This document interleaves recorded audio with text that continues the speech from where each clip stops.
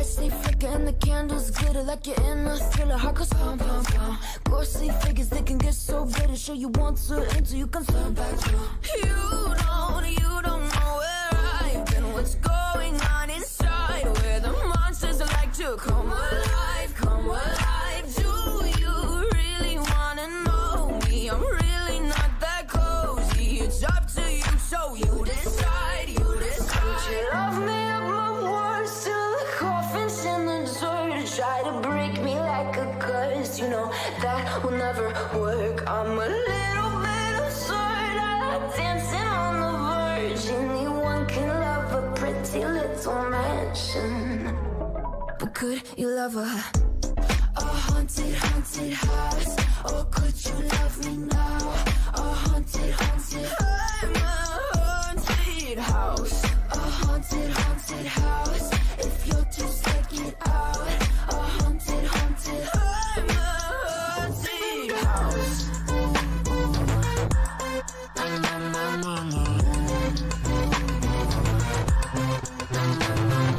Broken windows and a warning scribbled on my wall saying that you better turn around. Wouldn't be the first to try to burn me down. Your move, you too. Would you love me up my words till the coffin's in the dirt? Try to break me like a curse, you know that will never work. I'm a little bit absurd, I like dancing on the verge. Anyone can love a pretty little mansion, but could you love a haunted, haunted house?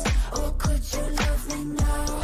A haunted, haunted, I'm a haunted house. A haunted, haunted house. If you're too scared, get out. A haunted, haunted, I'm a haunted house.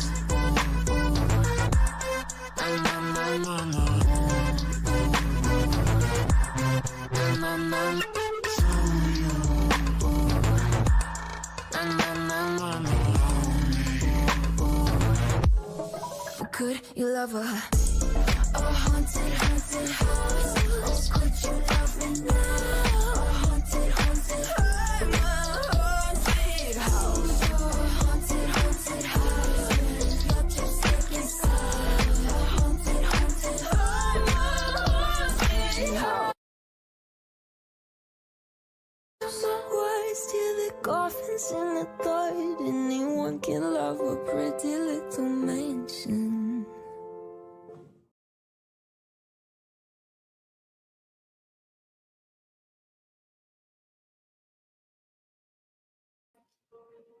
Well, hello, hello, hello. Hi, Tammy. Hi, chat. Hello, hello. Hi, chat. How are y'all? I want to sincerely apologize for being so tardy to the party. I don't know what is going on with my Wi-Fi tonight, but when we were sitting backstage trying to prepare before we went live, I got kicked off. The signal is horrible. So if we glitch, please let me know. I may need to go out and come back in and reset it. But tonight we are going to talk about paranormal stuff, ghost stories. We got pictures. I got a whole slideshow ready to show you guys. We're going to talk about our own ghost experiences that we've had. I have a couple of video clips that I want to share. Tammie has her experiences that she's going to share. And we're just going to see where the night takes us. So I'm very, very interested. I set a poll and I'm asking, do you believe in paranormal? Because I know some people do and some people don't. And that's okay. All are welcome here tonight. Absolutely. So I'm just curious. I like it when we have non-believers because they help us debunk our stuff. So I appreciate the opposing opinions as much as I appreciate the supportive opinions. So I'm excited. I see we got Bella Nova. Bella, I'm so sorry that we were late, but we are here. And Tracy G and Wanda Beard and Nan. Hi, Nan. Nan is one of the OGs. And Mrs. B. Hopefully everybody's still here. Make sure you smooch the thumbs up as you come in, please, and thank you so much. So, are you ready for this, Tammy? I'm ready. I am ready. But is chat ready? I hope so. Who's in chat? Because, see, we got to have an active chat tonight. So, you can lurk. That's okay. But we want to hear from you, too. So. That's right. Because you may see some ghosts in the bushes, and we want to know about it. That's right.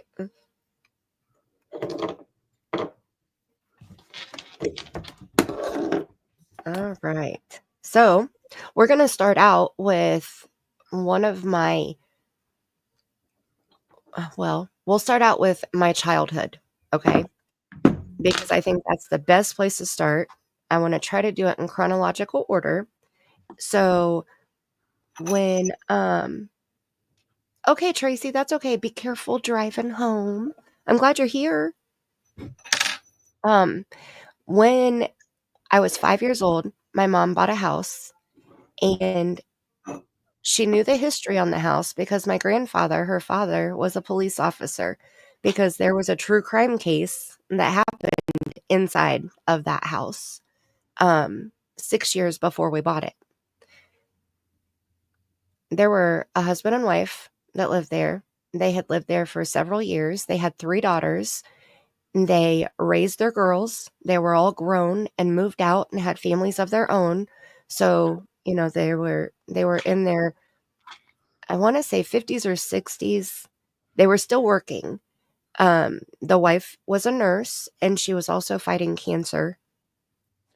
And they were supposed to go out of town for the weekend. And they only had one vehicle, and there was a 1-car garage.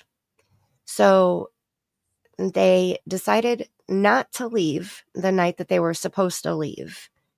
And the car was inside the garage. So the husband left to go to the store to get something to eat, since they weren't going to leave, and the wife hopped in the shower. They had asked, well, there were 2 stories, 2 different scenarios here. One was they had asked somebody, "Hi, Forever Nikki's mom. Good to see you."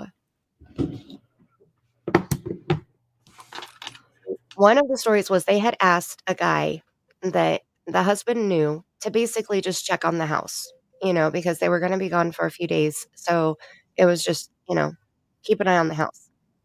But then the other story was this guy knew that the wife was a nurse and he was a drug addict, and he knew that she had keys to the doctor's office, which back in the 70s, they kept the pharmaceuticals inside the doctor's office. Hi, True Crime. Hi, Aussie. Hi, Forever and Tracy. So I'm believing the second story more than the first story. But, so, the husband leaves, goes to the store. So the car's not home. She's in the shower, and it was a 3-bedroom house, 2 full baths. The family room and the dining room were added on. The family room was in the back of the house, and there was a bathroom off of that. But then there was also a bathroom in the hallway with the 3 bedrooms. So she was in that shower by the bedrooms. So the lights were out, the house looked dark, obviously. So this guy, and I'm not going to use any names because I don't want to dox myself here, but the guy went to the house to get the keys to the office to get the drugs. And he didn't go alone. He took another male with him and a female with him. And I have the court documents from where they did the appeal for one of the males. And it has all the details, all the gory details. So the guy and his 2 friends go inside the house, not knowing that the wife is in the shower. They think that the house is empty. So they go in and they start rummaging, and they realize that she's there. So she comes out of the shower, and they freak out. They were probably high on something. Yeah. And they tied her up, and they put her in the master bedroom. Welcome to the squad forever, Nikki's mom. Mhm. Welcome. Thank you so much. Oh my goodness. I'm trying to build my memberships up, so I'm super excited that you just joined. Thank you. Yes. That's We're, awesome. we're going to take a break already and play a little dance song. We're going to shake our booties, and then we're going to get right back into it. That's right. Wrong one. Baby, you're a perfect 10. I wanna get in. Can I get down so I can? I like the way you work it. I got to bag it up. I like the way you work it. No diggity. I got to bag it up. Come on, y'all. I like the way you work it. No diggity. I got to bag it up. I like the way you work it. No diggity. I got to bag it up. Yo, easy. Say what? Thank you forever, Nikki's mom. I'm so happy that you're here. Thank you, thank you, thank you. So, I'm trying to pull up on my phone where I have the, here they are, where I have the court documents, so I can make sure that I'm getting this correct. So, because, one of them tattled on the other. Yeah. And Mm-hmm. let me see.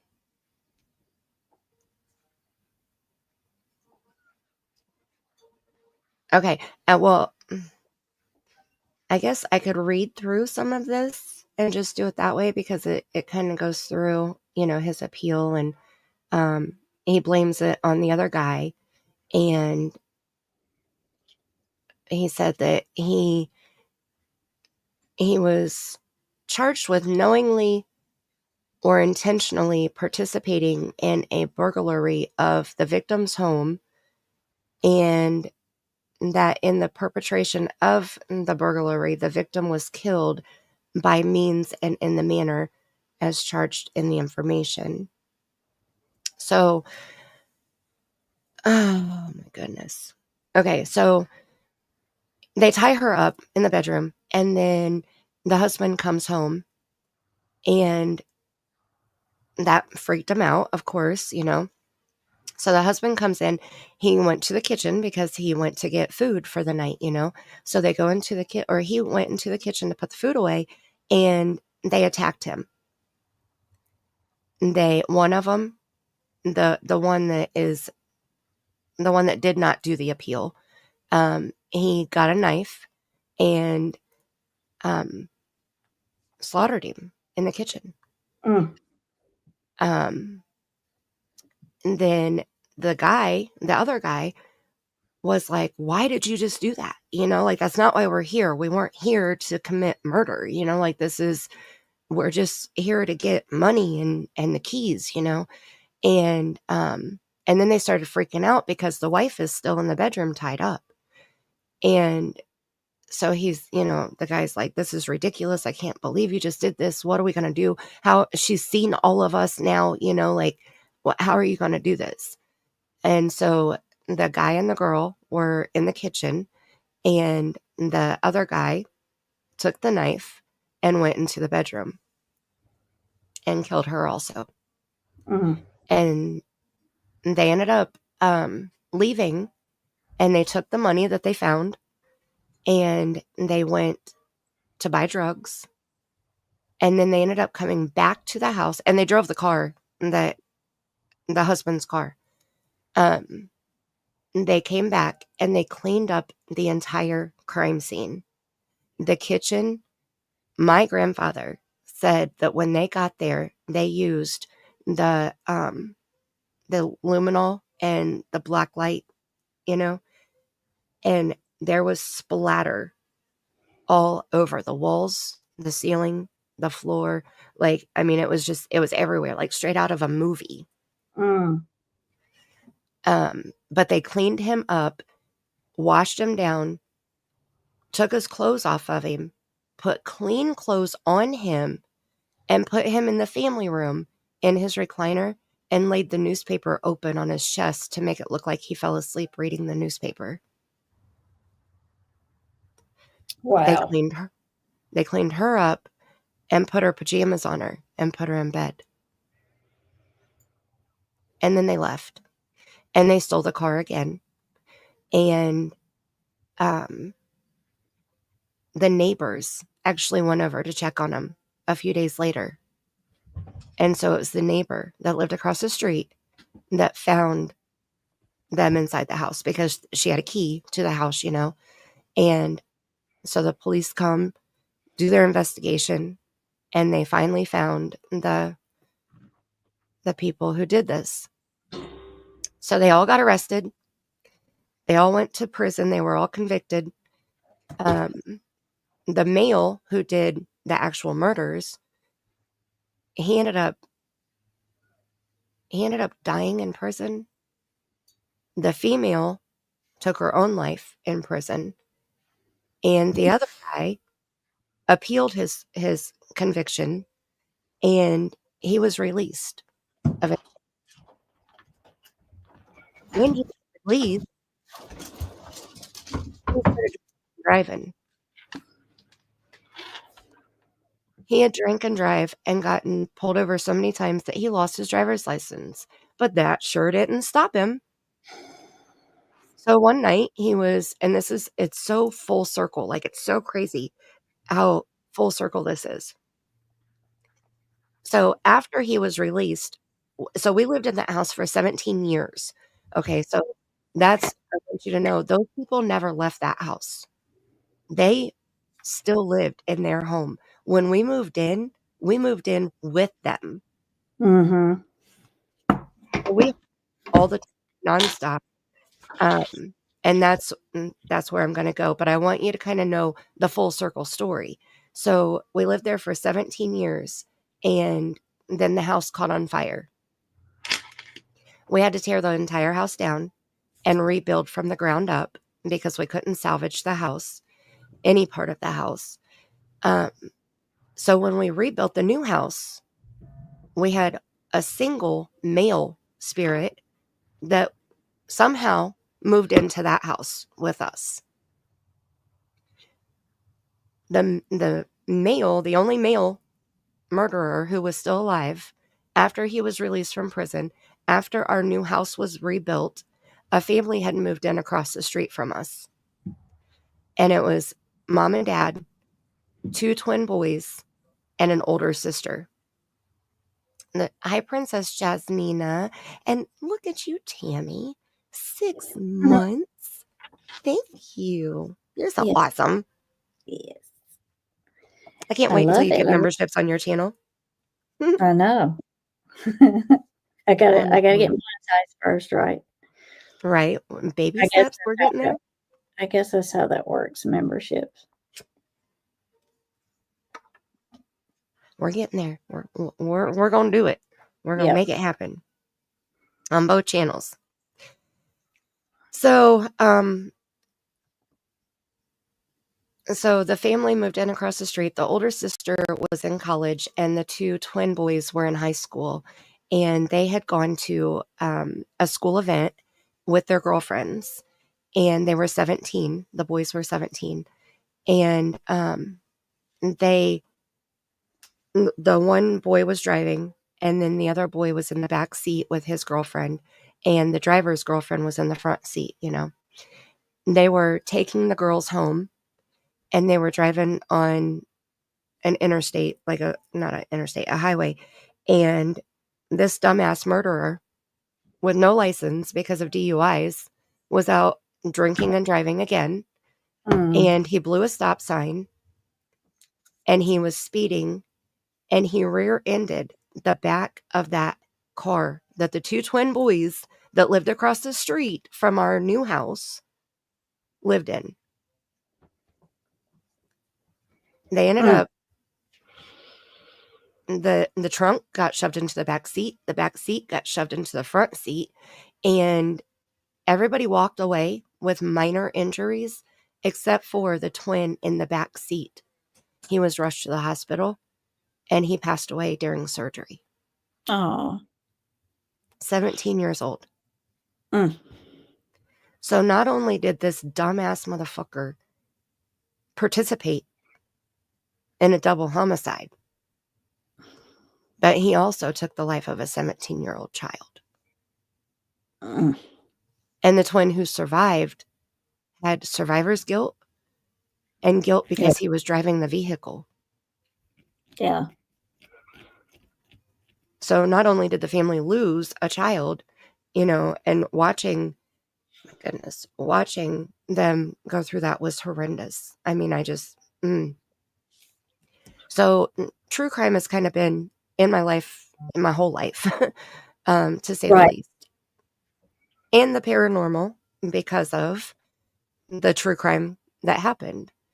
So, I'm going to read just a little bit I want to read the story that his attorney had placed blame on the other guy, saying that he didn't have any idea that the murders were going to happen. And, it wasn't his fault. He didn't do it. Mm-hmm. So let me see. Gosh, it's so irritating. Let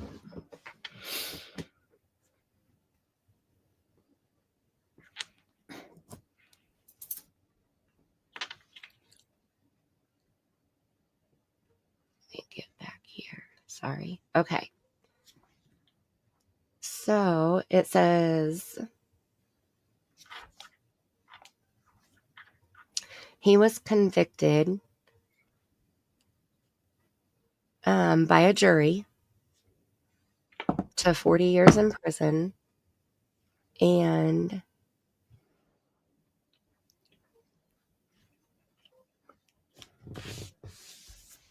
it says whether the appellant's right to a speedy trial was denied was one of the appeal causes. Like they said that he wasn't, given the speedy trial. Okay, so it says approximately at 10 a.m. on May 9th, Mr. and Mrs. were found murdered in their home. The neighbor and the other neighbor had gone to the home to investigate why Mr. and Mrs. didn't appear for work. Hi, Witchy Mama. How you doing? They found the garage door was closed, but it was unlocked. And,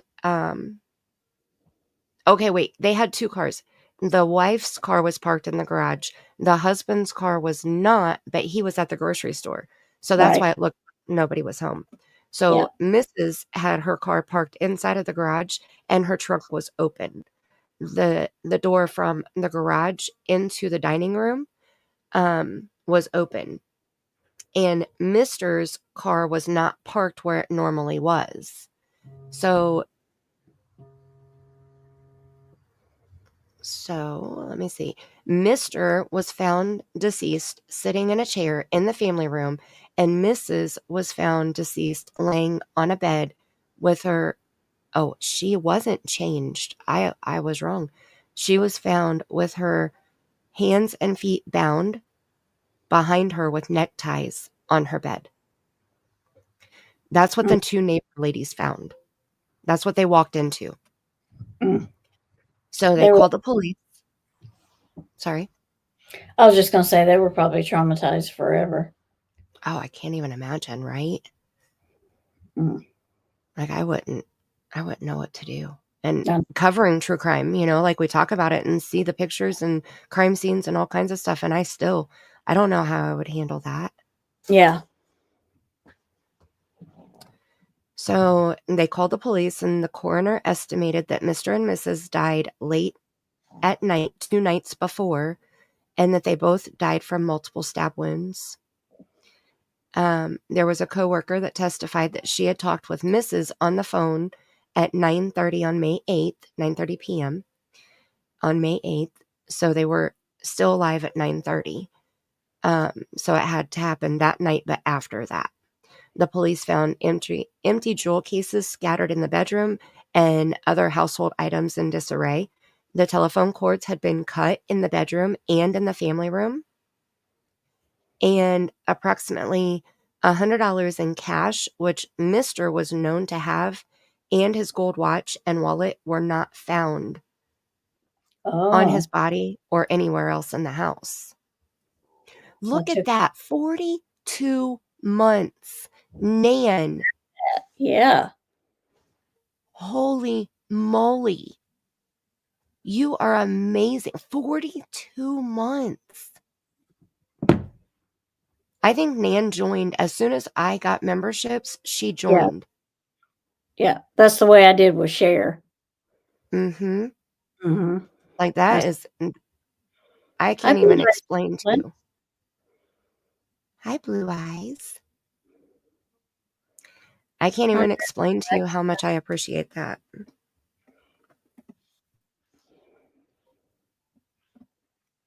Hi, Black Skies.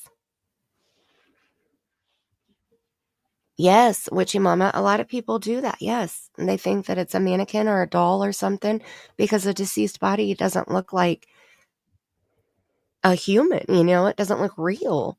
But can you imagine knowing the people? I mean, they had lived there for years.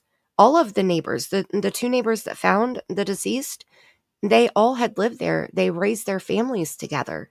Right. Yeah.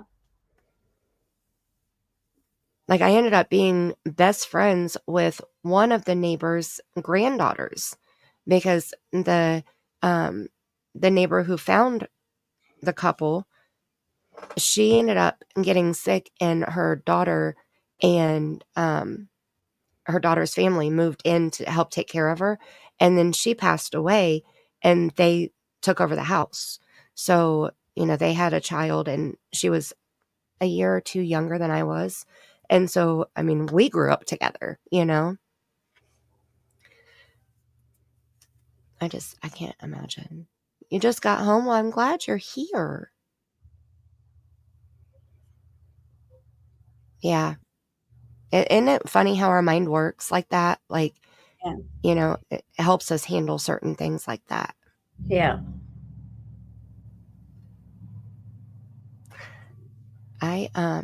Before I read more, which is the next paragraph, I want to say thank you to Nan and play my thank you song Mm-hmm. and shake our booties again. Not going to worry if it's out of my control. Ooh, ooh, ooh, ooh, ooh. And I just want to say thank you, thank you, thank you, thank you, thank you for loving me. Thank you, thank you, thank you for loving me. Thank you for loving me. Thank you so much, Nan. I appreciate you so much. Okay, so the next paragraph here, it says, at the time of the instant murder, this male was living in an apartment with his girlfriend and her two daughters and another friend. The girlfriend was receiving $400 to $500 per month in Social Security benefits, and this loser was unemployed and had been so far for at least a year. So, and they were both using illegal drugs, and they had a history of doing so. And this loser was the one that supplied the drugs. So his drug habit would cost him as much as $60 a day. Back in the late 70s, that's a lot. Yeah. Yeah. So the girlfriend testified that she and the loser argued on May 8th, and she ended up calling the police to get the loser out of her apartment, and they had exhausted their drug supply. So she also said that when he left the apartment, that he had no money and he was wearing blue jeans and a shirt and shoes and a jacket. At approximately 1 a.m. on May 9th, the loser called the apartment from a bar and asked the roommate whether she could get him some drugs or not. The roommate testified that she had asked the loser if he had any money, and he told her that he had, quote, plenty of money. Yeah. So the roommate arranged for drugs to be delivered to the apartment, and the loser returned to the apartment at 2 a.m., carrying some clothes under his arms and wearing different clothes from what he had left in. He dumped, is in quotes, approximately $20 in change onto the dining room table for the roommate to count while he counted some bills. And the loser told the roommate that he found the money and he gave her $42 for the drugs. Found the money. Yeah. Isn't that crazy? $20 in change. He just found it. He just stumbled upon a piggy bank on the side of the road and he was like, "Ooh, I think I'll take this." Loose change. Yeah. What the heck? Like, this is not even a good liar. And then he gave the roommate some change to pay for a long distance phone call, which he made to his father in New Orleans. And in the call, the loser told his father that he was in trouble and he needed help and that he wanted to go to New Orleans. And so then at daylight on May 9th, the loser went to visit his mom at the home of his grandmother and got money for his bus ticket to New Orleans. Which, I mean, he had plenty of money, so why was he going to get money from his mommy for a bus ticket? Right. Hi, Joe. How you doing? So then, sorry, Tammy. No, I was just saying hi. So he returned to the apartment around 10 or 11 a.m. and unsuccessfully tried to sell a gold wristwatch to the roommate's boyfriend.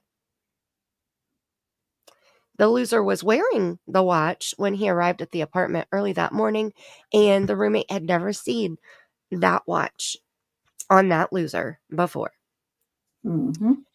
So the girlfriend testified at trial that the loser told her that he and this other loser went to this home to burglarize the home, and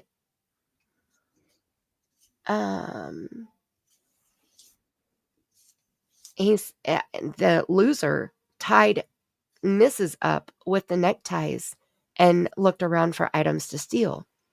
Mrs. had asked this loser not to hurt her since she was already dying from cancer. Oh. Obviously, he didn't care. No. Or a believer. Right. Yes, Joe, we are talking about ghosts tonight, but I'm explaining who the ghosts are first. So the house that I grew up in, there were 2 people that were murdered in the house, and we lived in their home with them for 17 years after they were killed. So this is how, and this is why I think that they stayed in the home, because their lives were taken from them so abruptly. You know, it wasn't their time to move on yet. And I think that's why they resided in their home, you know? Yeah, I agree. They had lived there for so many years and raised their kids there, and, you know? So, I don't know. It's an interesting story, too, because he got out. Like, he got released after doing all this, which blows my mind.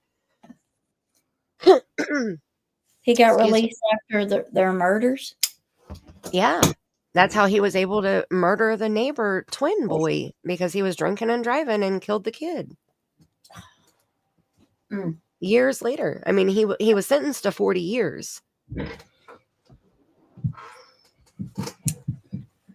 Which is why I think that if you take a life, you shouldn't have a chance at life again.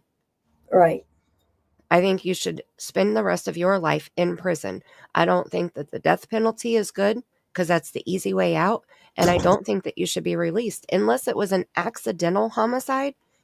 Then that's different, you know. But if it's intentional homicide, no. Yeah, Yeah. And even if you were there when it happened, like this guy, he claims he didn't do the murders, but he was there while these lives were taken. And he didn't call 911. He cut the freaking phone cords. Yeah. So he was And a this part. was right.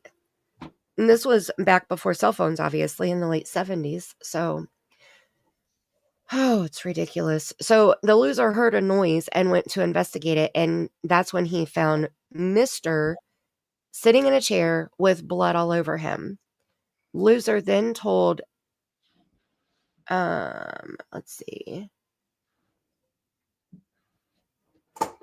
Loser told the roommate's boyfriend that the killing was dumb. Or no, I'm sorry. The loser told the killer, because he said he didn't do the stabbings. So his cohort, his dumbass cohort here, he told him that the killing was dumb because Mrs. could identify them. So the dumbass partner in crime said he would take care of it, whereupon he ran into the bedroom and killed her. So the loser and his friend, the bigger loser, attempted to put the house back in order and they left. The loser later gave these same details to the police. In the instant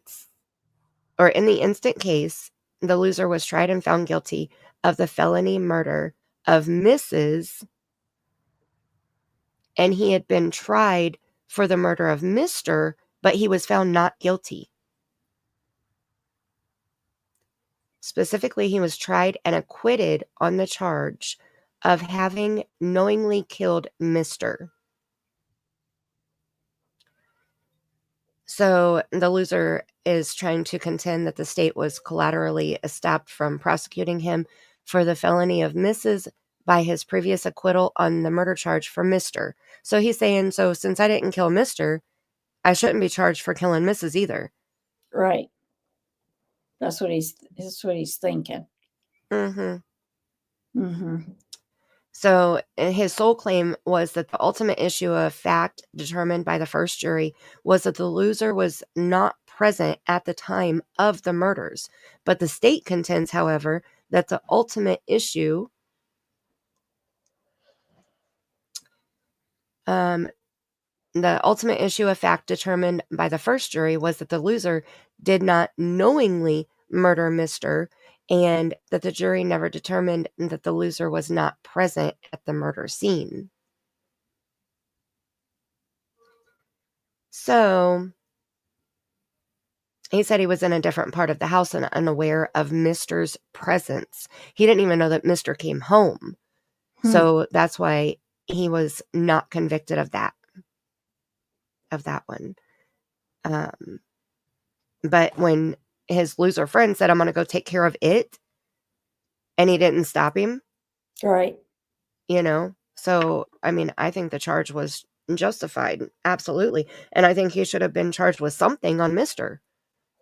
Right. Yeah. And it should be premeditated also because they tied her up first before they took her life. So it should have been premeditated too. By the end of 1976, 911 was serving about 17% of the population in the United States. Well, that's interesting, Witchy Mama. Only 17%?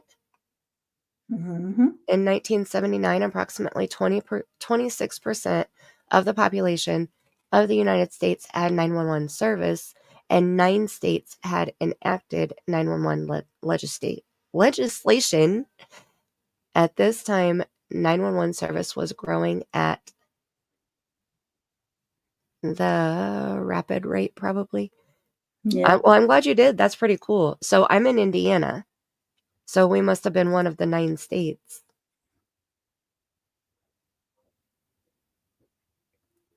So that's pretty cool.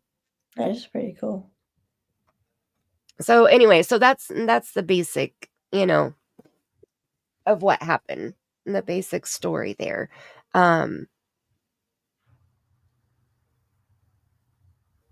They also said since he did not aid the person, knowing that let me see. he did not knowingly aid that the other person when that other person knowingly killed Mr. And the jury in the first case did not have to find as an ultimate fact that the loser was not present at the scene of the burglary and the killing of Mrs.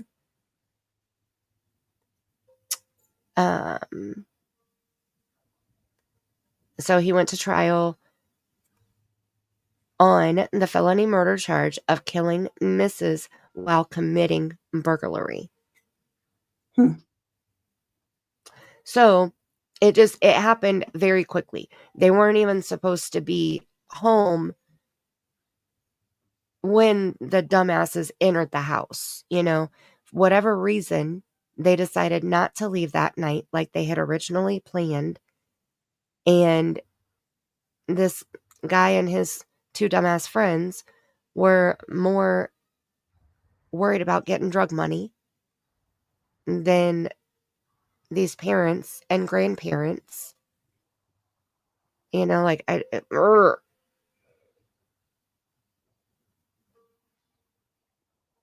I'm sorry, Chris.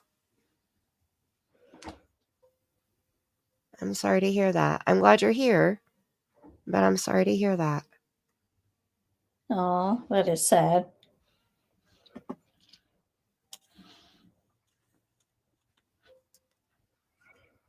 So, some of the ghost stories. Are you ready for some ghost stories now? Ghost stories. So, the ghost stories. So, they live there. Okay, so my very first paranormal experience, I was almost 6 years. Oh, no, wait. I had just turned 6 years old. Okay, 6 years old. My mom had just had my first baby brother. He was probably 2 weeks old, maybe. And his dad and my mom had been together for several years. And his dad worked second shift. And so my mom had this big queen size waterbed. And my mom was laying in bed over by the window. My baby brother was in the middle. And I was laying over by the bedroom door. Well, since the hallway, it's a square hallway. And so if the bedroom doors are open in any of the bedrooms and you flip that light on, it lights up the entire bedroom. So we had pushed the door to, not latched it, but pushed it to, so that if he, when he came home, if he flipped the whole light on, it wouldn't wake up my baby brother. So my mom and I were laying there and we were talking and just clear as freaking day. Okay, clear as day. We hear 3 knocks, just like that. And I was laying right there by the door. And so my mom said, "Come in, we're still awake." Nothing. No hall light, no sound, no nothing. And I need to add too, this house was built in the 50s and the carpet was like the green that's on the screen right now for Nan's membership. It was like that color green, right? Yeah. Yeah. And the padding underneath it was very thick. And when you walked through the living room or through the hallway, you could hear every footstep as your foot lifted up and then pressed down. You could hear it. So we're sitting there listening after the knock, and there's no footsteps. Like we hear nothing. And we could hear the cats walking on the carpet. Like that's how loud the carpet padding was. Yeah. And we heard nothing. And so mom was like, "Come in, we're still awake." And she called his name a couple times and nothing. And so I'm laying there like, what the heck is he doing? I didn't know anything about ghosts. I was 6, Right. And so she was like, "Hop up and open the door and tell him that we're still awake. Maybe he just didn't hear me." So I was like, okay. I hop out of bed and slide over the edge of the rail, because it was a high water bed with drawers underneath it. And I open the door. The hall light is off. The hall is black. The living room is dark, but the street lights, the light was shining in through the big picture window from the street light. And so I stepped in the hallway and turned one step and looked through the picture window in the living room out to the driveway. And his vehicle was not in the driveway. So my stomach dropped, my heart flipped about 10 different directions. I turned around and ran back in my mom's room, slammed the door behind me, jumped into bed, and I said, "He's not home." And she was like, "What do you mean?"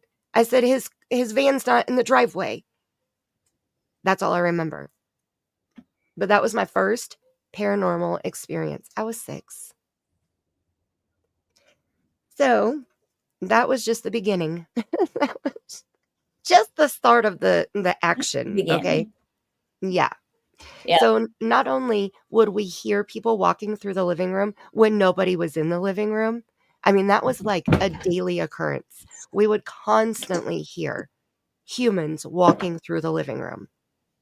We'd lay in bed, it'd be quiet, silent in the house completely, and you'd hear somebody walk through the living room.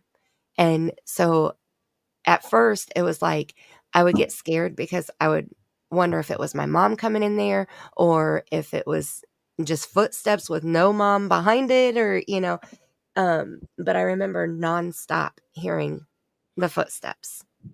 Then we would leave the house during the daytime, and this happened on multiple occasions. Okay. Multiple. We would leave the house during the daytime and come back after dark, and Yeah. that whole light would be on. Just the whole light, which is, you got to keep in mind, that's where Mrs. was, she was in that bathroom and in the master bedroom right there Right. at that hallway. Yep. Which is So, still, was it at the time, was it still the bathroom? yeah, Or had everything you, was, we was had still the not same? done anything. Yeah. Everything was still the original everything. Even Yeah. the wallpaper. Like I said, they had cleaned up the house after the blood splatter. They cleaned it up. Right. And before the house was sold, they had a professional come in and clean. And there was one spot in the kitchen. So the wallpaper, the kitchen was like half the wall was white square tile. And it was like, I don't know, a 3x3 square inch white tile. Yeah. That was from the floor up. And then where the tile stopped, the wallpaper started. And the wallpaper was like the most ugly wallpaper that you can think of. It was orange, yellow, and brown, and it was flower design. Like daisy, like the big daisy Definitely flowers. these. Yeah. Yeah. So there was one spot above the door where you come from the dining room into the kitchen, you had to step up. And so if you stepped up into the kitchen, turned back around and looked at that doorway, to the left of the door, up at the very top, there were 2 fingerprints up there. So it was almost like one of the guys had walked through there and like slapped the wall or something, Yeah. It was definitely 2 fingerprints. That came back every time. Like my mom would bleach it. She would, "Hi, Sea Star." Absolutely 70s colors. Like this, I'm telling you. We tried to make updates as we lived there, and we were going to remodel right before the fire. Like we had planned everything out, but then the fire happened. So we Yeah. didn't even get to do the remodels that we were wanting. Instead, we got a whole new house and a whole new mortgage. Yeah. And Yeah. by that time I was old enough to help pay the mortgage, and I had to. So Yeah. Yeah. because mom had bought the house for like $30,000 or something. And Yeah. when the house caught on fire and we rebuilt, we doubled the size of the house and we put, an upstairs. And we had to get a loan with both of our names for $90,000. Yeah. Yeah. Right, Yep. Nan? I knew Mhm. somebody could. I knew somebody would know exactly what I was talking about. Right. That wallpaper. Yep. Yes. So, but the blood almost mixed in, like it almost was camouflaged because of the brown color that was in the Yeah. wallpaper, but it was a different shade of brown. And that's how we knew it was blood, you know? Yeah. But, so yeah, we'd come home at night and the hall light would be on, and my mom would call my uncle, and he would drive all the way over, and we had a old pan that anytime we got sick, we didn't use a trash can.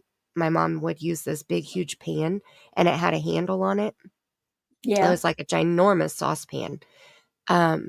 So we called it our puke pan, and it stayed out in the garage. So my uncle got the puke pan and would do a walkthrough of the house and make sure nobody was inside. And if they were going to get knocked out with the puke pan. And then, he'd come out and say, there's nobody in there. You're good to go. And so then we could go inside. But I cannot tell you how many times that happened. It was like and we had him come over every time because mom was like, the one time we don't have him come over, somebody's going to be in the house. Right. Like Yeah. that house was already broken into once by 3 people, so it was like better safe than sorry, single Right. mom going into the house, or not single, but, going into the house with kids by herself, she wanted to be sure. So, Yeah. Yep. so, then, like, I'm telling you, 17 years of stories. Okay. Those were the most common things that happened. We never saw anybody. We never saw any, shapes or silhouettes of Mr. or Mrs. Now, my mom did see my grandfather after he had passed. She saw my grandfather standing in the kitchen. Which that made sense because he was one of the officers that responded, and he had passed away shortly after we had bought the house. I mean, like 2 months after we bought the house. Oh, yeah. So it was immediate. Like he had passed away before my baby brother was born while my mom was pregnant. Oh. Yeah. So I think that was reassuring for her because she was the only one who saw him. So it was like Yeah. confirmation that he was around and that he was with us and watching and, you know.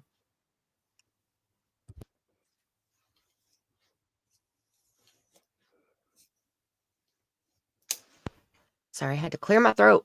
Okay. Let's see. We also, now we never heard anybody talking either. So, or not, let me correct myself. I never heard anybody talking.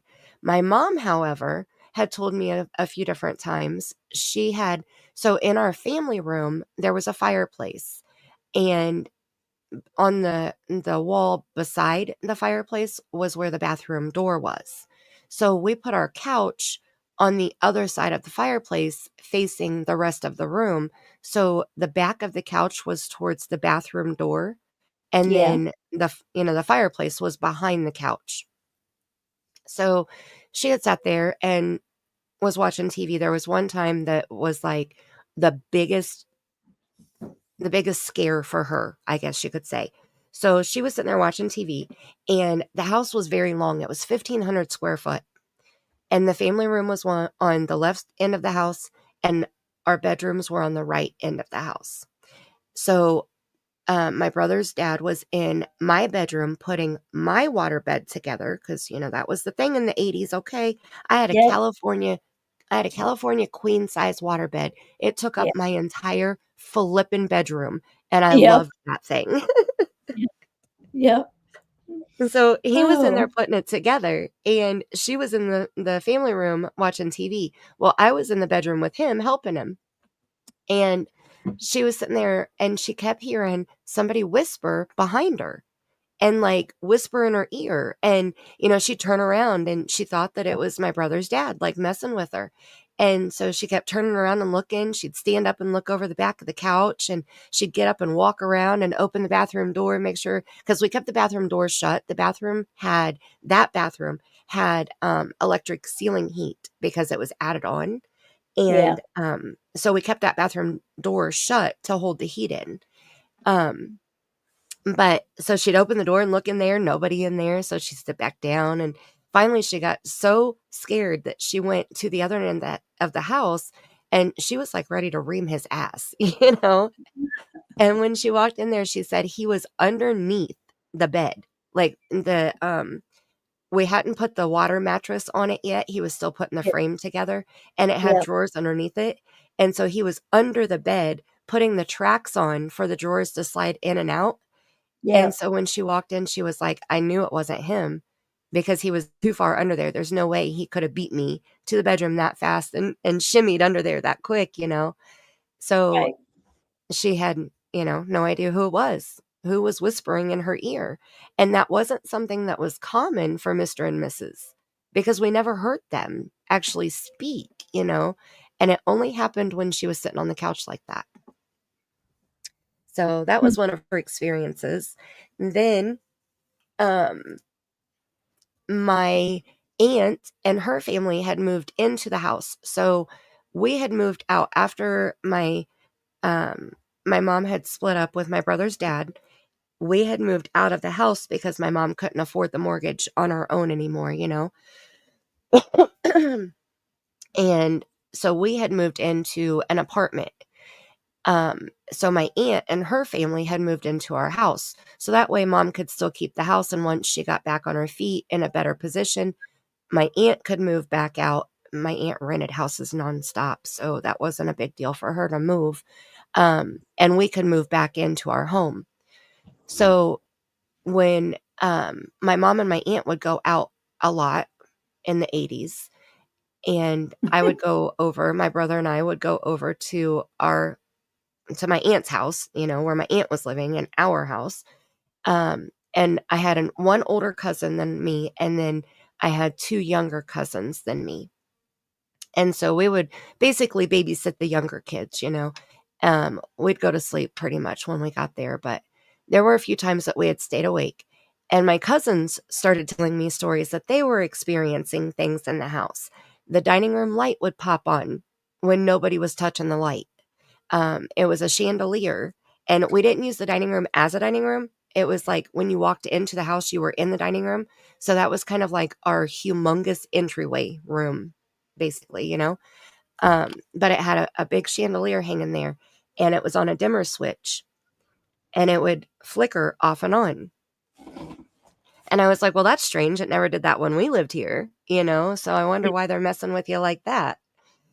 And they also heard people walking through the living room. But they had not seen anybody. But my older cousin, he had said, I feel like I'm being watched. Like when I'm here by myself, I feel like I'm being watched. Yeah. Okay, well, I didn't understand that because I didn't experience that yet. When we moved out, I think I want to say I was about 10 years old when we had moved into the apartment. So he would have been about 12. But I hadn't experienced any of that. So he was sitting there telling me about it, and I was like, oh, well, that's new. So then they ended up moving out. We moved back into our house, a few years later. And my godmother is my mom's best friend. They have been best friends since before I was even thought of, in high school. And so when we moved back into the house, every time my godmother would come over to the house, the dining room light would flicker. And then it started shutting off, not just flickering, but it would go off.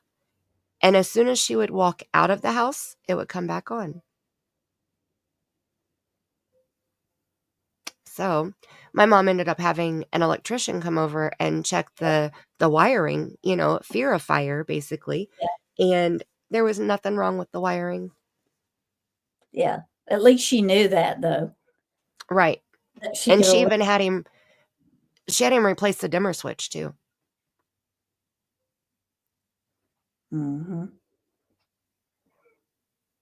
That took the scenario then when she did that. Right. Yep. Right.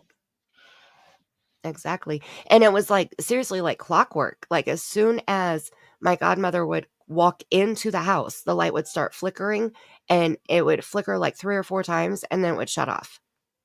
And then as soon as she walked out, it'd come back on. So, I mean, it was crazy. Let's see.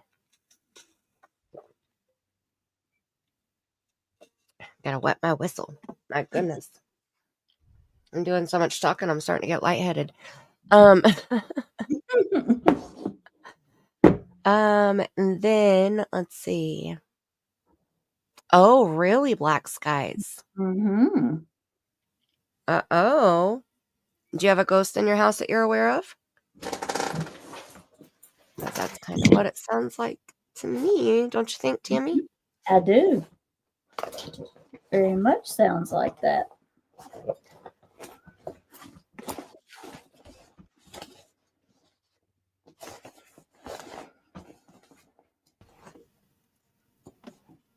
I wanted to see our poll here too. Okay, so we have, so far on the poll, I have a poll set right now. If you don't see it in the chat, close out your chat and open it back up, and it should pop up at the top. And my question is, do you believe in paranormal? We have 30 votes, and we have 87% says yes, and 13% says not totally sure yet. So I love that. Okay. Yep. I love it. I love it. Oh, you blame it on your brother. So your brother passed? I'm sorry to hear that. Yeah. But that's the sibling's job, right? Right. That's what I always tell my kids. They're supposed to annoy each other. I've had the TV turn off and on too, not at the same time, just on rare occasions. Is there ghostesses in your house, C-Star? It sounds like it. Mm-hmm. Oh, he passed in 2019. I'm sorry to hear that, Black Skies. I wouldn't be surprised at all if it's him, though. If that was the relationship that you guys had, you know, like it would make sense that he would flicker your lights and change your channel or turn the volume up or down or, you know. Oh, no, at different locations, C-Star. Okay.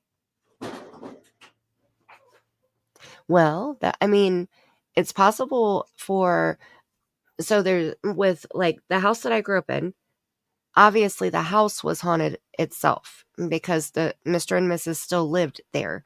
They didn't, when we moved out, they didn't move out with us. But you can also have spirits that follow you around. So if you move, they move with you.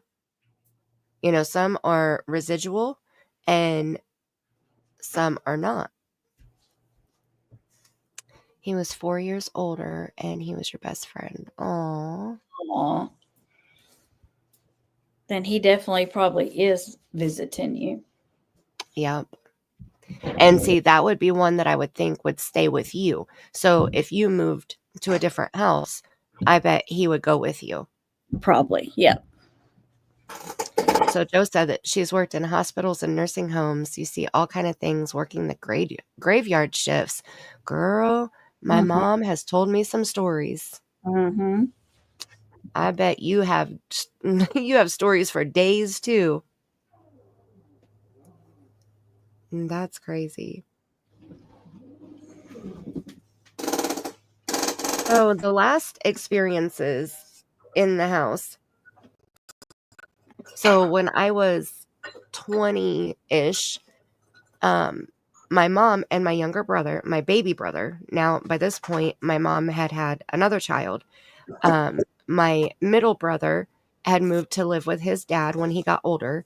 And so my younger brother, he was 12 years younger than me. He and my mom had moved to a different town so my mom could go to nursing or go to school for nursing. So I stayed in the house by myself. Oh, by yourself? By myself. And I ended up meeting my daughter's father, and you know, we had been together for about a year, and he would come over and stay the night almost every night. and we would sleep. So there was something wrong with the furnace at that point. I don't remember what it was, but we used kerosene heaters, and we would put the kerosene heater in the living room or in the family room, and then turn the furnace down or something for the rest of the house. So we would sleep in the family room. I had a futon couch in there, and we would just sleep on the futon. So we he didn't believe in ghosts at all. Okay. He thought I was crazy when I started telling him some of the experiences that I had had growing up. And so he was he was proven wrong one night. Yeah. Let me see here. Aussie said, my sister passed 12 years ago. She loved a footy team here in Australia, and after we had just moved, we bought a new fridge, and it only had one sticker on it. My sister's footy team. Aw, Aussie, that's so sweet. Aw. I love little signs like that. Yep. Yep. And good night, Chris Miller. I'll be praying for you. Good night. So he and I were laying on the futon bed, fast asleep.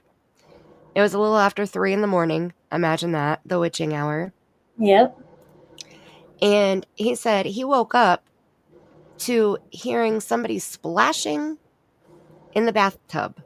Splashing. Splashing. Okay, then. Now, we still kept the bathroom door shut because it still had the electric ceiling heat in there, Yeah. So Yep. it was a little bit muffled because the door was shut. So he said he woke up and he heard it, and he was like, what is she doing in the tub? It's got to be late. So he rolled over and looked at the clock, and then looked at me and was like, who the fuck is in the tub? Why is somebody in there splashing water in the bathtub at 3 a.m? So, Who is that? right. He carried a firearm with him, and when we would sleep, he would put it on the floor under his side of the futon. So, Yeah. of course, he grabbed that, and he got up and slowly made it over, like, he was trying to play ninja or some shit. Slowly made it. He didn't even wake me up, okay? Like, I didn't wake up at all. I didn't hear it. I didn't feel him getting up. I didn't hear him getting up. Nothing. So he slowly makes it over to the bathroom door, and he still hears the splashing the entire time. As soon as he gets to the door, grabs the handle and shoves the door open. You have to step into the bathroom and reach across to hit the bathroom light to make it come on. Yeah. He said as soon as the door flung open, the water noise stopped. So he was freaking out because it stopped, so he's like, are they going to try to get me? So he flips the light on, turns and points his gun at the tub, and there was nobody there. Nobody there. That's right. It was a dirty ghost, C-Star. He said the bathtub was bone dry. So nobody, yeah. Nobody So had been. exactly. So he became a believer that night. Okay. Yep. Yep. That was interesting to me. Like, I was so amused just listening to him tell the story, because he was 6'5", like he's this big, like macho man, and he's sitting there telling me about how scared shitless he was, and he didn't believe in ghosts, and it was a ghost. Yeah. Oh, black skies. Right. That's usually how it is, right? Like, unless you experience something yourself that you can't debunk or blame on something else. You don't, like, I mean, a lot of people are that way. Like, I have one of my other OGs, WTF Mike. He doesn't believe in paranormal at all. And anytime something happens, he blames something else, like he'll find a way to make excuses for it, is how I see it. Mhm. But because there's no way he hasn't experienced something, but and Justin, I think Justin is the same way, Yeah. Yeah. his dime and penny story, he accepted that as something paranormal. But I think everything else he's kind of made excuses for, because I think it's the fear of, right? Yep. Oh, I'm sorry, Black Skies.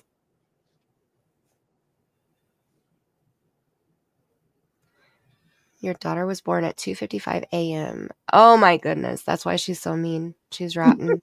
It doesn't have anything to do with being your child, right? Right.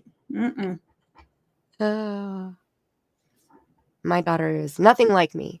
She didn't get any of my traits except for the good ones. All the good ones she got. Everything Right. else she got from her father. That's right. And not even her daddy, my husband, her biological father, Yeah. because he's an ass and he's not around. So, you know. Mhm. Right. Hi, Seclusion Works. When I had my heart failure, I was being taken out to the ambulance. I saw my late wife at the That's ambulance doors. I shouted Nicole, her name. She shook her head at me, saying, "Not yet, babe." Aw, Seclusion. So you have a guardian angel looking over you, Yeah. right, Aussie? And that would do it. It did it, because he believed. Like, it was so funny. I'm like watching him tell me the story was one thing, but then of course he told his mom about it and he told his friends about it, and so I got to witness the story multiple times because he was so in shock. It was Mhm. so funny. Mm-hmm. Hi, Tina girl. You get dimes from your grandma? Oh. Aw, that's awesome. Yeah, plead the fifth. Uh-huh. Uh-huh. Mm-hmm. Uh-huh. I see. Um, so that was one of the last paranormal experiences that we had in that house before it caught on fire. So when I was pregnant with my daughter, my grandmother was going through remission from her second battle with cancer. And she would have bad nights. There were some nights that she just didn't want to be left alone. She would feel dizzy or lightheaded. And, so I'd go over and stay the night with her. Well, this one night, I went over there to stay the night with her. And my daughter's father, his sister lived across, like in the neighborhood across from where our house was. And he had gone over, or his sister listened to the police scanner a lot because it was a small town. And she called him and was like, "Hey, are you and Mandy at the house?" And he said, "I'm not there. I'm at mom's right now." But he said, "I don't know if Mandy's home yet or not," because she had stayed all night with her grandmother last night. And she said, "Well, I just heard on the police scanner that there was a fire on her road." And so he was like, "All right, well, let me call her," not thinking anything of it. So he ended up calling me and waking me up. And he told me his sister had heard that. And so I was like, "All right, well, I'll go check." And he said, "Well, I tried to call your house phone before, because at this point we had cell phones finally. I had the Nokia, the analog phone, the very first, Nokia that came out. That's what I had. So he had tried to call the house phone first, and he said he got a busy signal. And I was like, well, maybe we had cordless phones, so maybe I just didn't get it all the way on the charger when I hung up last night when I was Right. leaving, Yeah. to go to my grandmother's. So, so I was like, okay, I'll check on it. I'll go home and check. Am I still here? Hmm? Am I still here? You're still here. My Wi-Fi is spinning on my phone. Uh-oh. Yeah. It better not kick me. I was going to say, Don't do it. Don't you do dare. it. Don't want you telling the ghost stories. I know. I'm telling you. We went through so much to be able to tell these stories tonight. I'm telling you what. It's crazy. So anyway, so I leave my grandmother's house, and I woke her up and told her I was leaving, and so I drive home, and I'm going down my road, and we were the seventh or eighth house, on down the road, and so I was driving down the road, and I saw the police caution tape out in a yard, and it looked very near my home. And so I kind of started hyperventilating a little bit, because that was very close to home, which that meant it was either my home or it was one of my neighbors. So as I got closer, I noticed that it was my home.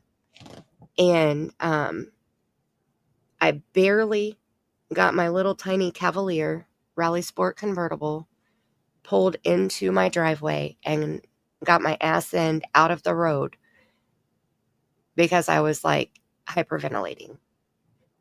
I put the car in park and shut it off, and I got out, and my neighbor came out, and my neighbor had lived there when Mr. and Mrs. were living there. Like, they raised their children together also. Now, this was my next door neighbor, not the one across the street who found her or found them. Yeah. So she came over, and she was like, Mandy, I'm so sorry.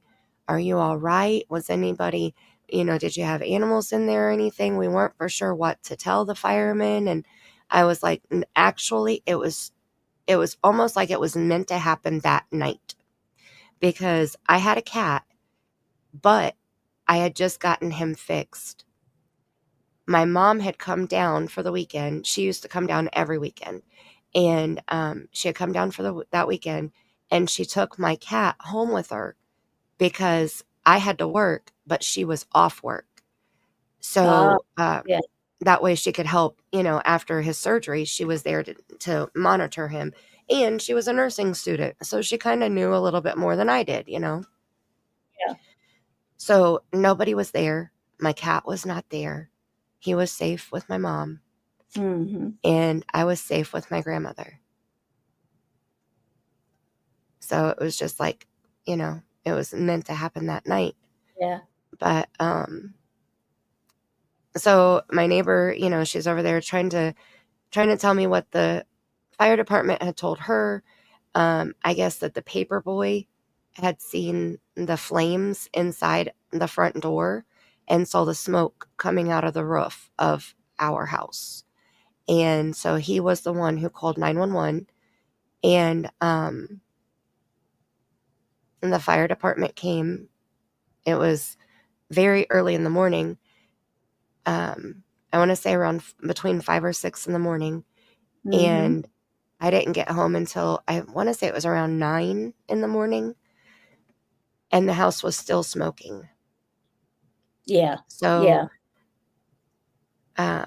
And we had a double roof, and so our little tiny town had a volunteer fire department. Yeah. And they used our fire as training because of the double roof, because the dining room that I've talked so much about was actually a breezeway. When they built onto the house, they made the breezeway into the dining room and then added the family room and the bathroom onto the back of the garage in the back of the dining room. So when they did that, they left the original roof on the breezeway. Yeah. So when the fire department tried to go in Yep. from the roof, to get to the house or to get to the fire, they couldn't get to it because that double roof was in the way. Yep. Absolutely. So we had this big, huge ass hole in our roof in our living room, which the living room and the bedrooms were not touched by the fire. They were smoke damaged, but they were not touched by the fire. So if the insurance company, you're not in good hands, I don't give a flippin' what they say, okay? Right. If they had not taken 8 months to settle, in Indiana, 8 months with a big ass hole in your roof, Yeah. there's no way to salvage that. No. The fire happened in May. So you have all of the rain, you have all of the summertime, Then you have fall. They didn't give us the settlement go ahead until February. Wow. So we had all of the snow from the freaking winter time, which I hate that white shit. But all of that damage, all of the water damage, and um, that half of the house we couldn't save. Like, we would have been able to if they would have settled quicker, Yeah. and we would have just had to rebuild half of the house because the fire started in the dining room, which was the breezeway, and that's why they were having trouble getting to it. They ended up having, and Tammie, with you being the amazing firefighter that you are, you'll understand this. We had electric ceiling heat Oh. in the family room. Mm-hmm. We had the double roof in the dining room. Mm-hmm. We had confetti insulation in the Oh. attic. Oh. So That's when they like tried to go do what? that's like kindling. Awful. Mm-hmm. Awful. Like, that's Yeah. why I said they used our house for training, because Yep. the ceiling fell down in the family room and the dining room. So all of that electric Maybe. heating, the Mm-hmm. wiring fell out of the ceiling Yeah. onto them. And then all of the confetti insulation fell onto them as they're Yep. trying to put the fire out, Mm-hmm. because they ended up having to go through the garage to get to the fire because they couldn't come in through the roof. Right. So they had to fight it from the ground instead of from up above, which was what, Mm-hmm. ideal. So, yeah. Yeah. I wish I could find the pictures of it so I could show you, because, that was back when we had the throwaway cameras, and Oh, yeah. we took Yeah. a bunch of pictures. I don't Mm-hmm. know.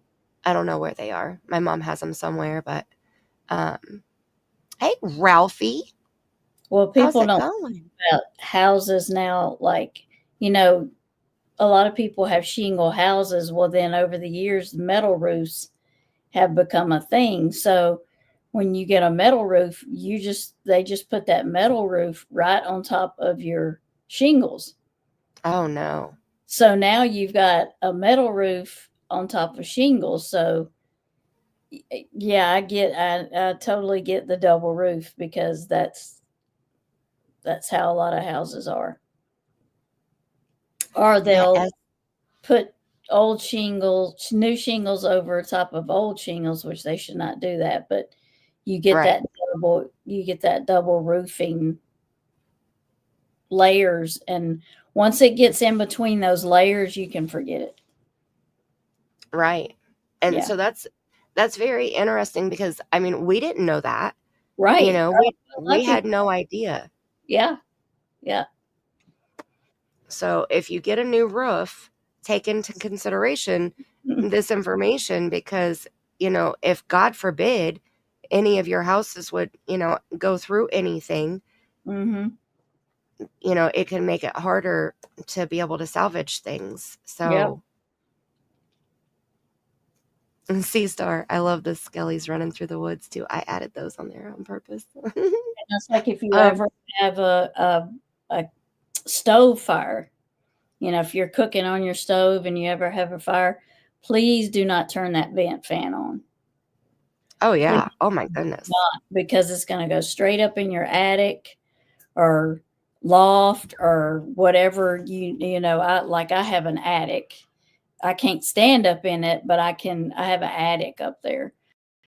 But Right. the minute you turn that vent fan on, it's going to take those embers, even if you've gotten it out, it's going to take those embers up in your roof, and like 3 hours later, you could have a fire, because it gets up there with that insulation and that wood.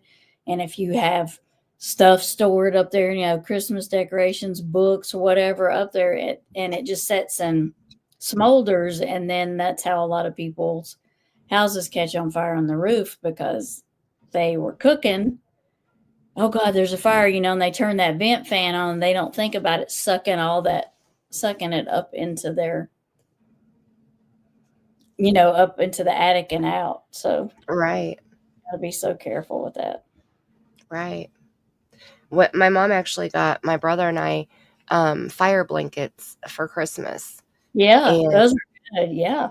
Yep. yeah, I hung it on so our stove is at the edge of the kitchen, and the cabinet above the stove, I used one of the little peel and stick hooks and hung it right there. So you have to, it has a little tab on it. It's in a bag, and it has a little tab at the bottom of the bag, and you pull that tab, and then you pull the blanket out. Mm-hmm. And so it's right there by the stove, so I can yank it out and throw it on the stove. It's reusable. Did you get Yeah. the reusable one? Yep. Yeah.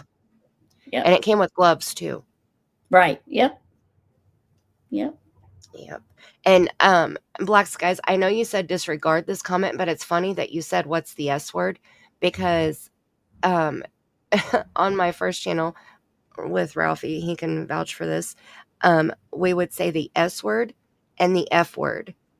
And it wasn't shit and fuck. Mm-hmm. It was snow and feet. Ooh, you just said it. I know, but I have to explain it. So I know. because I can't stand feet. They're so gross. Oh, And I can't stand the white shit that falls out of the sky because I have fibro and it hurts my body when it's super cold like that. And so yeah, so those words were no, like you could say shit and the F-bomb all day long if you needed to, but you don't say the white shit, and you don't talk about the shit that you put your shoes on. So mm-hmm. Mm-hmm. I'm just saying. Oh, Me seclusion works. That is the W word.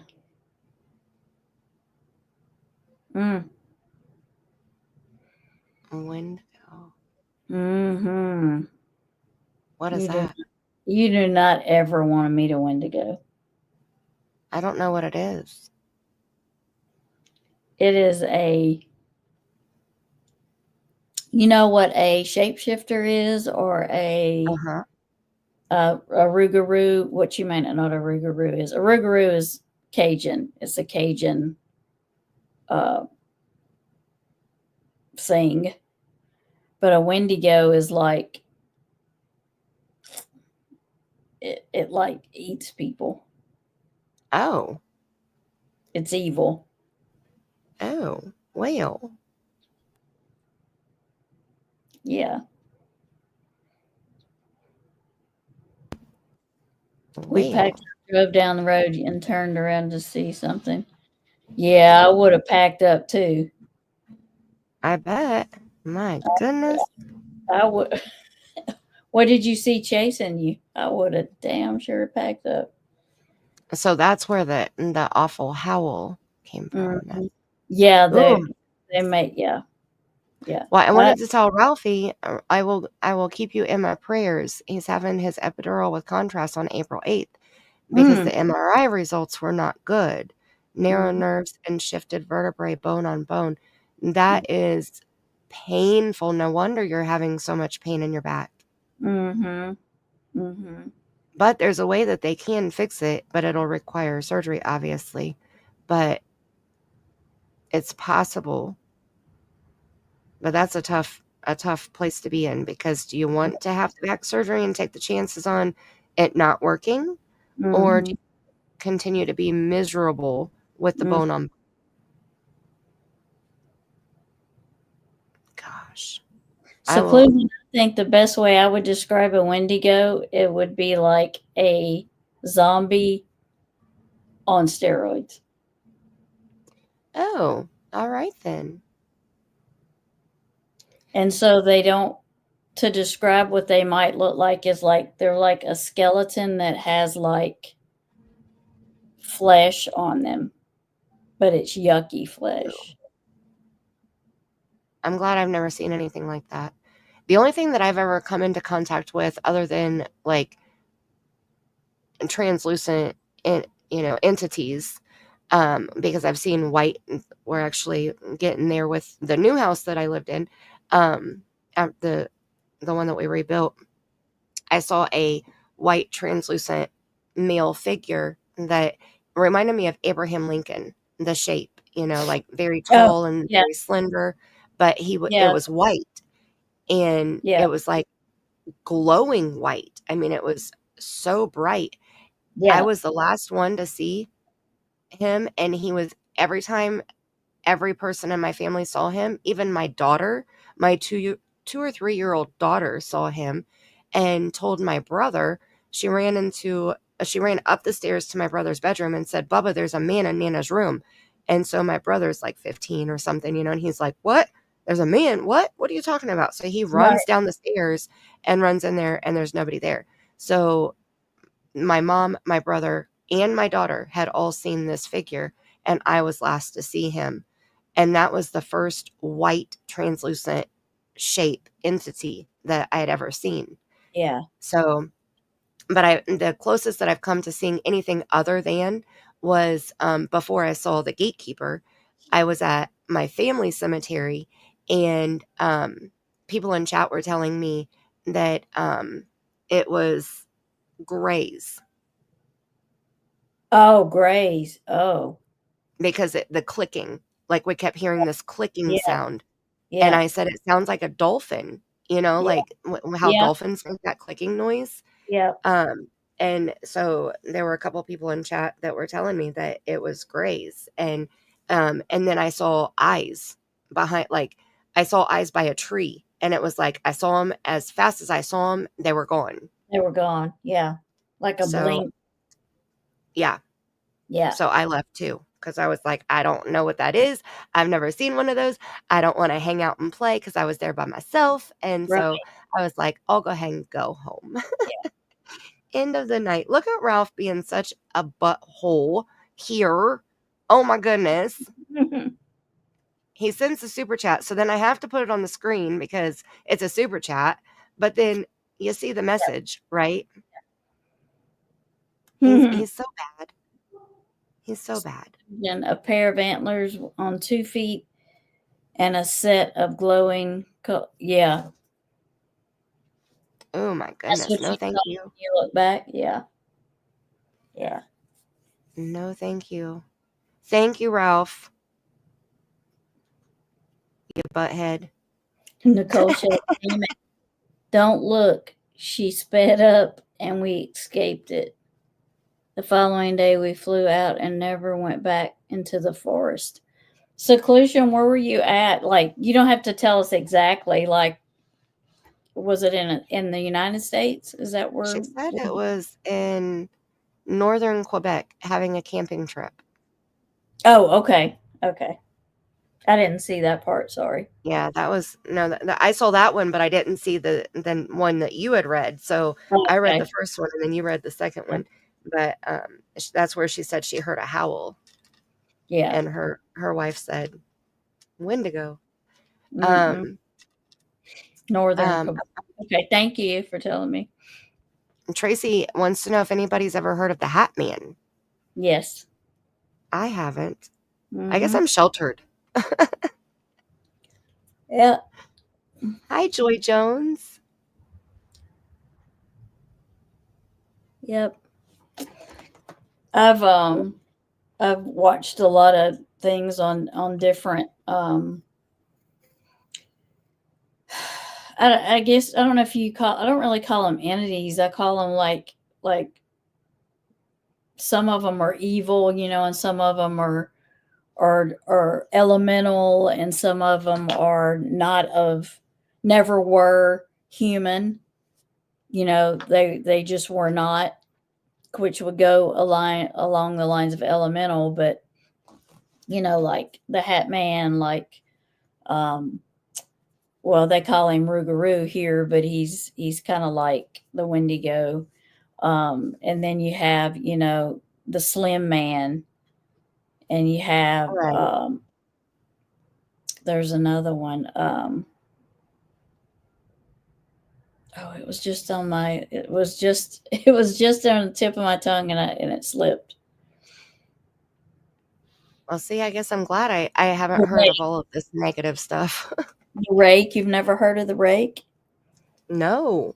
Black Eyed Children. You never heard of Black Eyed Children? I've heard of Black Eyed Children because Stephanie Harlow did a whole documentary video about the black-eyed children. Yeah. So I have heard of that. Yeah. Yeah. That's Moth. freaky shit. Yeah. Yeah. Mothman. Yeah.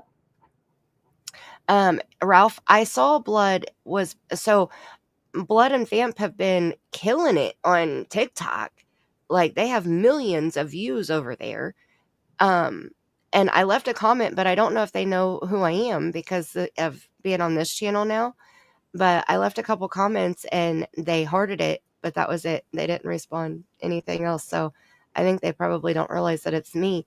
But so you need to tell him I got a different channel now when you talk to him again. Tell him to acknowledge me, darn it. I don't know if do they still have the same phone number?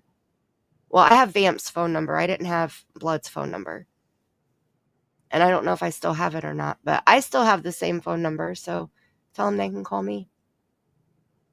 The black dog, are you talking about the one that well, there's a couple. There's like the one that's like, well, he's like a werewolf kind of black dog, and then there's another one that's he's just huge. He's just like the size of he's like a wolf, but he's like bigger than like a Saint Bernard. He's huge. Oh, wow. Now, see, Ralph he's obviously a trucker, Right. so. I'm sure he's seen some stuff at night. Right. I'm sure the Yeah. dog is probably not the only thing he's seen. Especially if he's going at like Arizona, if he's going through the Appalachia, if he's going through West Virginia. Well, I know he goes from Florida to Michigan. Yeah. Jumps out from the side of the road like yeah. Oh. Yeah. Okay, so Aussie said, when my husband's spirit time was younger, he was given a Saint Michael charm, but he didn't know why and lost it. Then when he was 16, he lived with his nan and encountered a spirit. Asking his nan the next morning, she said it was his pop's favorite chair. It was rocking on its own. Oh my. Mm-hmm. Goodness gracious. That's interesting, Aussie. Mothman is related to old burial mounds, I heard. Yeah. And they had to move. I thought that their recording areas looked different. Like when I went back and was watching some of their older TikToks, I could tell that was the house that I had been in. But Yeah. some of the newer ones, it looked like they had a different house. So, Yeah. and I don't go back that way anymore. I don't go, like I used to go every few months, and I don't have to go anymore. So I haven't been back over in their town for a while, but Yeah. I'd still like to see them. I know they come to my town sometimes. And Joy said, my mama passed in October, and I'd always told her to send me the smell of baby powder because she would load up on it. The morning she passed on, I smelled it right before my sister called me. Oh, Joy. Mm-hmm. And that's one of the clear senses.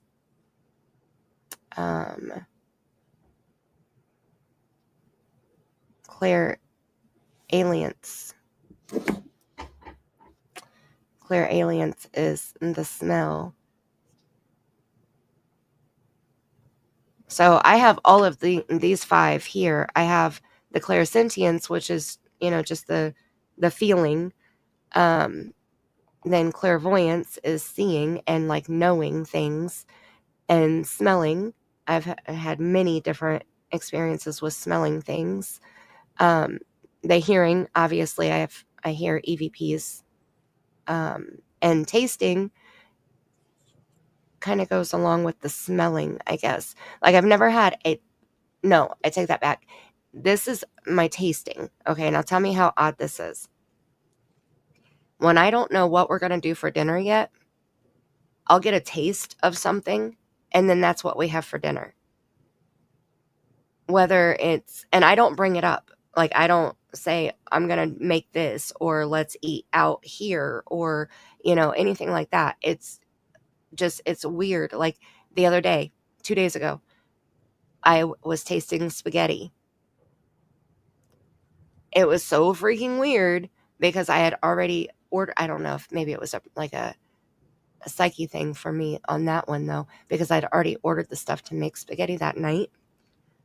So that one's a little bit different, but that's the most recent that I can think of.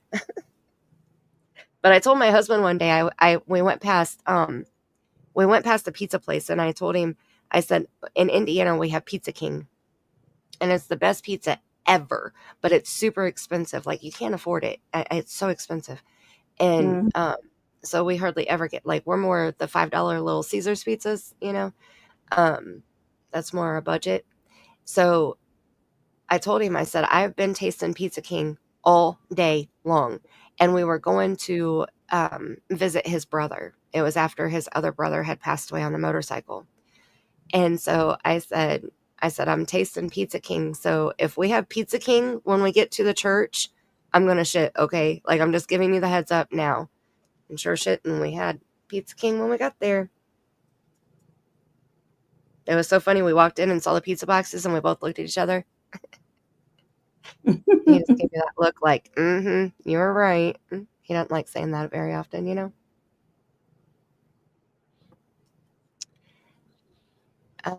Let me see.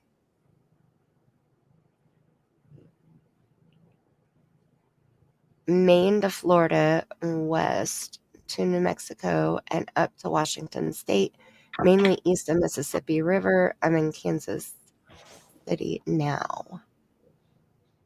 Goodness, see, I didn't know you went all over like that. Yeah, Joy.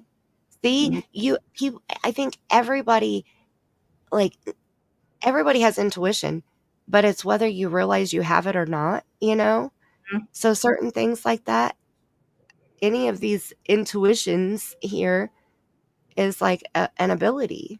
I had Pizza King in Laurel, Delaware when I grew up. Dealt the same. It is good. It is so good. Now, my dad lives in Texas now, but he grew up in Indiana, and he found out that you can actually order Pizza King and they will ship it to you frozen, and then you can bake it after you get it. It's more expensive that way, but it's worth it. And he substitutes the pizza sauce for barbecue sauce. A barbecue sauce Royal Feast is his love. Every time he comes home, that's what we always have to have. And it's really good.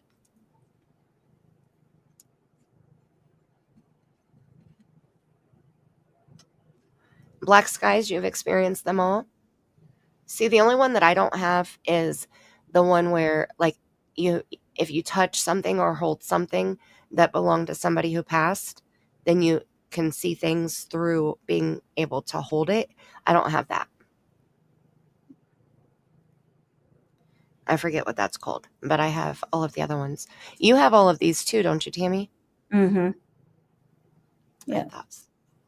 I have I don't know if it was someone, well, our house was built in 51, so people have lived here, before us, but every once in a while, there's a certain part of my house that I'll walk through and I'll smell cigarette smoke.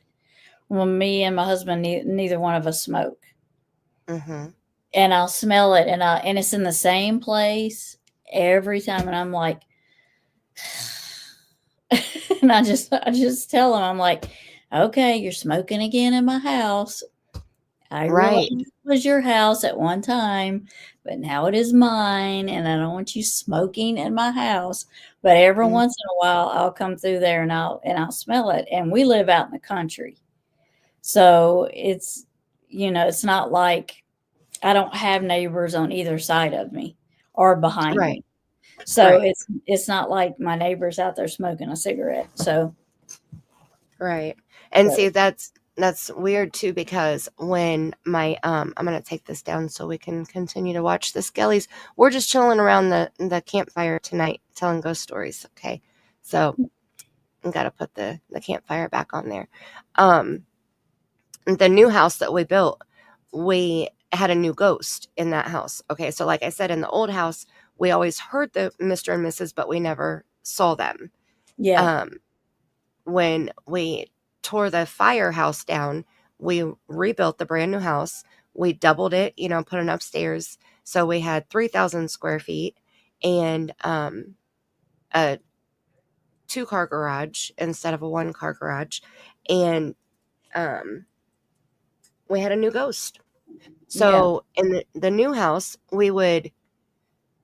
my mom more than anybody, but my mom would complain constantly about smelling cigarette smoke. Now, my brother and I both smoked at that time. So, but we never smoked in the house, like we knew my mom is allergic to smoke. So Yeah. we're not Yeah. even allowed to smell like smoke when we come home.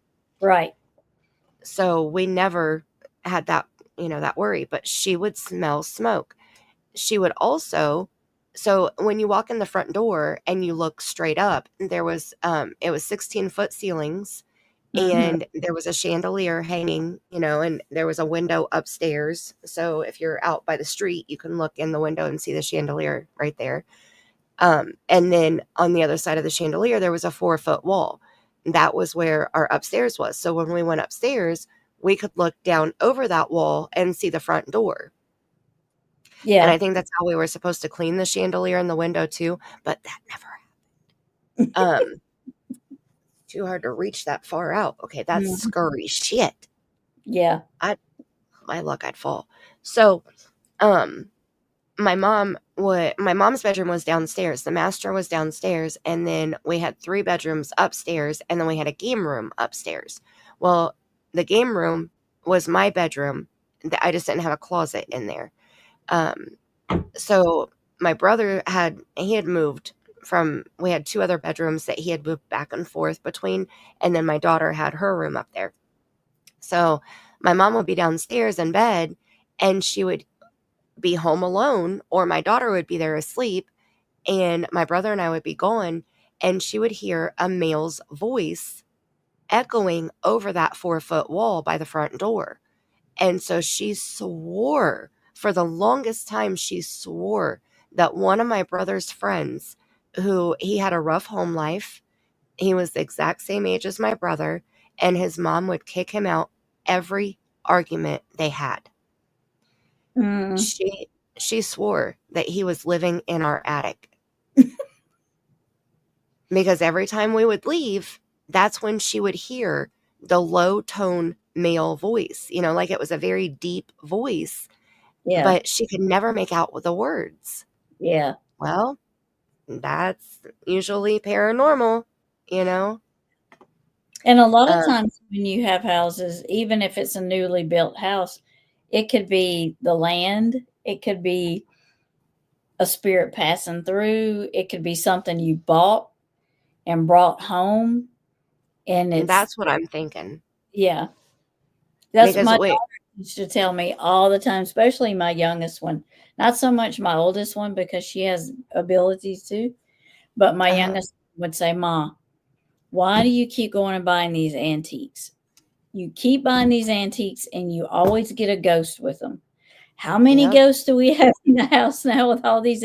Because I do. I have quite a few antiques. She's like, "Stop buying these antiques because you always bring a ghost home with you." And it's true, though. You can bring something in with it. Yeah. Well, and that's the only thing that makes sense for me, because the land, I mean, we know the history of the land.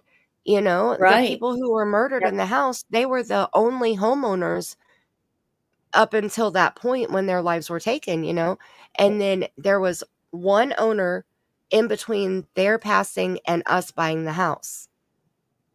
So there wasn't any land history there, unless it was like, previous like Indian or something, maybe something along those lines. But if that was the case, I would think that we would have noticed something along those lines in the first house, you know? Right. Yeah. But Well, we sometimes though too, a fire, like renovations or fires or just adding on and taking away, sometimes that will add to that will wake the energy up too. right. So the fire could have woke something up that was asleep before That's true. Yeah. on the land, as far as the land goes, you know. Right. That's a good point. Mhm. Because we don't know who it is. Like, we still to this day have no idea who it was, Right. you know, and we've since sold the house, obviously, but we haven't lived there for years now. But, Yeah. and that was really it. That was the only things that we experienced, was seeing the white silhouette, smelling cigarette smoke, and hearing a male like talking upstairs. Good night, Mhm. Ralphie. Be careful in your travels, and keep me posted about your testing. Amarillo by morning. Big old Texas. That's the song I think of when he said that. I'm going headed to Amarillo. Amarillo by morning. Is it country? Yeah. I don't If know the song. he, if he listens to country, he'll know what it is. Your comments.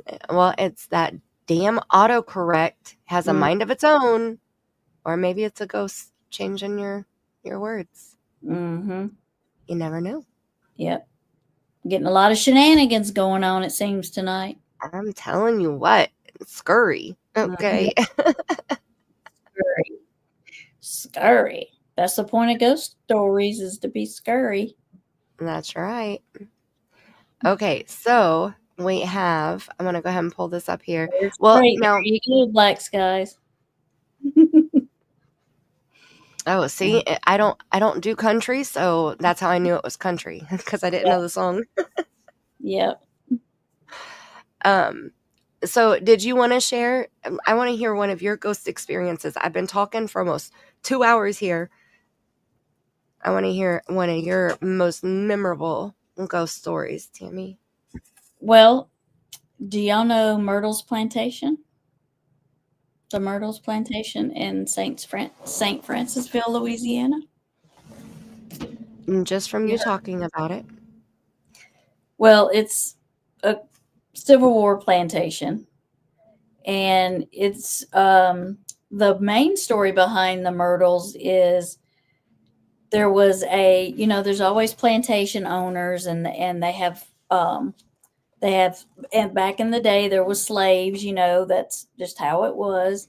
And there was slave in particular, her name was Chloe, and she was the nanny or care.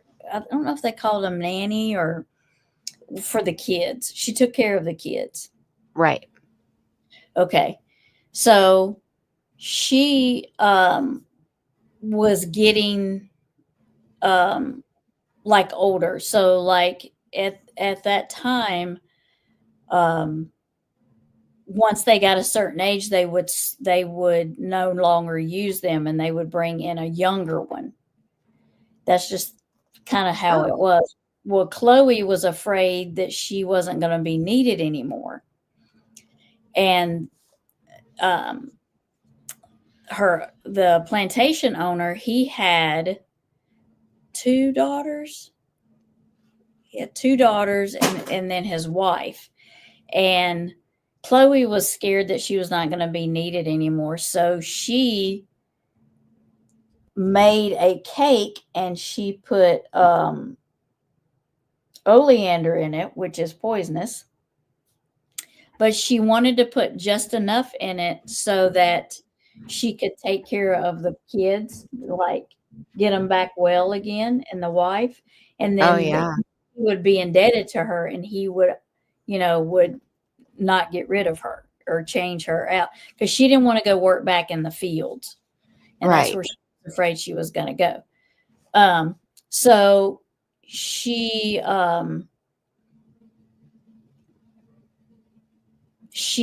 ended up poisoning the kids and killing them. and the wife died. Like they were really sick for a while, and then all of them died.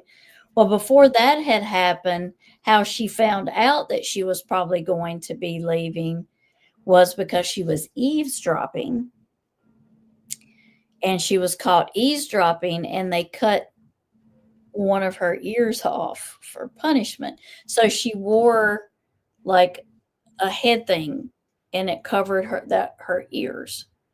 So that's how she found out that she was going to be replaced. So she did that, where she ended up killing the children and the mom. Wow. So I'm from Louisiana. I haven't been here since I was 18 because my husband was in the Marine Corps and he did 23 years. So we were gone everywhere. But when he retired, we came back here. And one year he said, what do you want to do for your anniversary? And I'm like, oh, I'd like to go to Myrtle's Plantation because I'm all about haunted places and going ghost hunting and things like that. And he's like, okay, we'll go there. So that's what we did for our anniversary. So when you get there, it's a beautiful plantation. And so you can go in the big double doors, and there's like a couple of rooms there. And then there's another set of stairs that go to the back, and there's like 3 rooms upstairs. And there's like little cabins, like where where the slaves stayed. But they've turned them into smaller, like little cabins. You can stay on the plantation grounds in those little cabins. And I'm like, no, if I'm going to stay in the plantation home. That's why I'm here. I'm ghost hunting. That's why I'm going to be up all night. That's why I'm here. And so I told him, I said, I want one of the most haunted rooms. Just give it to me. My husband was like, great. So he's just like wonderful. So we go upstairs and and it's almost like it was back then. You do have a tub. They do give you a tub, but depending on your room, you might have to share your bathroom with somebody, with like another people, whoever is in the next room. You have to share that bathroom because they didn't have bathrooms back in the day. So these were added in, but they have the beds, the original beds, and they are not comfortable whatsoever. And so the furniture in there. So it's really cool how it is in there, because it is a plantation home.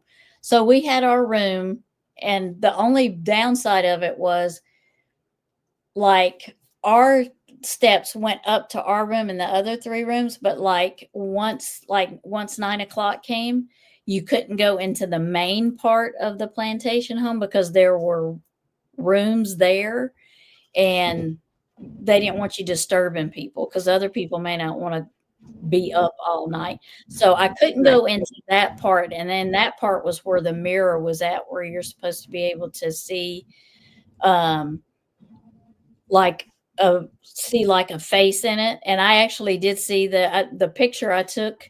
I wish I had those pictures because, like I said, they were on my camera. And when we seen them and when we went to load them, they were gone. But there was a vision. There was a person, like a female, in the mirror that's in the hall when you go into the main part of it. But the part we stayed in, I heard stuff all night. My husband was like, "I'm going to bed." I'm like, "What?" He's like, "I'm going to bed." I'm like, "What?"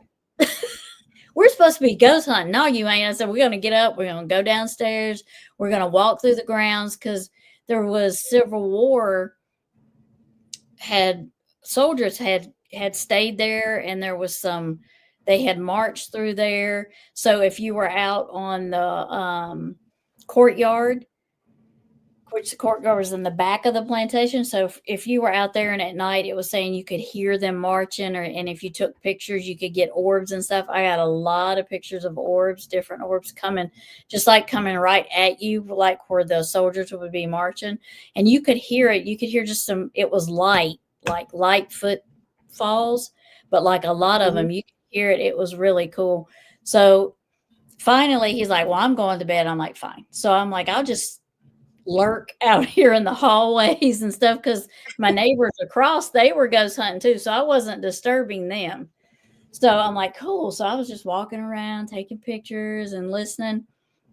So I was sitting and I went in the bedroom. I said, I'm just going to sit here on the floor for a little bit, and you kind of light your candles and you know how we do, Mandy, and you kind of just sit and meditate and talk.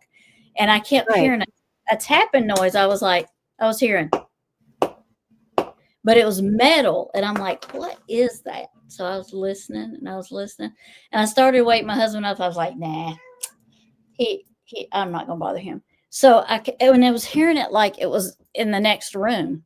So you know how you get a cup and you put it up there, and I was like, I want to get a cup and listen because I can't really hear. And it was getting louder as I was doing that, and I'm like, what in the world is that? So I was hearing tapping noises like metal, and I was hearing walking footfalls, and so just little noises like running. I heard horses at one time. It was really faint, but I heard horses. So the next morning, we were getting our stuff together because we were going to go down and walk back around the plantation before we left and have breakfast. And I heard little footprints running across the floor. Oh, and no. my husband was like a skeptic at the time because he was like, he slept through everything. And he looked around like that. And I said, you heard it, didn't you? You heard it, didn't you? And he's like, he's like, yes, I heard it. I'm like, those were little footprints. Those were baby footprints. Little people. And he's like, yeah, I heard him. And then I heard giggling. And I'm like, I know you heard that. And so I'm going to find out who that is. So I stepped outside because I thought, surely there is somebody in my room, the room next to us. There's got to be a couple or kids or something that came in after we went to bed or, and we didn't know it. And the lady was out there cleaning. And I said, is there somebody that stayed in this room next to me last night? She's like, oh, no, ma'am, there's nobody in there. It was just you and your friends across the way over there. I said, oh, okay. I said, but I heard tapping, like a metal tapping in this room all night. I could hear it and pacing back and forth walking. She's like, oh, yeah. She said that was the captain. There used to be a captain in the Civil War. He stayed there and he would make his musket balls at night for his gun. And he would tap and he would make those at night and he would pace and talk about his strategy and what he was going to do. He would talk out loud and, battle plans for the day, I guess. And he would make his little musket balls. She said, that's probably what you heard. And I said, yeah. And I heard little feet prints, little kids. She's like, oh, yeah. She's like, did you notice where there used to be a door there? And I'm like, yeah. She's like, where it's all covered in now so they can make it 2 rooms. I'm like, yeah. She's like, well, this was the nursery. She said, your room was the nanny's room. And then the room next to it was the nursery. It was the little kids' room. Wow. So that's what I was hearing. The little kids, would run back and forth between the nanny's room and their room. And I guess I was the Civil War soldier, he was always, they said, making his musket balls at night. But Myrtle's plantation is really cool and it's pretty. And I'm glad I'm not very far because I can go do it again. I mean, it's worth going and staying. Now, if you're going to go, though, you better have you something to eat, like take the room with you and eat and stuff. Hide it and take it with you because they don't have, the only foods they have on the ground is a little restaurant and it's only open, in the mornings, I think. And you can go in and have breakfast. Their food's good. But they don't have like Coke machines or like if you get hungry in the middle of the night, there's none of that because it's a plantation. So you better take you some snacks for stuff like that, or, because you'll have to leave the plantation and go eat. But I mean, it's if you like haunted places, you'll see something or hear something. Because we got a picture off of the courtyard of Chloe standing between the 2 buildings. And it's her because you could see the headdress, she has on. You could tell it's headdress. And then we got a picture of the little girl. And why she looks like, I know she's looking out of the window, and I didn't know that was our window at the time that I took the picture, but it's the nursery window she's looking out of, but it looks like she's on the roof, not in the window looking out. She actually looks like she's sitting on the roof, but I guess she's really in the window looking out. And it's right outside the window of the nursery. But Myrtle's was really cool. It wasn't a disappointment at all for me. Well, that's good. It sucks though. And so explain what happened with all the pictures that you took. I don't know, because I have one of those digital cameras, or I don't have it anymore. And you know how you take the picture and then you can look in the viewfinder and see it? Right. And my husband was like, wow, there is something there, you know, and you could see the orbs. And I was sharing my pictures with the other people that was out in the courtyard, because they were taking pictures. And you know how you compare them, like, let me see the orbs in yours and you can see the orbs in mine. And we were going to swap pictures. I had gotten their address and they had gotten mine email. And we were going to send each other pictures, because at the time that was the easiest way to send pictures. And because this has been about 8 years ago. And when I got home to get ready to do that, the pictures were not there. It was all blank. And there was orbs on there. I had a picture of Chloe, had a picture of the little girl. I had all kinds of pictures in the room that I had taken, just sitting in the room, you know, just sitting there, just taking pictures in different corners and by the wood and stuff. And they were just not there. I was so mad, because I knew I had seen them. More than one of us had seen them. Yeah. So I was mad. I can't explain where they went, but there was no pictures in that disc. There was none. Yeah, that's crazy. Yeah. That's crazy. And the digital cameras, I don't know what it is about the digital cameras, but those cameras are amazing when you're trying to take pictures of orbs. Yeah. That was the very first time I ever saw an orb, was at my cousin's wedding. And I had just gotten a new Kodak digital camera. It had 3 times zoom on it. Okay, I thought I was the shit because it had 3 times zoom on it. Yeah. And it was automatic, you know. All of the ones before that, you had to actually manually do it. Right. And so I was the cameraman for my cousin's wedding, and I was taking the pictures as everybody was coming down the aisle towards the front at the church. And it's my older cousin, and his younger brother was his best man. So, you know, I'm standing down there at the first pew taking the pictures, and the very first picture I took of my younger cousin, he had the brightest, biggest orb I've ever seen, still to this day, on his right shoulder. Mm. And come to find out, it wasn't just one orb, it was 3. And that's why it looked so big and bright, because there were 3 above him. Every freaking picture I took of him, he had 3 orbs over his right side. Sometimes they were on top of each other. Sometimes they were spread out. Sometimes they were scattered. It was wild. And it didn't matter where he stood, because, you know, when I had my camera set where the picture would automatically pop up, like you were saying, you know, when you take it, then it would pop up for like 3 seconds so you could see it. Yeah. Okay. Well, it popped up and I saw the orb on his shoulder right then, and my stomach dropped and I was like, damn. So I took another picture, you know. I was like, maybe the sun was coming in the window crooked or something, you know. Right. And so I took another one, and every picture I took of him walking down the aisle, and he had, you know, the matron of honor was with him.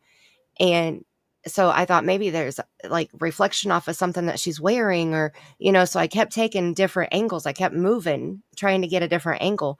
It didn't matter. Every time I took a picture, there were 3 orbs. So then we had the wedding. While they were up on the stage in the church, I'm still taking pictures. and there's still 3 orbs above him. You know, there were, I think, four best men, and then him as the best man. And what is that, what they're called? Best men, and I don't know, his wedding side. Okay. But there Yeah. were 5 people total. And Groomsmen. yes, the groomsmen. Thank you. Mhm. The only time that the orbs showed up is when I had my younger cousin in the picture. And there were some times that like the orbs were all the way up on the ceiling, and it was a humongous like cathedral church, you know? So they would be up super high and barely in the picture, or they would be right on top of his shoulder. Like they were sitting on his shoulder. So it was Something wild. him. Yeah. Well, we figured that it was, so his biological father, or my cousin who got married, his biological father died of sleep apnea when we were younger.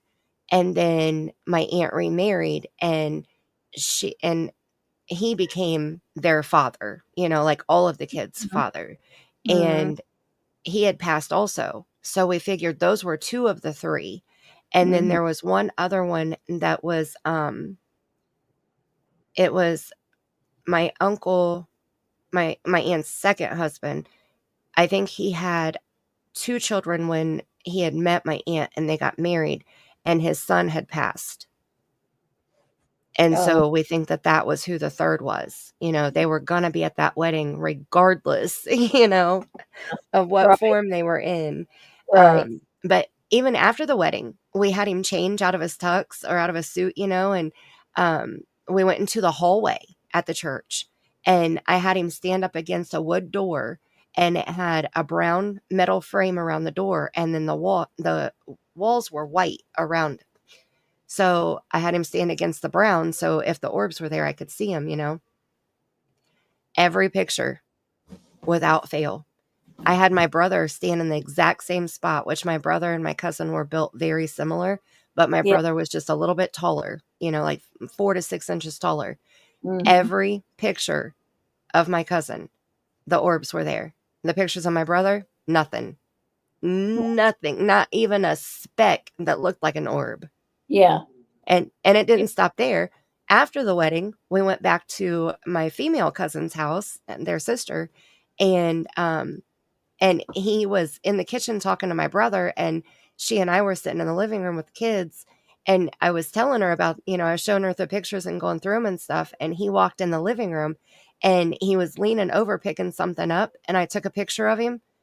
3 orbs right there on her wall and one on the ceiling They were with him above the him. whole day. Yeah, above his Mhm. right shoulder. And it was Mhm. always on his right side every single time. That was my very first orb experience. Yeah. So, you know, that stuck with me like glue. Like that's just Mhm. been crazy. Yep. Yep. But those digital cameras, they pick up the orbs really well. They do. Yep. That's why I was so disappointed when that was gone. I was like, "Are you kidding me? I know I saw them, and I'm glad somebody else saw them because I would have thought maybe I did. Maybe I didn't see what I thought I did. You know, I just wanted to see it, but it wasn't just me that saw them. It was a couple of people. So I was like, dang it. So yeah, So that you was didn't never get the pictures from the other couple though? no, they never did email me. I kind of wonder if it might have happened to them too, because I emailed them a couple of times and they didn't respond back to me. So I don't know if Oh, something that would happened. be super crazy. But I don't. But they never corresponded back with me. So yeah, I don't know. That'd be crazy if their camera got wiped too. Uh That would huh. be super wild. Yep. Goodness gracious. So, in between the new house and when we sold the new house, I had worked at a hotel in downtown in our city, and that haunted hotel, Mhm. it's still there. Um, but there were so many things that happened inside of that hotel that just like when you're in the lobby, you can look up into the ballroom, and they had like windows in the ballroom where you could look out down into the lobby. Mm-hmm. And I worked in the banquets department. So I was up in the ballroom when I was serving, and then back in the kitchen upstairs on the second floor when I wasn't. And you could stand down in the lobby and look up into a dark, locked ballroom and see a female standing in the window. There was a room on the first floor. It's called the Charleston room. And people would drive by all the time and see a woman in a blue dress standing in the window of the Charleston looking out onto the road. I finally saw her one time. There was the Charleston and the Rendezvous were both rooms on the first floor, and the rest of our rooms were upstairs. But they would have like different meetings, like Kiwanis Club would meet in there every Thursday afternoon. And, so we weren't outside very often, but there were a few different times that I had gone outside, or I was driving to work and it was a one-way road out in front of the hotel. So I would have to drive down the one way and then curve around and park behind the hotel in the parking lot. Yeah. I saw that woman in blue twice in the window. So the first time I saw her, that's when I said something. The general manager of the hotel, his daughter worked in banquets with us. And then his other daughter was the manager of the bar. And I had said something to the younger daughter that worked with us about the woman in blue. I was like, I saw somebody standing in the Charleston, but I don't know why they would be in there. The doors were locked if we weren't using the room. And we weren't using the room that day. We were having a board meeting upstairs. So it was just coffee and donuts, Yeah. So I said, I don't know who was in the Charleston, but that kind of scared me. And she was like, she was wearing a blue dress. And I said, yeah. And she said, come here. We walked down the hallway and went into the lobby. And above the fireplace, there was just this ginormous painting of this woman wearing a blue dress. And she said, was that her? Yep. That was her. Yep. So, and she was some part of the hotel. I don't remember who she was now because that was so long ago, but she was, some historic part of the hotel was, Yeah. yeah. So she was still hanging around there. And then upstairs on the 7th floor, which was the highest floor, there were 2 rooms that people would constantly complain about hearing knocking on the bed or on the hotel room doors. They would hear somebody in the room next to them, like having a wild party when there was nobody in the room next to them. There were a lot of things that happened in that hotel. And I've gone back there a couple different times, and because now it's not a hotel anymore. So they closed it down, and it was purchased by a company that made it some type of senior assisted living. Oh my goodness. Right? So let's make it more haunted. Yeah, let's mix some energy in there, because that'll be different energy. Yeah, exactly. Hi, Brown Eyes Blue. I saw a man in blue jeans, suspenders, and a straw hat in the glass atrium of the Winchester Mystery House. Come to find out, later he was the gardener caretaker and had passed years before I saw him. In the Winchester Mystery House in Indiana, Brown Eyes Blue? No, South California. Oh, Sarah Winchester. Yeah. Okay. I would love to go to the Winchester Mystery House. I would. Me too. That would require me to go to California. Yep. Me too. But the only drawback, I don't like to go to the places that you have to pay to stay. Because I feel like for them to make their money, they have to have something paranormal happen. Yeah, you can't stay in the Winchester house. Well, but you have to pay to tour it. That's what I mean. Right, you got to pay to tour it. Yeah, you just can't stay there. Right, but I call it pay. for Yeah. a paranormal experience. You're Just right. because, if nothing happens, then,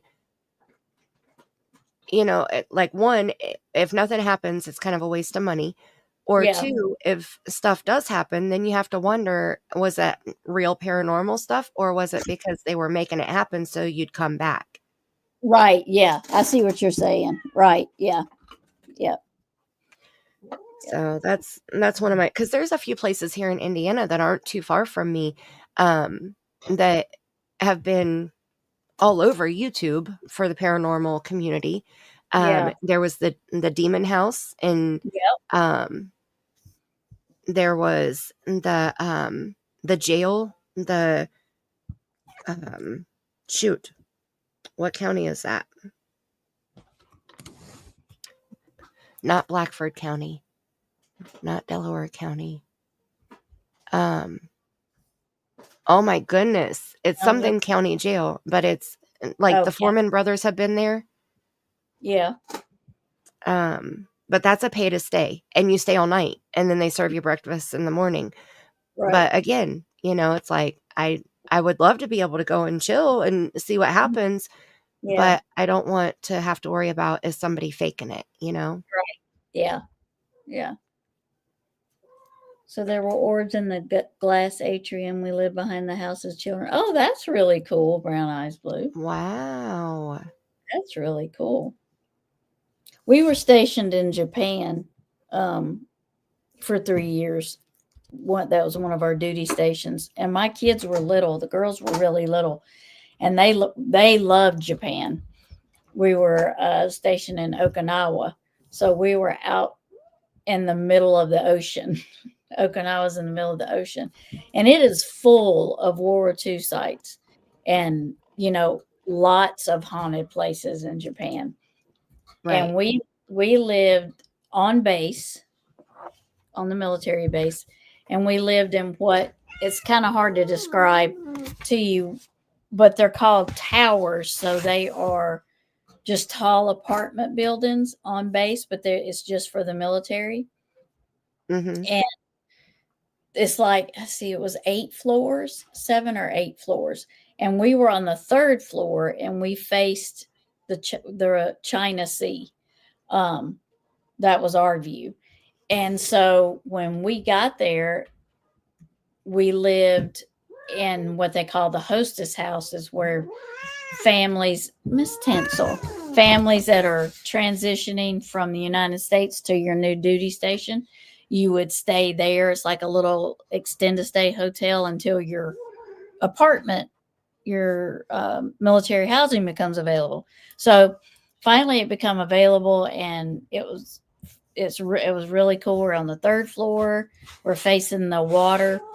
And so we had been there probably about a month, and we were just got moved in. The girls were little, and I was asleep one night, and I heard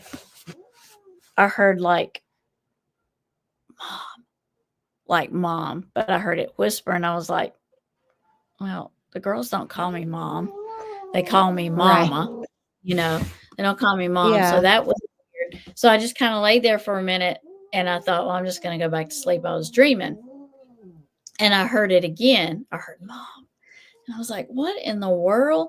So I got up because I thought one of the girls was calling for me or needed something. I fully expected to open my eyes and somebody be standing there, but they right. weren't. So I got up and I went into their bedroom, and they were both asleep, knocked out asleep. And I'm like, okay, now I know I heard mom. So I thought, well, okay. So I walked through the apartment, and everything was quiet. And so I got back in the bed, and then I heard it again, and I'm like, okay. So now I know something's in my apartment that's paranormal, So I'm like, okay. Right. So then I keep hearing the sliding noises, like food is sliding around in my pantry, because they had these kind of pantries that are like they're made they're wood, but they're glossed over, so you hear when you set stuff down in them, like you would hear when you set a canned food down on them. So, but it was sliding around. I could hear it sliding around. I thought, what in the world? So I went back in there, didn't see anything. Cabinet door was open, and I'm like, okay, I know I closed that before I went to bed. So this become a repetitive thing. Like every other night, I would hear things moving around in the kitchen, or my broom would be like behind a door or hidden from me somewhere. This was going on for a little. So I'm like, okay, so I got a little trickster ghost in here. I got like somebody that likes to play jokes. Right. Like, okay, just don't hide anything important from me, like my keys or something that I have to have. Well, one night I heard Mom again, and I thought, oh, here we go.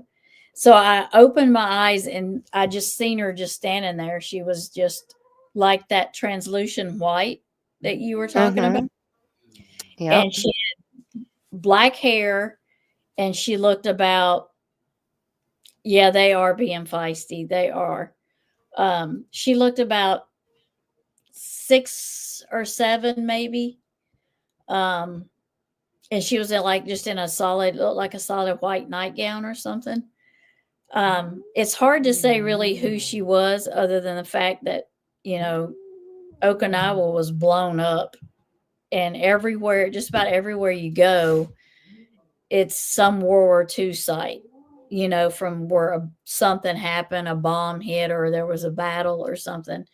So the only Right. thing the conclusion I come from is she's from that time, the war era time, and she was looking for food and looking for her mom, although they don't speak English, so I'm not really sure why she would say mom in English when she's Japanese, other than she was trying to get my attention. And I wouldn't Wow. have known mom in Japanese. I wouldn't have, Right. because we had just gotten there. We hadn't learned a lot of Japanese words, but that happened the whole time we were there. It just became a normal thing to hear stuff in the kitchen moving around at night. It just became, you just ignored it after a while. I don't know if she's still there. I don't know if she's gracing her presence with the rest of them, people that have moved in and out. But yeah, That's crazy. Yeah. And she never did anything bad. She would just move things around. I mean, my broom, she would take it and put it in the girls' room behind the door. I mean, she moved the broom a lot. I have not figured out why the broom was always her choice to move, but she would move it. It would be in the weirdest places. I'm like, no, I didn't put that broom there. I'm just letting you know that she was there. Yeah, I guess.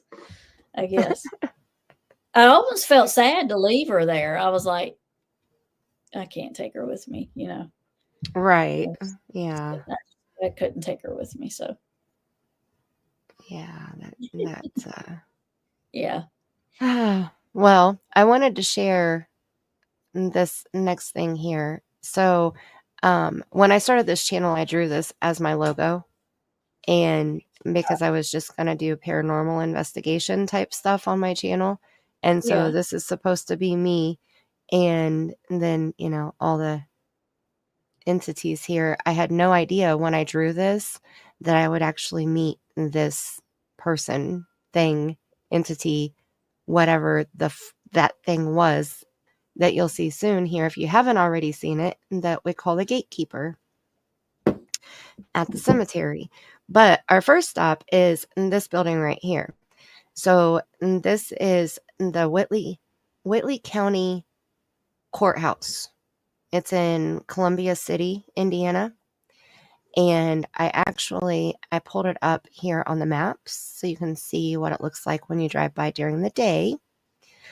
And this is kind of where we started from. So The very first pictures that I took of this courthouse, we went to visit my uncle. My grandmother passed away in April of 2020. My uncle passed away 1 year and 1 day later. We went to visit him before he had passed. We went to visit. It was like 3 or 4 days before he had passed away that we went to visit, and we were on our way home, and it was at night, and we were coming down the road passing this courthouse. Now, we have a lake cottage up north, so we drive past this courthouse quite often my entire life. We've had our lake cottage since I was like 4 or 5 years old. So we've gone up there multiple times every summer. My whole 45 years. So for 40 years, we've passed this building. Well, this time we passed it at nighttime, so it looked different. So we were coming down this road here. We were coming from this direction and, going this way. And we were passing it, and I was like, something's telling me to take a picture. So I pulled out my phone real quick, and I started snapping pictures as we were driving by. So all of these windows here, and I love the clock up at the top. So we go down here to this road, and then we turn right and go this way. So now we're on this side. So we keep going here. And see this gazebo right here? So that'll be actually this. I'm going backwards. I'm going the wrong direction. I'm ass backwards. Not quite sure how I did that, but we came from this direction. We were going this direction. So we went past this way. We came down this road here. So we saw this side of the building first, and then we turned onto this road. We turned left onto this road and went this way. So I took pictures of this side of the building and this side of the building. Now, this is important because this gazebo right here and these windows down here, there's a window, actually, let me see. This window right here, it's behind the gazebo and the little bush thing there. Can you see that right there? Yep. You're going to see that in one of my pictures because you see the stairs here and then the gazebo here and this single little tree here. I don't think that little bush thing was there in my picture. Hi, wee Scottish Ma. Good morning. How are you? So these windows up here and these windows right here were over here. The only difference, it's at nighttime. So these are some of the random pictures that I was taking as we were driving by, and I think this is on different occasions. So I didn't go back and look at the dates of each time I took these pictures, but I just wanted to show kind of some of the drive-bys, how the building looked at night. And then same here. So in this picture here, you can see here's that gazebo, and here's that window right beside the little tree. Okay. And here's another gazebo picture and the little tree and that window down there. And then these windows on this corner right here are very important. Okay. So now we're going to start with this picture here. And you can see this window down here, right beside the tree. So I took the full picture. I took multiple pictures, and then I went back and looked at them because we were driving, so it had to be kind of quick. So I took the pictures, and then we would drive, and then I zoomed in. So this picture right here is, you can see the gazebo in the picture, and you can see the window. And there are faces in this window. Like there is somebody standing in this window.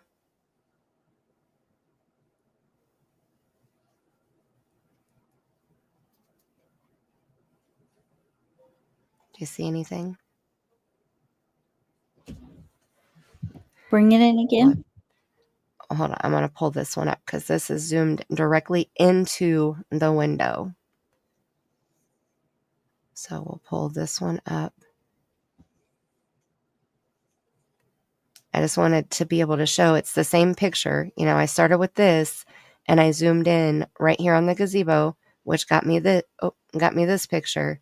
And then I zoomed in even more, which got me this picture right here.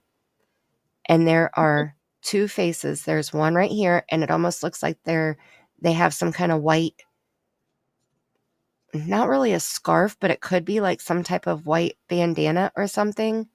Mm-hmm. But here's an eye, and here's an eye, and here's the nose of the one person here. This is their left or right shoulder. This is their left shoulder. And you Mm-hmm. can even see their hands right here. Like this is their left arm and their left hand, and then their right arm and their right hand. So Yeah. their hands are almost touching. Yep. You see it, Black Skies? And then up here, there's another face up here. And this one, you can't really see the body so much, but this one, like, was kapow in my face. It's almost like this person's, like, looking over their shoulder, you know, because you can just see their head up there. There's an eye, a nose, and the mouth. And this looks like a female. It looks like longer hair. This almost looks like, I don't know. I wonder if I can change.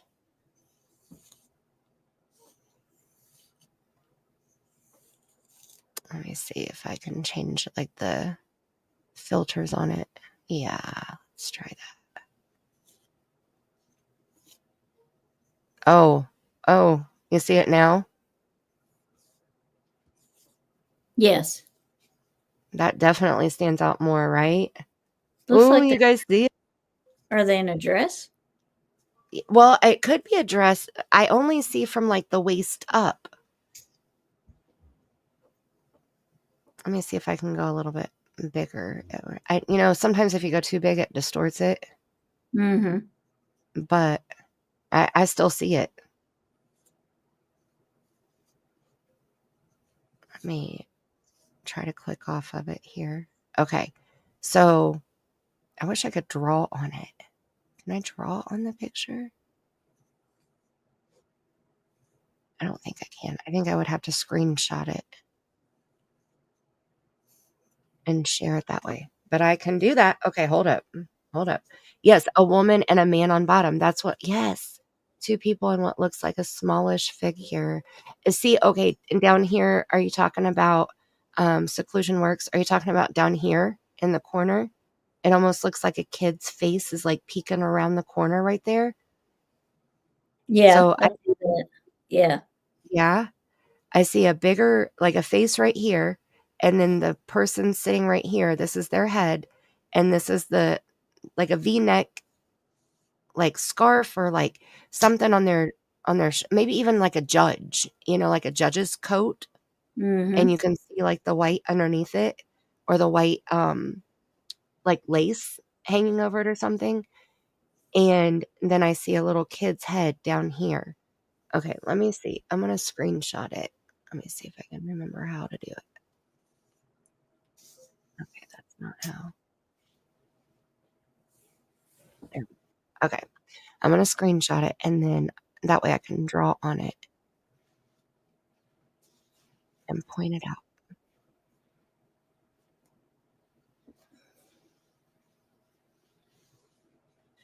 Like, this has just always been wild to me.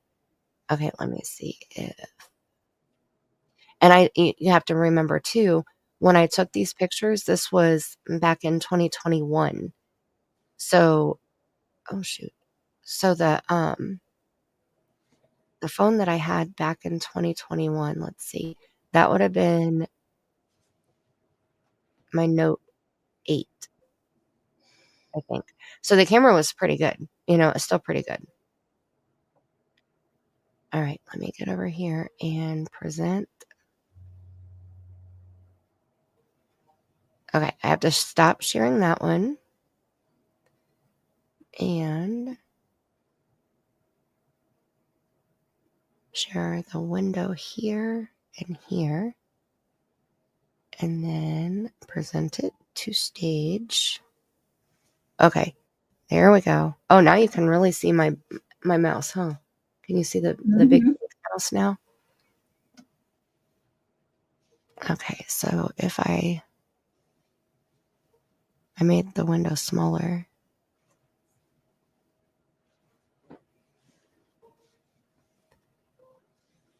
Is it gonna let me draw on it? Hold on.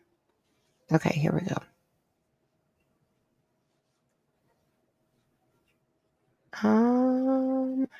We'll do white, and just so you can see it. Okay, so up here is a head, and I see an eye, the nose, and the mouth, and they're kind of looking like over in this direction, over that way. I'm drawing with my mouse, okay, so don't judge me. Okay, and then down here, we have this face, and the neck thing is like a, no, what are you doing? No. An arrow. Yes. Okay, thank you. Leave my chicken scratches alone here. Okay, so then this one, oh my goodness. This one goes around this way and then down like that. So the face is, hold on. The face is like right there. So then we have a shoulder here and a shoulder here. And then the arm and the hand. And this one comes down this way. And then the hands are both right here. And then I see a little face peeking right here. Mm-hmm. I see an Yeah. eye and the nose and the mouth right there. And this one has the eye, the nose, and maybe a beard. Blue eyes brown.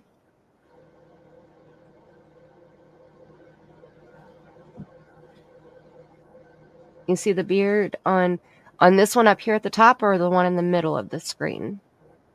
Yeah, they don't want me drawing on it. They don't like it. They're trying to stop me. The figure looks like it's cradling a very small one, an infant.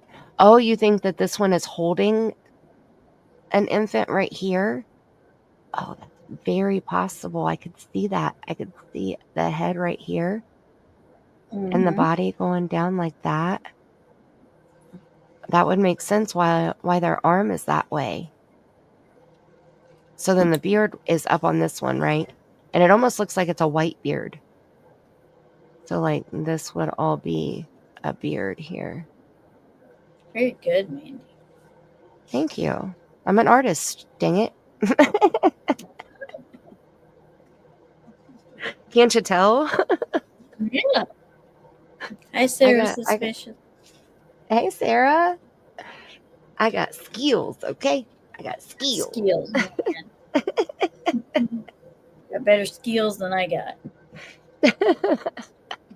It's not easy to do. Like if I took out my stylus and drew on my screen, my laptop is a touch screen, so I could do it that way. But it's more fun to do the chicken scratches with my mouse. Okay. That's right. Thank you, Aussie. Thank you. Yes, that's how you hold a baby. Right. So that makes a lot of sense. And then that would be the father up here at the top, and then the mother holding the infant, and then, the younger child down here, and they're all looking out the window. Yep. And so what's really strange about this, though, is out of all the windows, like this is just the first window that we're looking at right here. And I won't draw on each one like this. I just wanted to like explain, I guess, how I explain. So when we look at the other pictures, you know, you'll maybe see it the Want to same too. explain? That's Explain. right. Gotta explain the Explain. splaining. That's right. But every window that we saw something in, my mom and my brother actually had to go to this courthouse for some business reasons.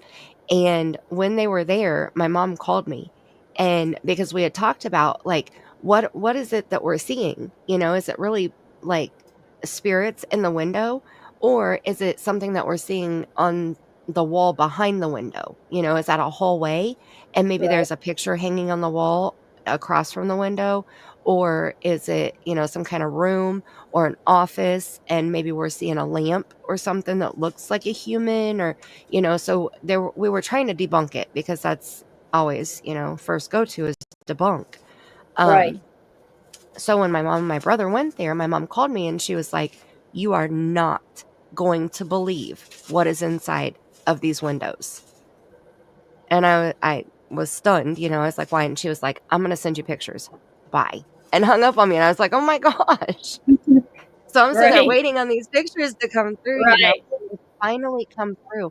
And the main, like where we see the majority of the entities through the window, that whole area was a wide open room with black and white checkered floors. And the checkered part is like huge, you know, like they're big. I don't even know, two, maybe three, no, probably not three, but probably 2 by 2 feet wide square tiles. And so that Yeah. tells you how big the room is. You know, if the tiles are that big, you're not going to put those huge ass tiles in a small ass room, you know? Right. So the room was very big. There was one room that she had taken a picture in that it had a glass ceiling in it. So I don't Oh. remember if it was like up on that floor or if it was in the center of the courthouse where, or around the edge or whatever, where the roof, there wasn't a roof. It was glass. You know, they had a glass ceiling. It was just, it was super cool to look inside. And the staircases in there, you know, my mom always takes the stairs if she can. She doesn't like riding elevators. And the banisters on the stair, like you can just tell that the building has been there for a long time and it's gorgeous inside. But there were no pictures on the wall that would have looked anything like what we're seeing right now. Yeah. So I was stunned. After they left, they ended up calling me back because she couldn't talk to me when I tried to call her back. So she called me back, and we were all just baffled, you know, because we all saw these pictures when I took them. We were all three together when I took the pictures. So it was very interesting, to say the least. Let me see. A natural disaster. You know what? I'm not for sure. So let me stop sharing that chicken scratch. And then we'll go back here and share this one again. Pop it on the stage. So it's Columbia City, Indiana, and this is the Whitley County Courthouse. They should have, hold on, I think it has a website. No. Let's see if we can at least get a date of when it was built.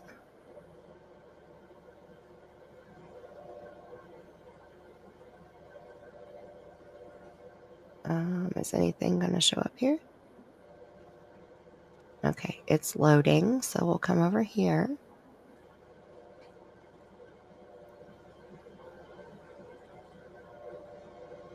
Because that would kind of make sense, right? Like, if they had, yes, I do have an email, Brown Eyes Blue. I'll put it in the chat here. If there was a family that had some type of illness, but like this is a courthouse, right? So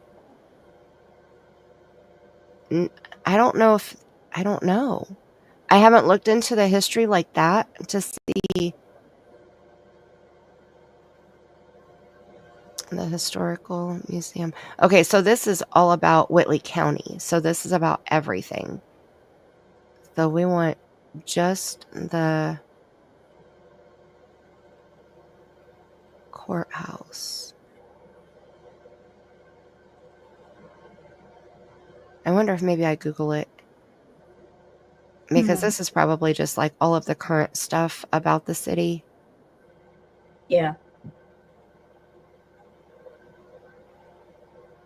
Mandy, Brown Eyes Blue wants to know if you have an email.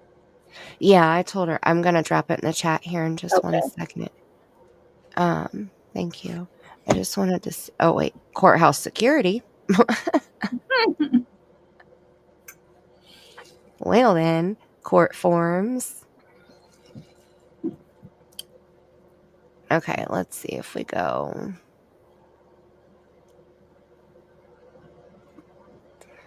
Let's Google.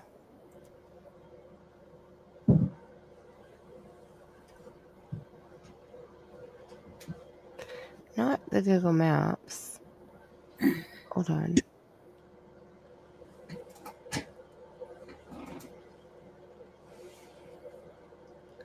Hold on.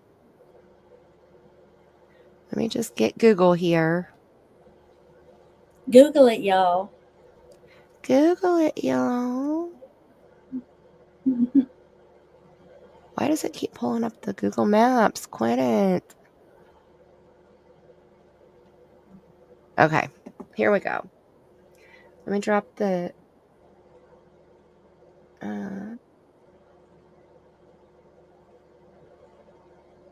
oh, yeah, I forgot. You live in Indiana too, honey.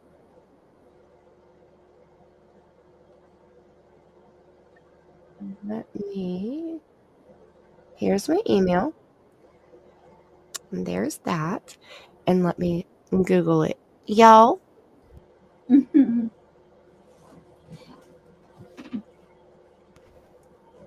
All right.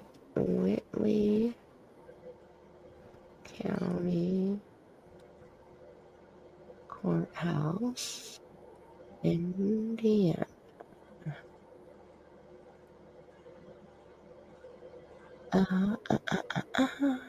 So it says the main floor offices are on the second and third floor of this location.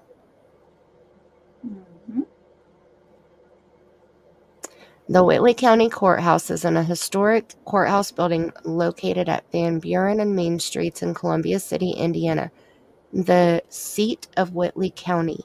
It was constructed in 1888. Stop it. 3 8s, 888, and is a 3-story cruciform plan French Renaissance style Indiana limestone building designed by Brentwood S. Tolan. Okay, we have a Wikipedia page. Let's share that and add it back to the stage. So 1888.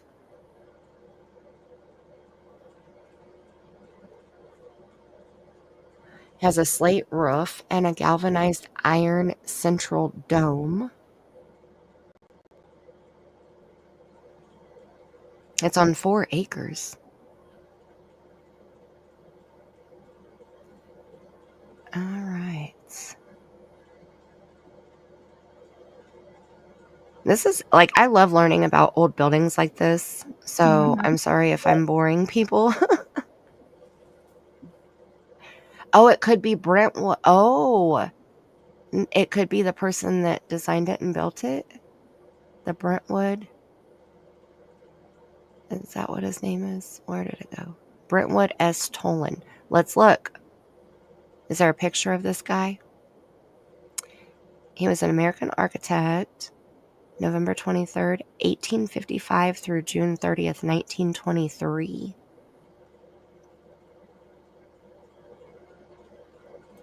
My great-great-grandfather was also an architect.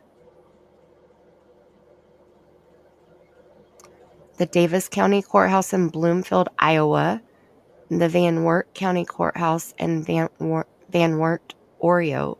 Look at me, I cannot talk. Van Wert, Ohio. The Holmes County Sheriff's Residence and Jail in Millersburg, Ohio. LaGrange, Indiana. That's all the way up by Michigan. Albion, Indiana. Warsaw, Indiana. The Kosciuszko County Courthouse in Warsaw. Oh my goodness, look at that one. That one's gorgeous. That's like a larger version of the Columbia City, the Whitley County Courthouse. Oh, there's Cher. Hey girl, hey. Hey, girl, hey. Rockville, Indiana. Look at them. They look very similar. You can tell he has a style. Yeah. What the heck is that? McCullough Weather Hog Double House in Fort Wayne, Indiana.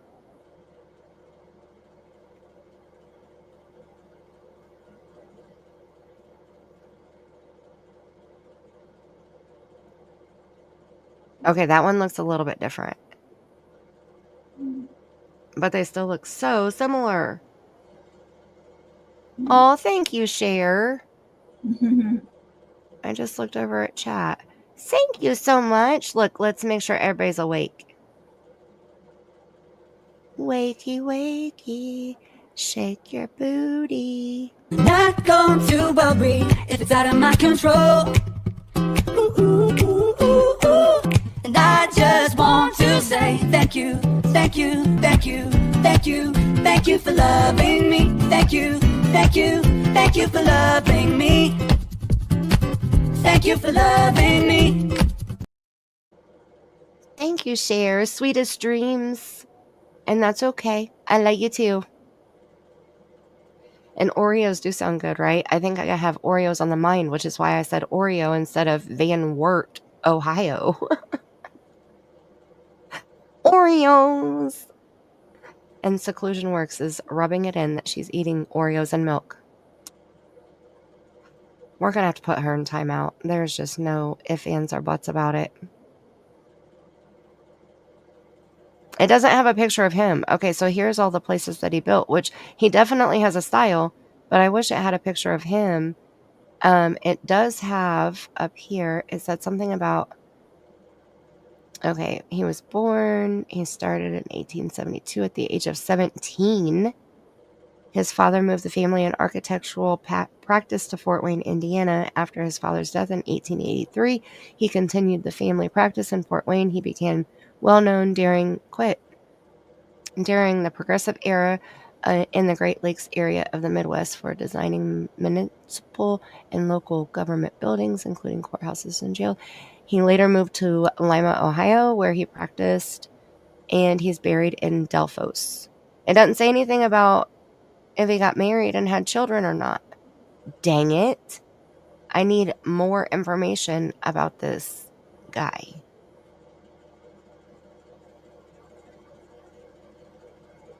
Well, shoot. So we don't know. You have double stuffed Oreos too? Oh, Sarah. See, you're going in timeout too. Oh, gosh. Will you share them? Okay, so let's go back here. So here is the original again. Let me make it back to the normal size. So then so I only have three more images from the courthouse, and this is these windows here on the side. Okay, so let me make it bigger. And okay, that's just gonna have to be how it goes. Okay, so these two windows right here.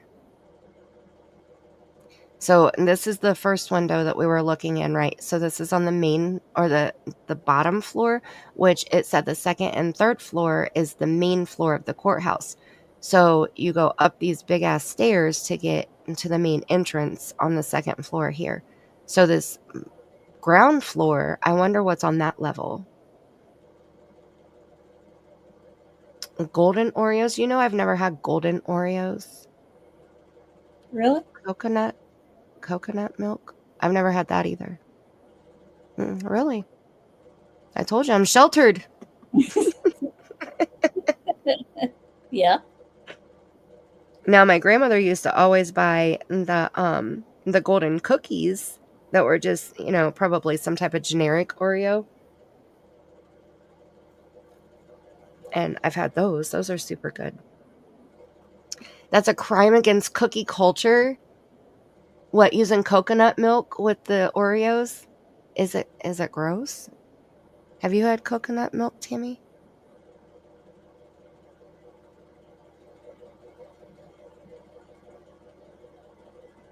Tammy, Yeah. Sorry, have I you had stepped away for just a second. Go ahead. That's okay. Have you had coconut milk? Yes, I have. Is it not good, or is it just not good with Oreos? Well, I've had it like when I went to Hawaii to see my daughter. They were stationed over there, and I wanted to try it out of the coconut. So Oh. my son-in-law was like, "Okay, we'll just go get a coconut off the tree because they just have fruit trees just growing everywhere in Hawaii." So we went for a walk and brought a coconut back, and he cut it in half, where you could get the water or milk out of it, and it was nasty. Oh. Now, see, I love the smell of coconut, but Mhm. I hate coconut. Like, I will not eat I don't anything with, eat like, it. No. when people make carrot cake and they put coconut on it, I'm like, why in the hell would you ruin a perfectly good carrot cake with coconut? Right, yeah. I don't like coconut flakes either on mine. I don't like it in mine neither. Yeah. I'm the same way. Oh, Sarah's lactose intolerant and can't have dairy. I see. So it's the next best thing, I would guess, right? Right, no coffee, but milk. Now the donut sticks, those are good in the coffee. Yeah. They have a coconut syrup over there though that they like if you went to breakfast out there and they would serve it with your pancakes. Man, it was good. But it's not like it doesn't have coconut flakes in it. Right. It was good, but no, I can't. I haven't had almond milk either. What? Aussie said, I have a growl we picked up on my channel. It was about 2 years ago. We didn't hear it at the time. It was after we got home. Wow. Was it Oh from my visiting the cemetery or somewhere like that? goodness. Email me the link and the timestamp and we'll pull it up and share it. Tammie caught a mysterious sound in her she shed too when she was Yeah, I don't recording know. her kitty cats. That was the weirdest thing. That was so strange. Okay, let me get through these real quick and we'll share that stuff too, because we have quite a bit to share, and I'm taking too long here. I'm a babbler, I can't handle it, okay. And an old homestead. Oh, at a home. Oh, that was neat. Wow. Oh, I'm interested. Okay, I'm Yeah. very interested. My email, I'll put it in chat again here. Hang on one second. Scroll it down. There it is. That's me. Okay, so these these two windows right here are the ones that we zoomed in on in this picture. Okay, so we'll minimize that down here and we'll go with this one first. So there is something in both of these windows here. Okay. So this top window up here, there's a face down here at the bottom. Can you see down here at the bottom, that face? Mm-hmm. And then there's a face right here, like directly in front of the arrow, right there. And this one, you can actually see a body. Like you can see shoulders. And almost a third face in between them. And then off to the left side right here, it looks like there's a head peeking around the corner. And then this window down here, there's a face right here where the arrow is pointing. And it looks like either another face right below that or like a body shape. So we zoomed in, and this top window here, Yeah. this is the top window.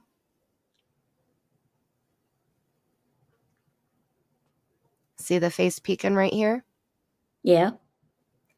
And see this face right here? Mm-hmm. Now this looks like a very old man with kind of like a big dippy nose, kind of. You know, like his Yeah. nose is very rounded on the end, and it like almost like Squidward on SpongeBob SquarePants. Yeah. Yeah. That's That kind of what of. kind of looks similar, right? Hi, Tinks. How are you doing? Hi, Tinks. Good to see And then you. it looks like there's a face right here too. I'm seeing it now. I didn't see it obviously when I was drawing circles on here, but I see this face very clearly too. Looks like the mouth is here and the nose is here, and then there's an eye and there's an eye.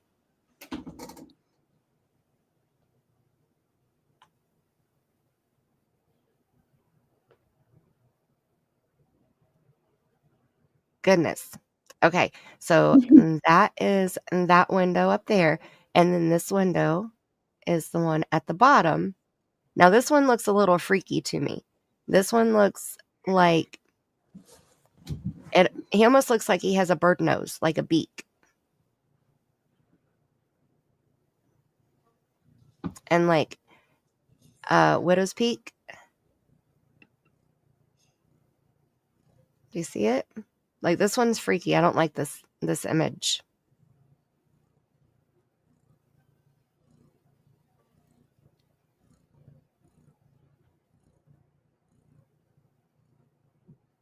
What do you guys think? Do you see this one? Are you talking about right where the arrow's at? The end of the arrow? Yeah, like right in the middle of the circle, because I put the circle on this one. Okay. So I can screenshot it and draw it if I need to. You let me know. I'm getting good at this drawing shit, okay? So I see a widow's peak hair right here.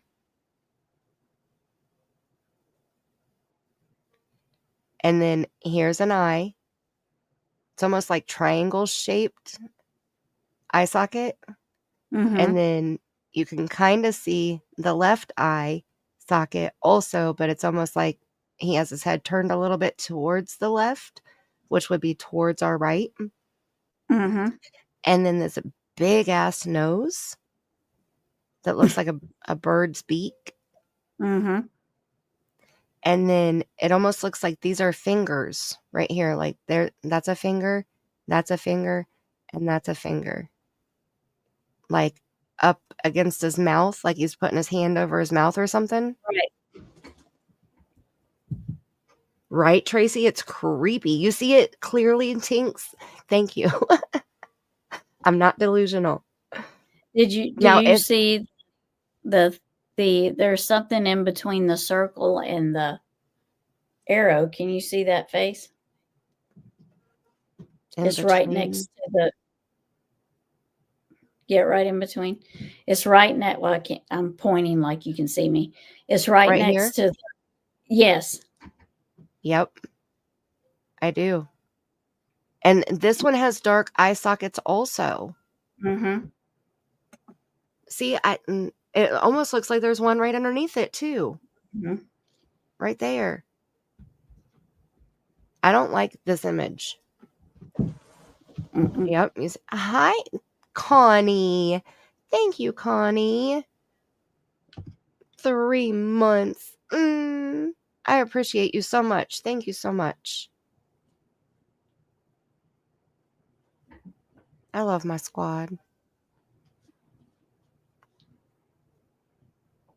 Rock stars. A whole bunch of rock stars.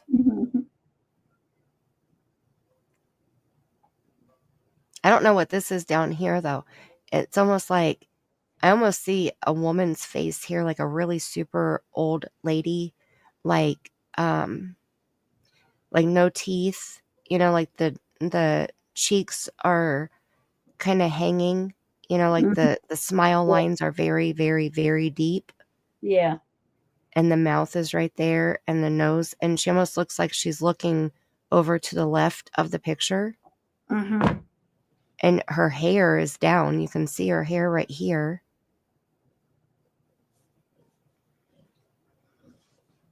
I don't like this picture.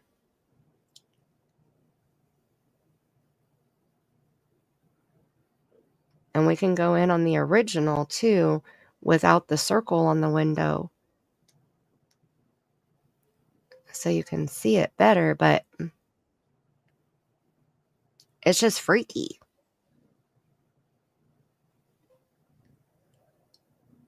I'm glad that you guys see it too, though.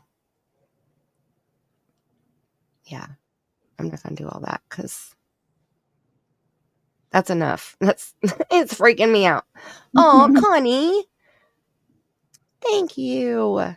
Thank you, thank you, thank you. 3 months and a super sticker. Okay, we're going to wake everybody up again, and we're going to shake our booties. Thank you. And I'm working. Oh, no, wait. You know what?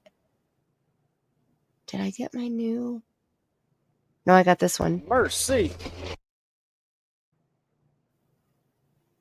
Isn't that cute? He said, mercy. Mercy. Oh, I have a new thank you song coming, but it's not finished yet. So we're going to do the one and only that I got. Thank you, thank you, thank you. Not going to worry if it's out of my control. Ooh, ooh, ooh, ooh, ooh. And I just want to say thank you, thank you, thank you, thank you, thank you for loving me. Thank you, thank you, thank you for loving me. Thank you for loving me. Thank you so much, Connie. I appreciate you so much.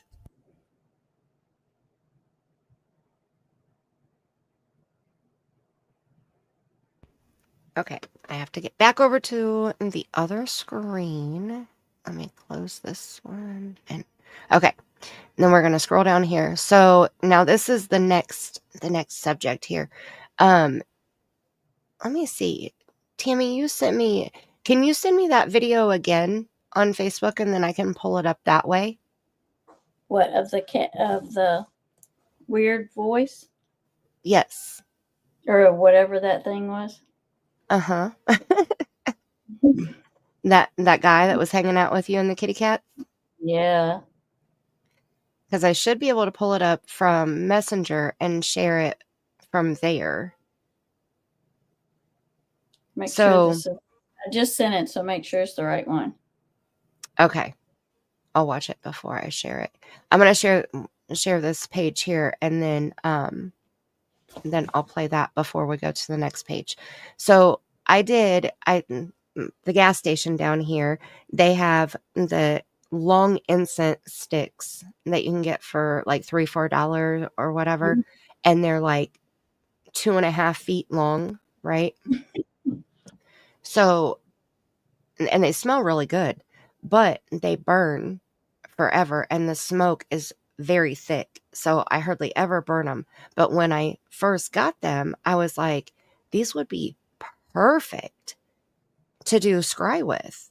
I had never done any type of scrying before. And I know you can do water scry, you can do smoke scry, you can do like a flat surface or a crystal scry if you have obsidian, you know, all different ways to do scrying. Right. So I thought, all this smoke, I might as well try it with the smoke. So I set the incense up and I started taking pictures of the smoke with my camera aimed up at the ceiling. So let me, actually, you know what? I'm going to try to do it. We'll do it this way. And this will be easier. Okay, so this is the original picture here. Now this freaked all of us out, my entire family. Okay, so over here at the right side, you can see the incense burning right there. Yes. Oh, I will look, Brown Eyes Blue. Let me look right quick. So like I said, I was taking a picture from under the smoke towards the ceiling so it would have a white background. But the way that it did it, like it adds darkness in there too because of the lighting in my living room. Let me see. I got the email from Aussie.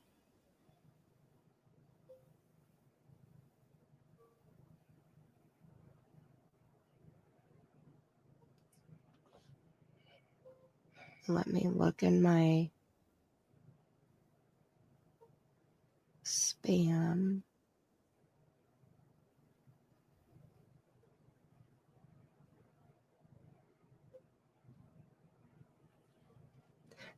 Okay, Brown Eyes Blue, does it say is your email something about velvet?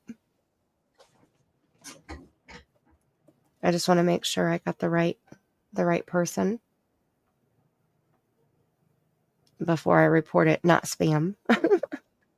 Right. I'm assuming so, but okay, while I'm waiting on her to answer. So the incense is down here. So all of this is smoke. And the darker part is basically the ceiling. And the shadowing is on the ceiling, which was perfect because it made the smoke look white. So I took this image, and when I was going back through looking at the images, this center part right here stood out to me. So much so that I yelled for my son, because when we lost our dog, the last dog that we had, my son took it super hard. Like, that was really hard on him. Her name is Siri, and he would always ask if Siri was around after she passed. He believes in ghosts, not because he's experienced things himself, but because of, his mama. So I yelled for him, and he came in, and I showed him this picture, and he said, "How do you have a picture of Siri?" And so, like, as soon as I knew he saw it, I knew my eyes weren't playing tricks on me. Okay. Yeah. So then we'll go add another page. So I changed the color tone.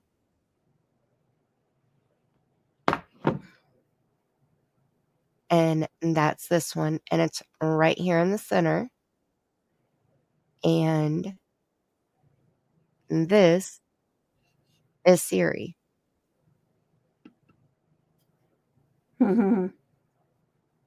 So we'll take Siri and put her over here. And then we'll move this, and we'll make them the same size. Okay, so right here is an eye. Right here is an eye. Right here is the nose and the mouth. And even her little floppy ears are up here. You see her? Yep. Yep, she came to visit. My son was so happy to know that she was still here. And I was impressed with it being my first time ever, trying to do a scry. Yeah. So this picture I just circled and put her name there. We named her Siri Toots. And then this is the collage of all of them together here.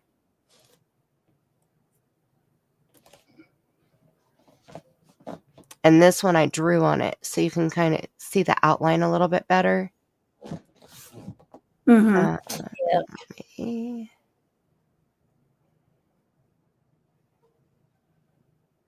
There. So if you aren't seeing it in full,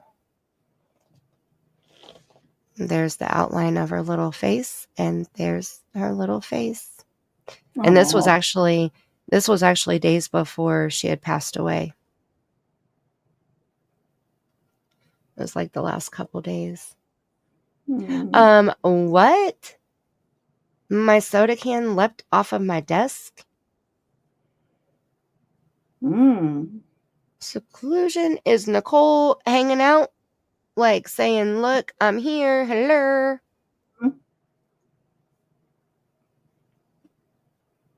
Goodness gracious. Okay, so and that one was that. Let me move these pictures back here, and then we'll watch Tammie's video. You guys Brown are Blue said yes. okay. I'll report not spam then. Seclusion said, I think so. Landed on my lap. Oh. Oh, she found a picture of the architect. That built the. She found a picture of the architect that built the courthouse. Oh, cool. Look at you, you super sleuth. Dang. All right. I'll pull that up in here and share it so you guys can see it. How do I delete this page? Delete page. Okay. We'll leave that there. We'll go to the next page. But we're going to go... Okay, let me pull up Facebook here. And I'm going to add this picture of Brentwood.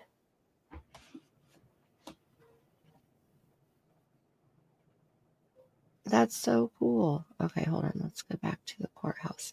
Which picture did we think was him? The one that I drew on, right?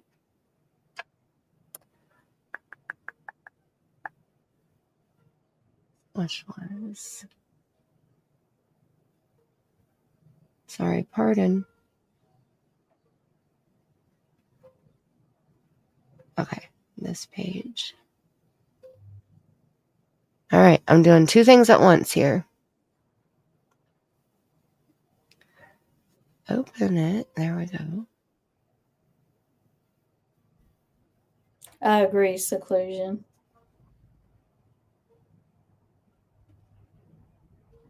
I believe animals have souls also.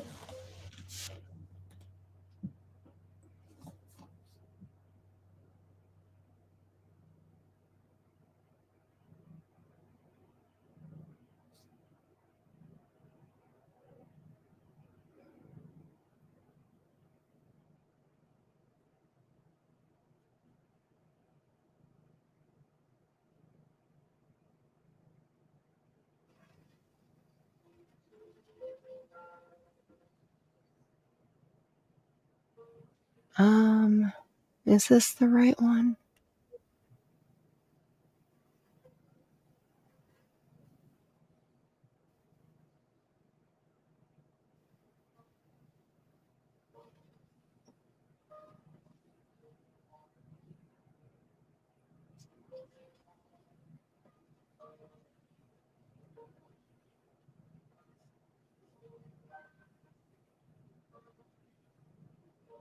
I don't think that's the right. the right video. Is that not the right? I don't think it is. I just tried to listen to it and I didn't hear the noise. But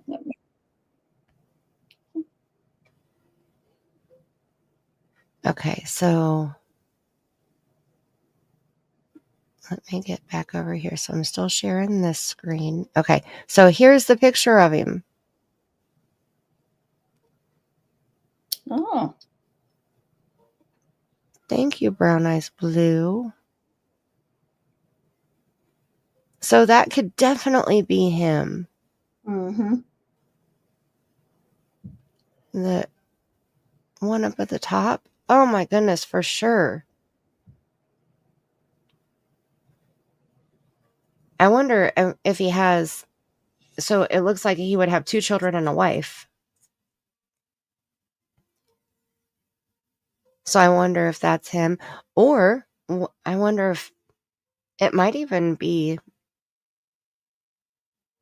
like one of his family members or something too. I don't know. But I could see the face there. And because I think this one up here looks like the male. This one looks like the female. Looks like there's a baby right here in her arms. And it looks like a child face peeking around the corner right here. What do you guys think?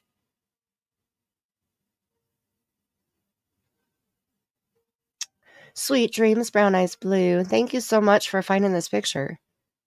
And thanks for hanging out with us tonight.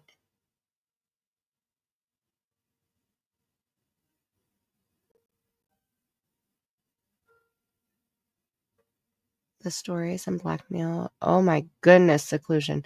I'm telling you what, the pets, man. That's like saying, if the wolves could talk, right? We would definitely be in trouble. All right, and let me open my email up here because Aussie sent me the link to her video. My email. And she sent the timestamp too. Awesome. See, this is cool. I like seeing the things that you guys have too.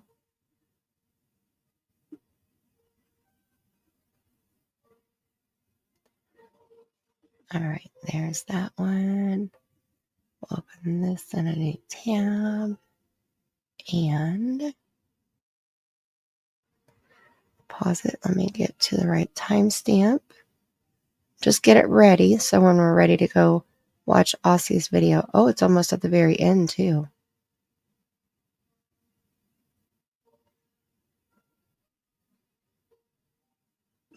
Okay, I found the right one, Mandy.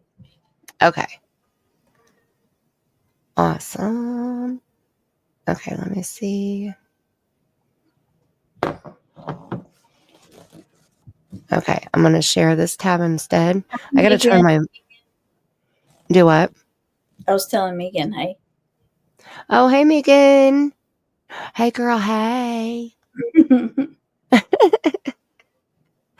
All right. See the kitty on the screen? Am I sharing it? That's the cat y'all hear all the time, too. All right. Here we go. I got the sound turned on.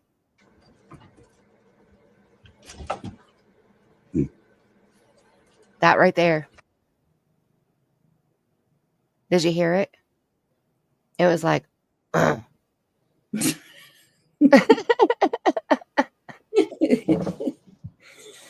heard that when I played it back. I was like, and I normally don't play my videos back like that, not all the time, but I played that one back. I was like, wait, what was that?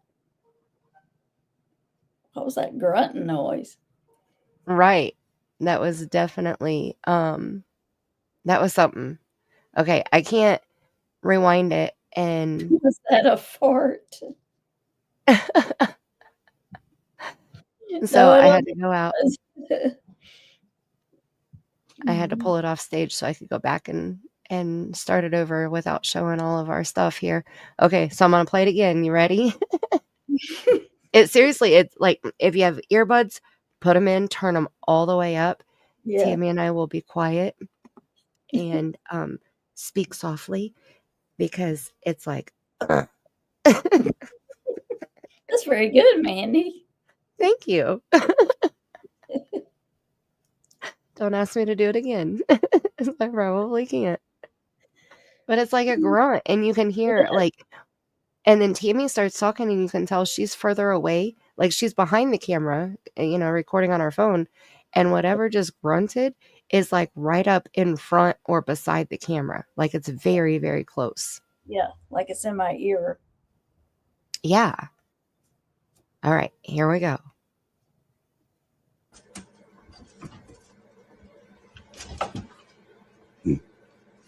Right there. Oh, here, I'll let Tammie talk. Oh, Lordy, this cat. See how far away her sound is?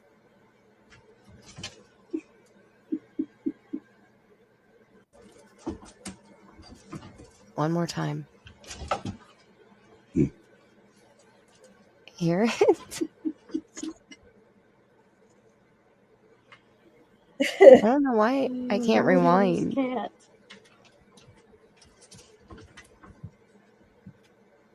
He was chasing his tail. He's good at it. Yeah. Okay, it's right here at 7 seconds. Ready? Here it goes. Oh, dang it. It was at 5 seconds, not 7. Mm-hmm. Because I didn't hear it. Like when I was recording him, I didn't hear it. Right. I didn't hear it till I played it back. And then it's like clear as day. Mm-hmm. All right. Let me. Okay. I got it again. Here we go.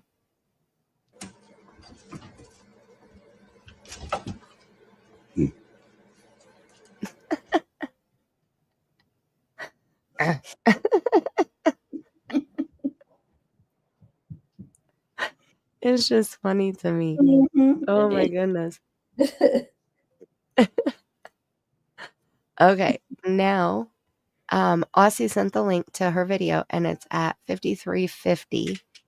So I'm going to start it a little early. Let me go to this tab instead. So I'm at 53:07, and after my husband turns the water off, then I'll play it. I don't know if you can hear the water or not, but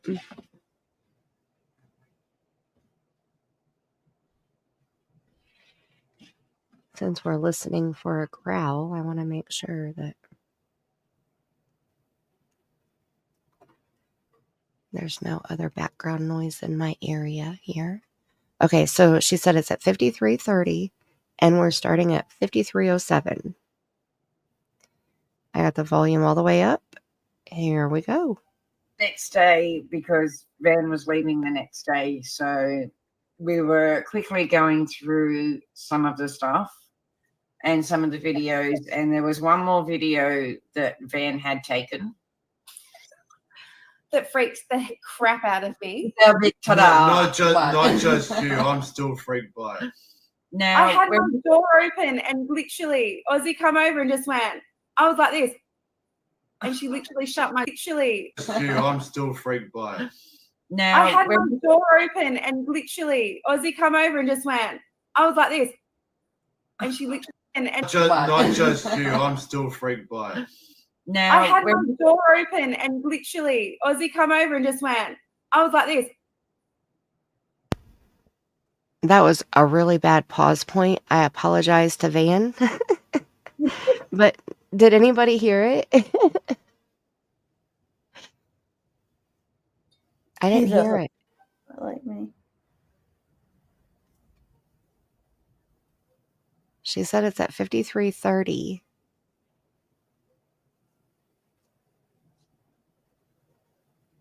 I didn't hear it. And I even muted, so I didn't have any background noise, 53:30. Yeah, that's the time she gave. Oh, keep play. Okay.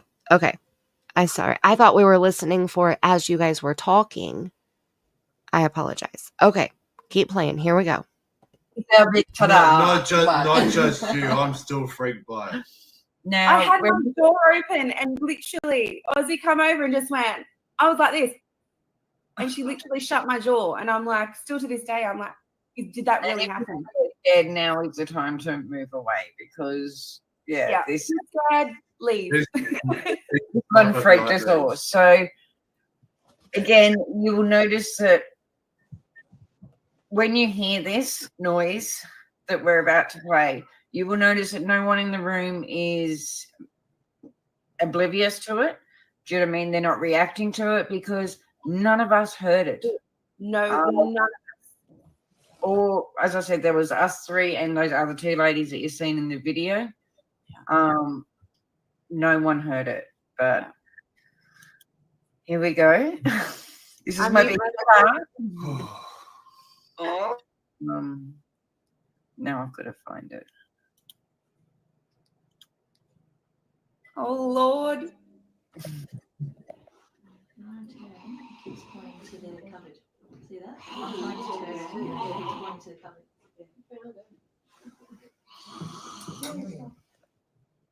Do you hear it? Play it again. Oh my gosh, I heard it. Yeah. This is That what I was think. scary. It was like, Yeah, I heard that. Yeah. oh my gosh. My jaw was open just like Van's, and I'm a believer. Mm-hmm. Oh my goodness. Look, I'll go back. That was freaky.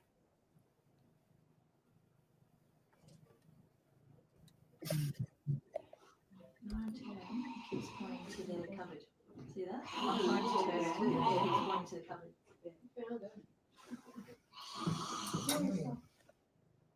Do you hear it? Play it again. Yeah. Yeah. Listen carefully.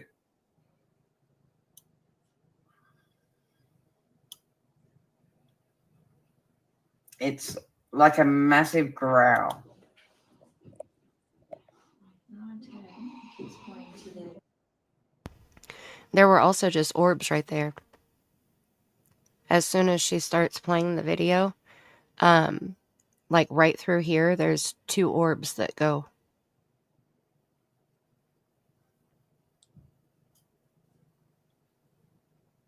It's like a massive growl. See 'em? keeps pointing to the cupboard. See that? I'm trying to turn. Yeah, he's pointing to the cupboard. There was another one. Now, when that was filmed, I was getting ready to turn around and face the cupboard. Van's on the bed. That lady standing in the background talking to her mother who was standing at the door. And all 4 of us didn't hear any of that. There was none of that or whatever it was. And at that time, I would like to add, I had just sat down on the bed trying to film. I'm trying to get footage of whatever he's doing. And that was one of the first ones that he was facing that way first, and then he turned around later on. In the same time, that's when the dress was also swinging. And it wasn't a friend. It's like, Someone was. No. So people want you to play it again, I think. it was like our biggest bit, but as I said, we didn't even notice until we got home, this one. Yeah. But yeah. So here it is again.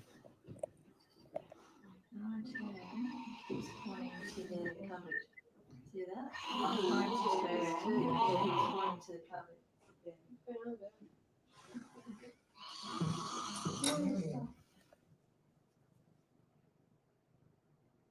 And did you hear it that time, Seclusion? I slowed it down to 0.75. It's almost like I think like a hiss is a better way to describe it.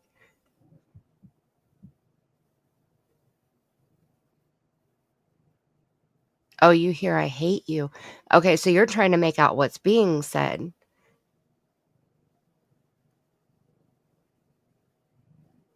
Okay, let me go back one more time here. But yeah. So here it is again. Keeps pointing to the cupboard. See that? I'm trying to turn. He's pointing to the cupboard.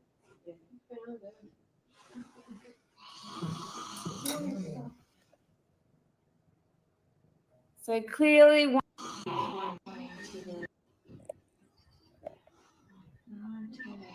Keeps pointing to the cupboard.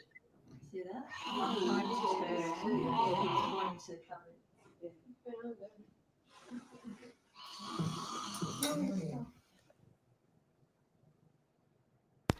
Now, I don't hear any words. I just hear like the hissing sound. Mm-hmm.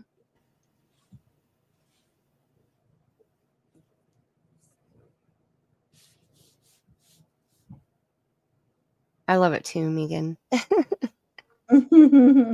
When we got back, the device and Cam were both dead flat. Yeah. Oh, the batteries? Yeah.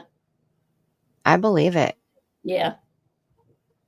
That's wild. So you Mhm. caught a lot of orbs, and then obviously this. Was there any other things that you caught?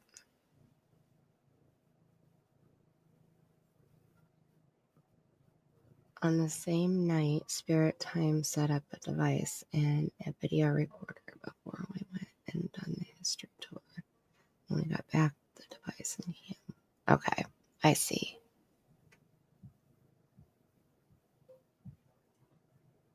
I mean, that is, I have never heard anything like that myself. So the fact that you caught that is wild. Okay, like, And then the good thing they didn't hear it in real time. right. They probably would have been like, it would have just stopped their investigation right there because they'd been like, peace out. Absolutely. So it's good that they caught it afterwards. They got to hear it afterwards, after they were gone. Yeah, I would have ran out of the like it. I can do pretty well with paranormal everything. But when it's a negative something like that, that scares the shit out of me, especially after that gatekeeper came home with me, and my life has never been the same since that night. So any negativity scares me. Mm-hmm. And I know that they feed on fear. So, like I would have to leave wherever I was because I know my fear would take over. And usually I don't get scared like that. I go to the freaking cemetery in the middle of the night at 3:00 in the morning by myself. Like if that doesn't show, my lack of fear, I don't know what would. But then when I hear something or see something, just like when I heard the dolphin clicking and I was told that it was grays, I was like, okay, I'm out of here. I don't know what that is, but we're going to go ahead and go. And as I left, I learned more about the grays. That's crazy. Oh, I bet, Aussie, I would have been scared too. I mean, oh my gosh. I'm scared just listening to it, and I'm not even the one that was there. Right. Oh, that'd be awesome, Aussie. That'd be awesome. If you want to come up now, I can email you the link. It's totally up to you. It's 3:19 a.m. here. If you know. Yeah. I can't believe that. It's so late. I know. So let me see. Where do I want to go? My channel. View your channel. Videos. And okay, so do what? I was going to say, I'm probably going to have to go pretty soon. I figured so. Yeah. I'm getting kind of tired myself too. I didn't get a whole lot of sleep last night. I did take a nap this evening preparing for tonight, but I didn't sleep for very long. So what's a nap?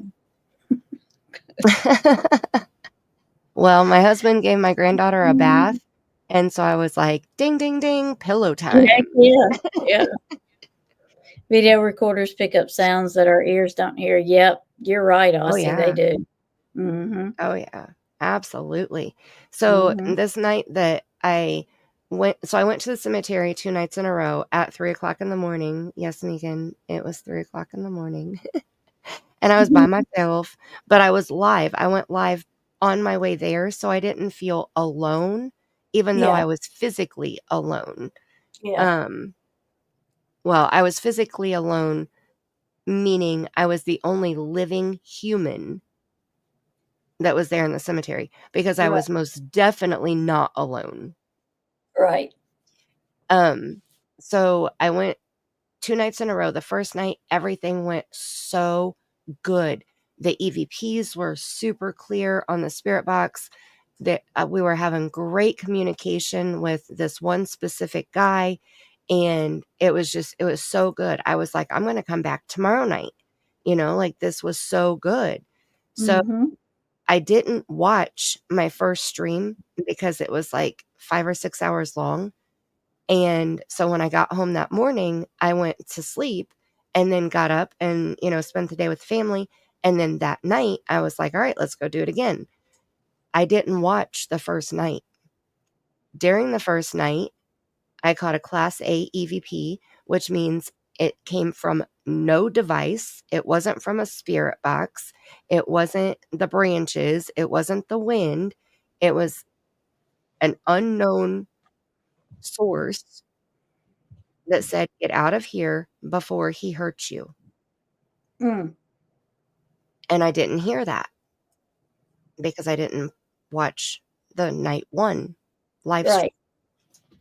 So I go back on night 2, not knowing that I was given.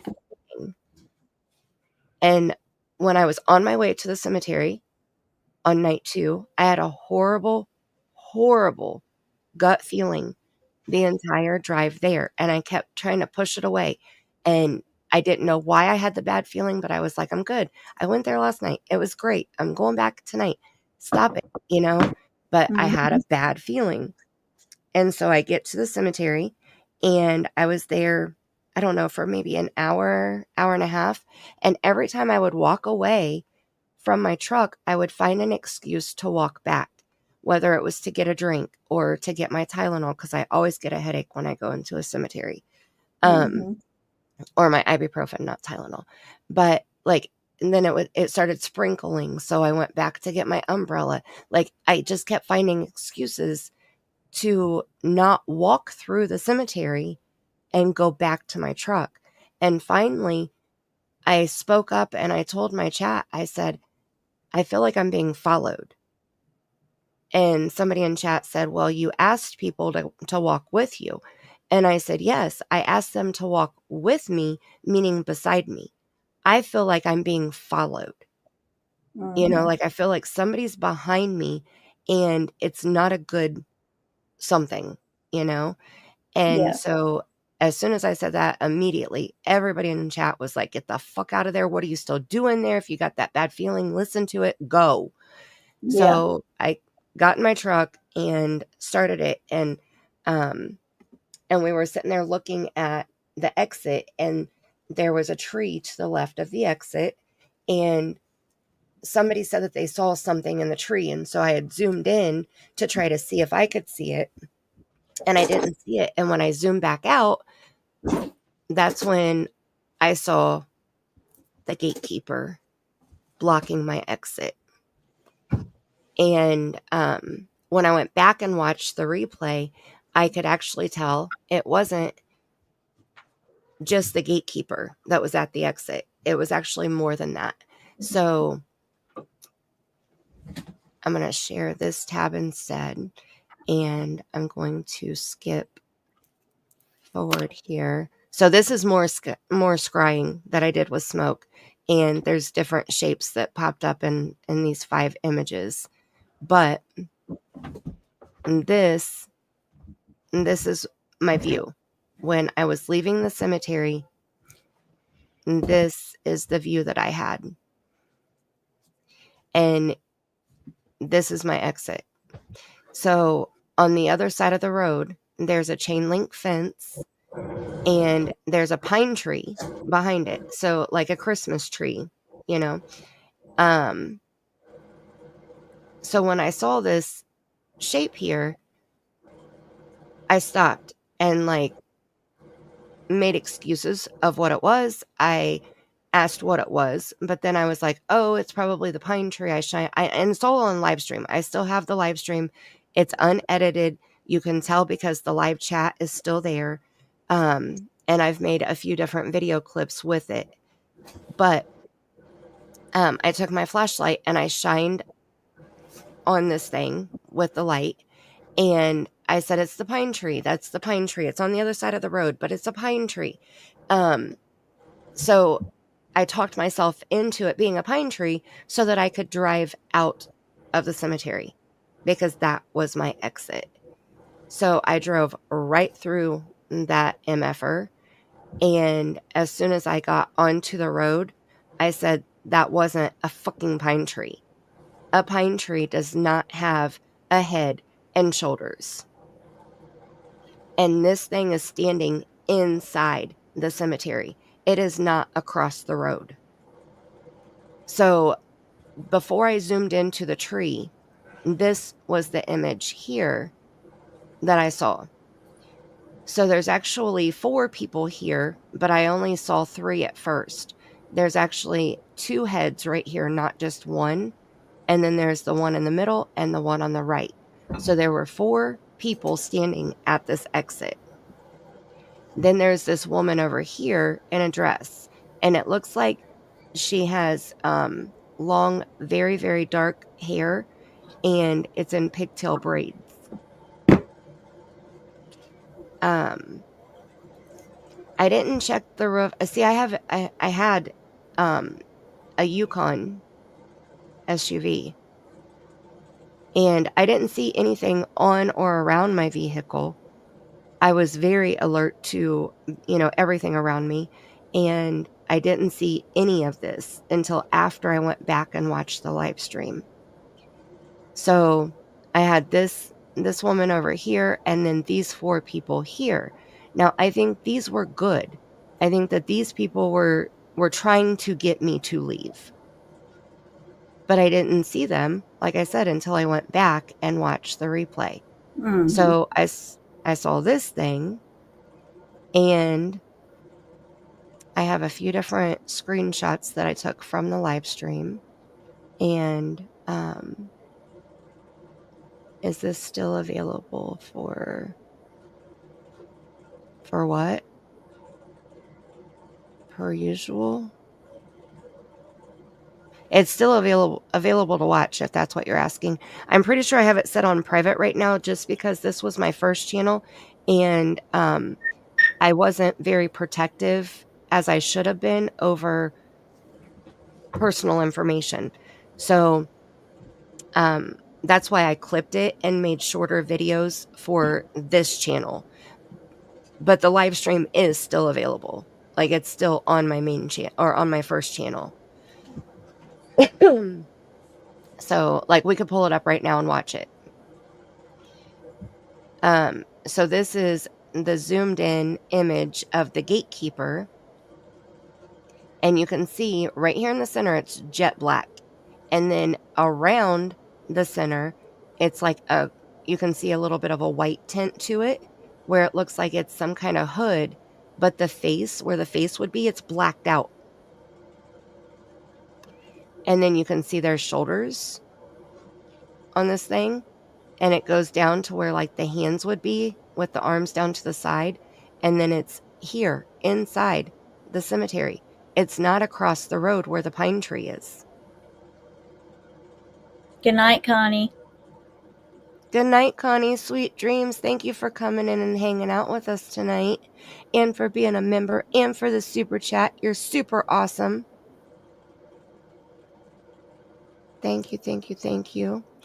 So here's just another version, and this is where the 4 heads. This is when I realized that there were 4, not just 3, standing there. And you can see I'll pull the live stream up, or at least the video where I clipped it, so you can see. And then we'll call it a night. We'll end it. But behind this, the pine tree goes all the way up to the top of this arch.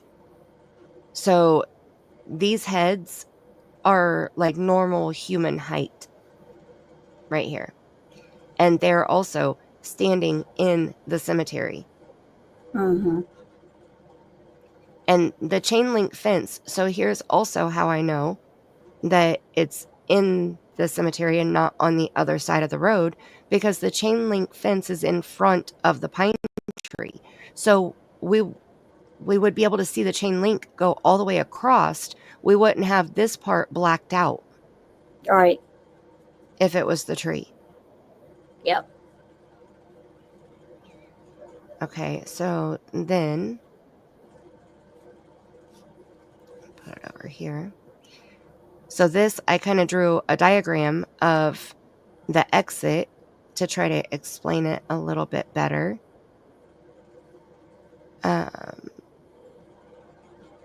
Okay, so we have the chain link fence where I'm pointing to it right here, number 3, the chain link fence, and the road is in front of the chain link fence, and then inside the cemetery is the gravel drive here. Then the cemetery fence is a cast iron fence, and it goes all the way up to the arch, and it's on both sides. And you can see that as I shine my headlights on it and my flashlight on it and all of that. So you can see the whole layout. That's how, again, you can see this is inside the cemetery.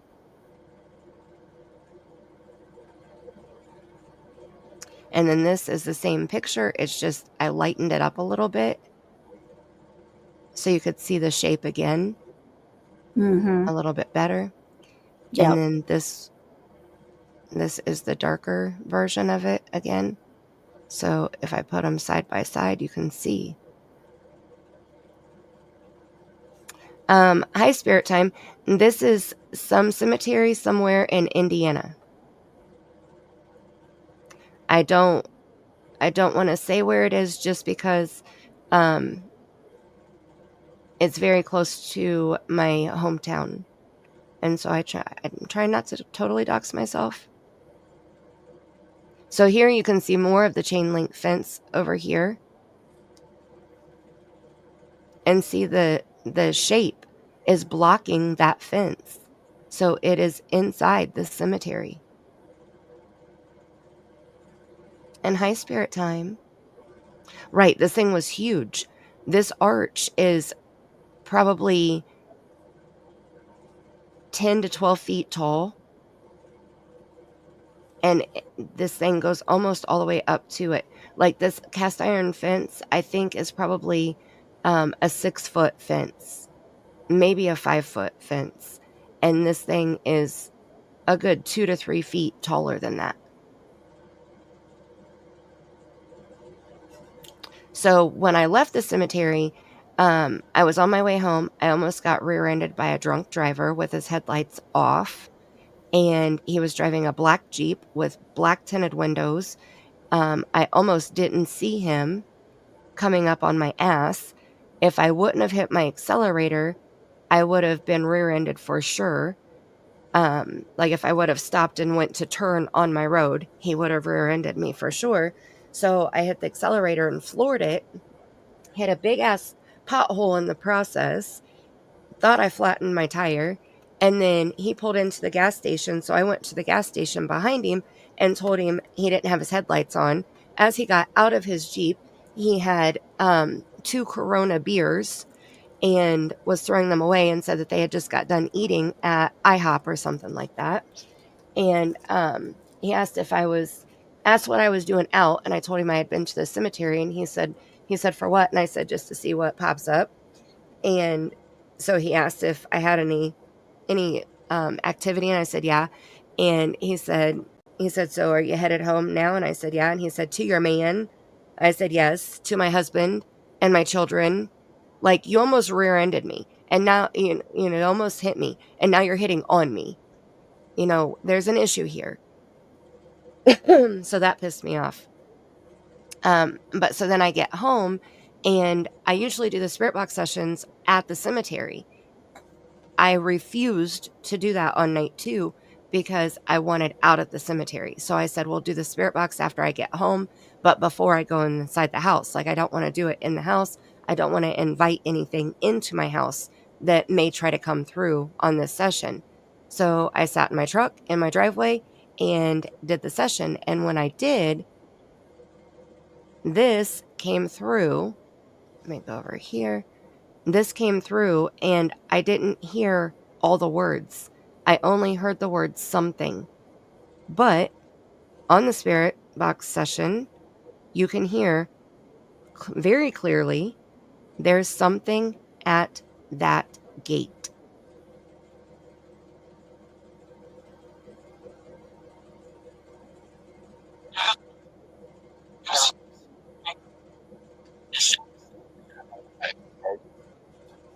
Something what?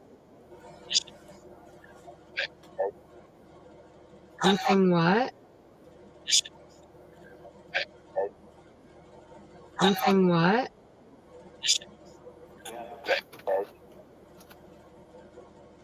So, if I would have been able to understand what was being said, another sign, but that was after I was already home. So, by then it was too late. The thing had already attached to this truck, which actually, it was pouring down rain by this point. Also, you can see my back window here behind me is covered in rain, and you can hear the rain hitting my truck, my sunroof. Within the next 4 weeks after this night, my truck died. I paid $10,000 cash for that truck. That was the most expensive vehicle I've ever bought in my 45 years of life. And it died. There was no possible way for them to fix it.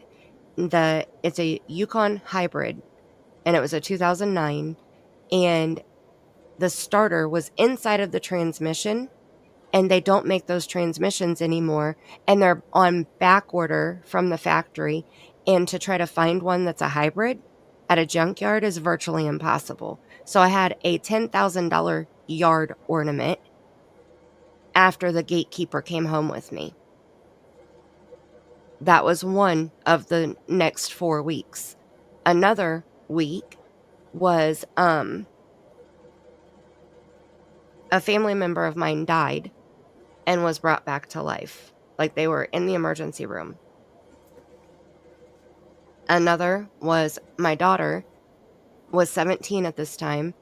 She was an hour and 20 some minutes away from me, and she was rushed to the hospital because she kept passing out. So she called me from the hospital, and I had to haul ass there. So those were the 3 major things that happened in the next 4 weeks following this night. So finally, I realized this thing came home with me. This thing attached to me. All of this bad juju that's going on, that's the only explanation why, in my opinion. That's the only thing I could figure out. So I ended up talking to several people about ways to get rid of an attachment like that. And on Halloween night, I did a binding.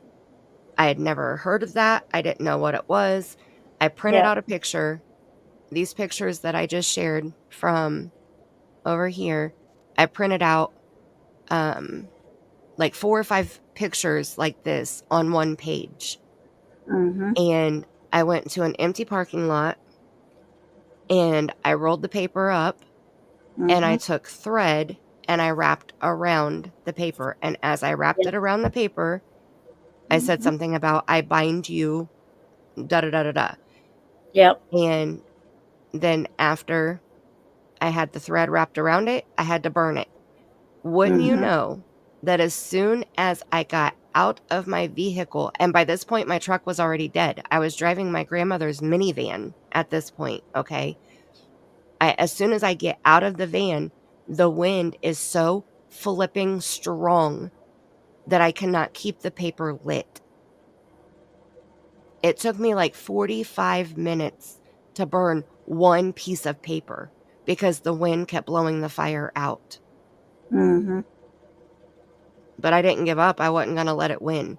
Like, you can try to exist, but you're not going to. I'm going to burn every shred of this fucking paper, and you are not coming home with me. And it was on Halloween night when we had that special moon on Halloween night, Mm-hmm. Yep. when the veil was extremely thin. And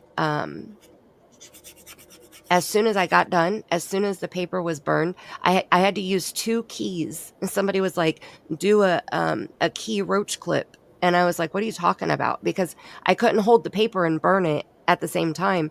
And Right. I couldn't set it down and let it burn because the wind would blow it away. Mm-hmm. So I had to watch the rest of the paper burn.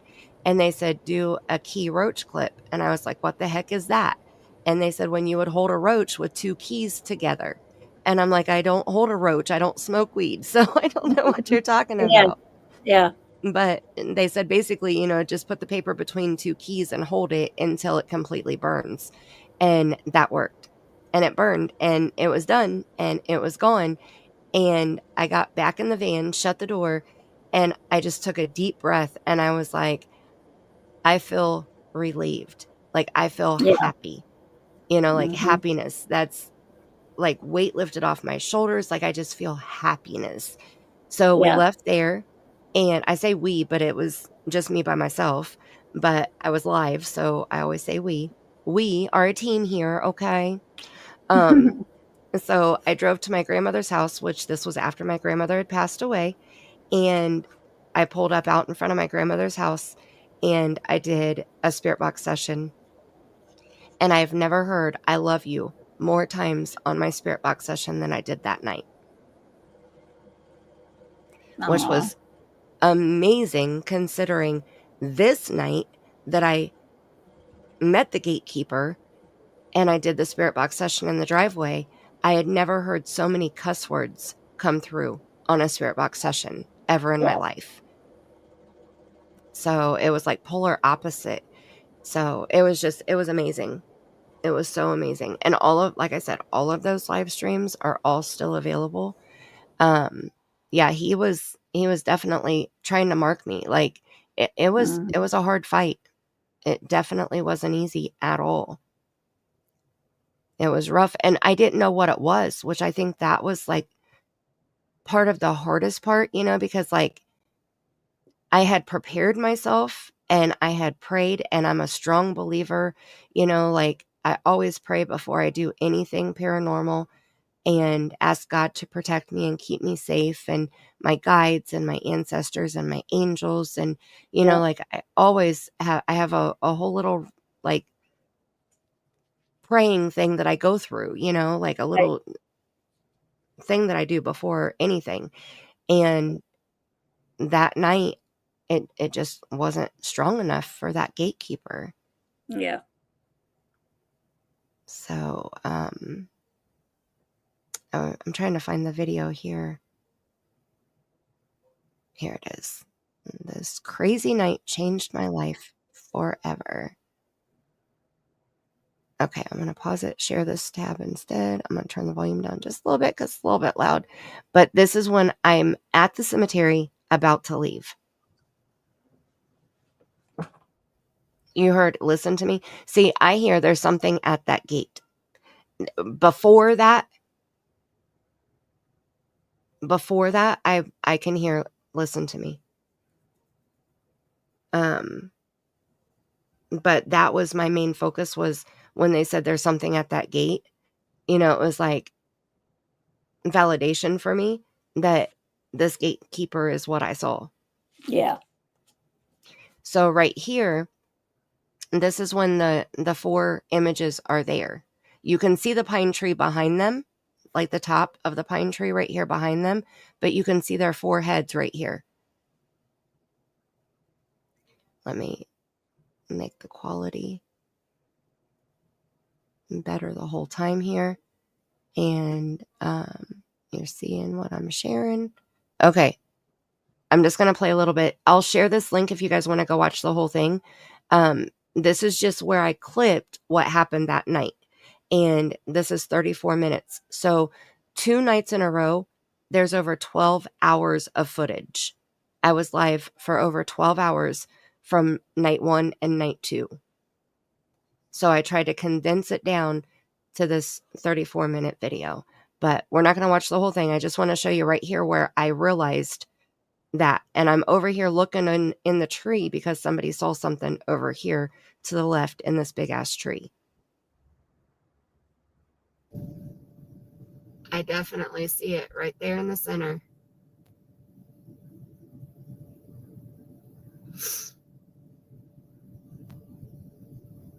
You guys see it? And now you can see that the head, like the hood of the what I call a cape, and the black center where the face would be, right there. That is huge.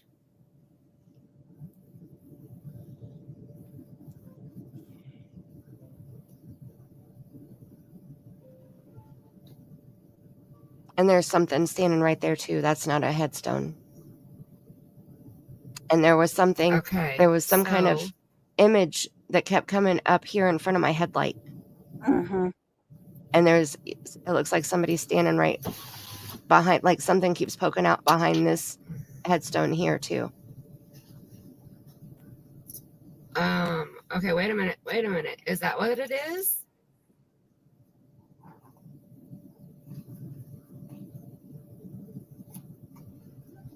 Or is that a tree?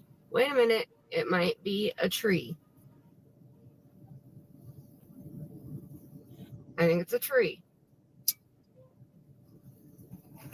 I lit a cigarette. I was freaking the fuck out. I think it's a tree.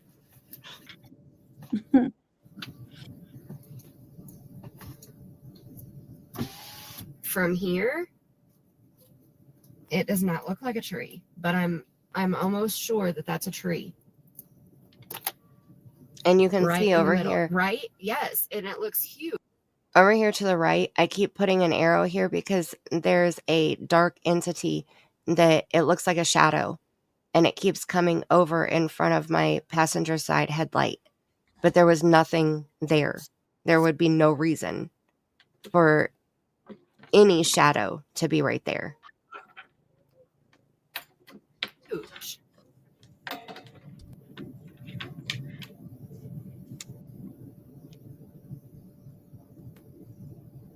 And that's where I have to drive out.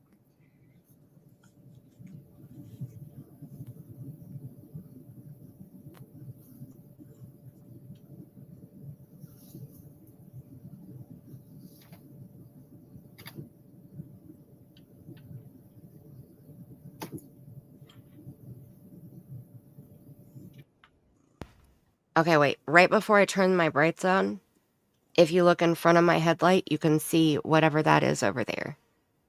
So I'm going to go back a few seconds and watch from this headstone right here to the edge of the screen. So just in this space right here, you can see it get very, very, very blurry.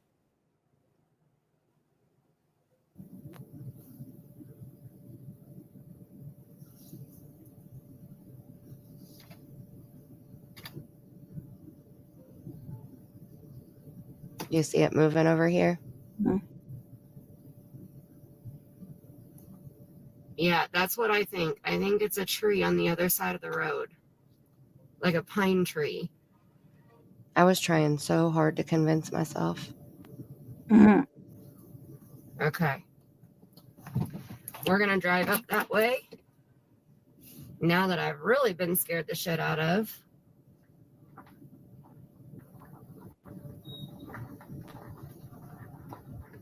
And my truck was messing up.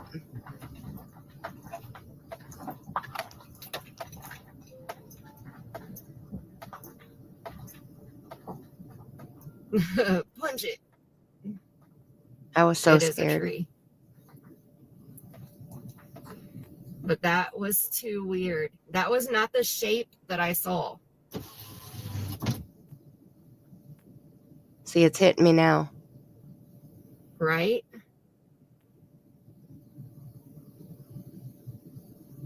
Was that the shape that you guys saw? Because that's not the shape that I saw.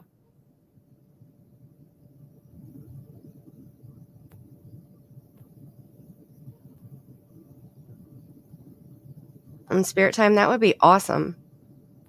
Like, I want to do this again, but I want to have you guys come up on panel 2. We had talked about having you guys come up on panel tonight, but I'm a babbler and I babbled too long. It's not the same shape.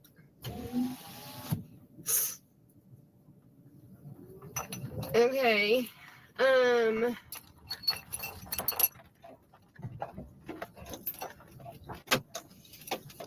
That is not the same shape. See, it got blurry right away.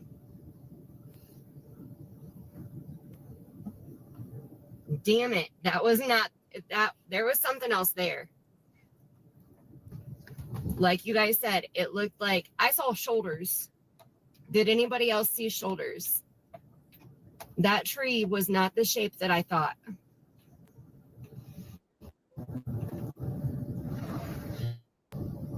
So I drove around to the side of the cemetery and pulled over,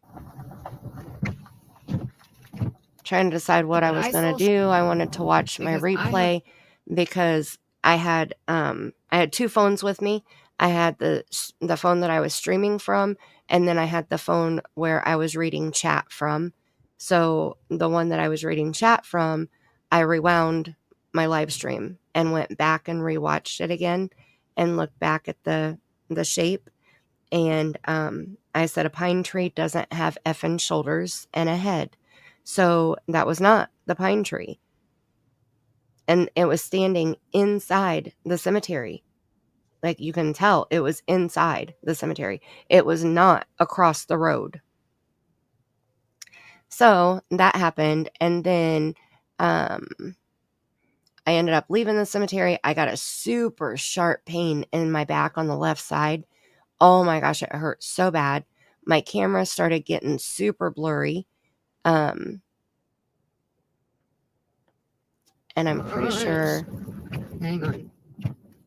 Let me turn around because I'm not driving back through. Ow, ow, ow, ow, ow, ow, ow, ow, ow, ow, ow, ow. That spot in my back on the left side, it feels like a pinched nerve. Oh, shit.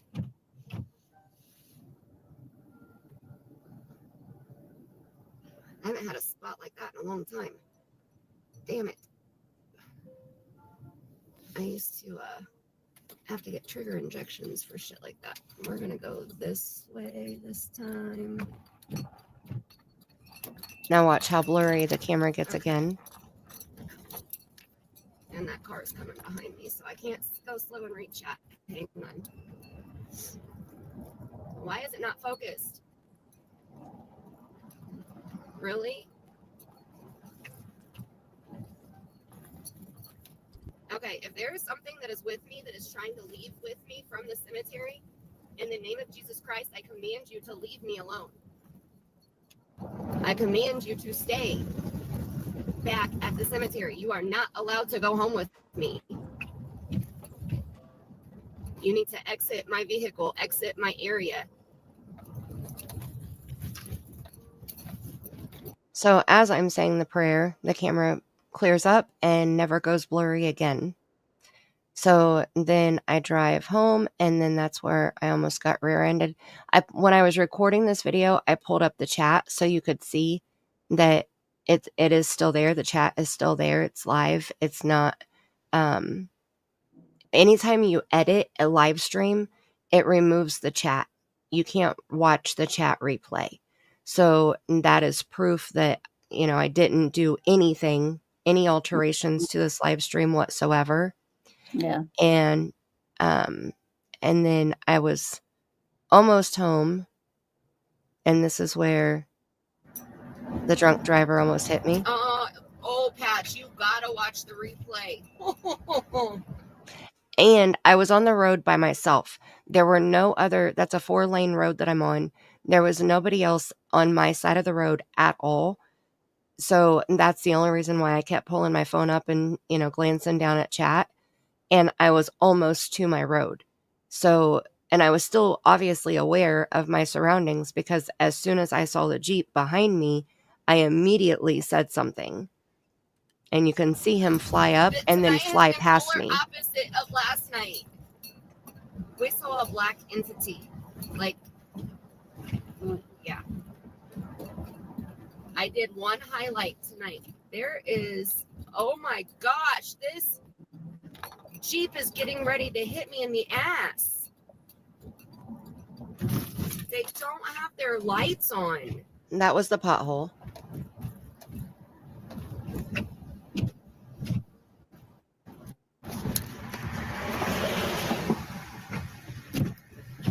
Oh, Lord. Lordy, Lordy, Lordy. Oh my gosh. So that was him flying by. Aussie has had footage disappear from her stuff. We have filmed during paranormals. We have done spirit time. Are you Van? Are you the one that we were just watching with your jaw dropping, hearing the hissing? And welcome to the squad. Whoop whoop.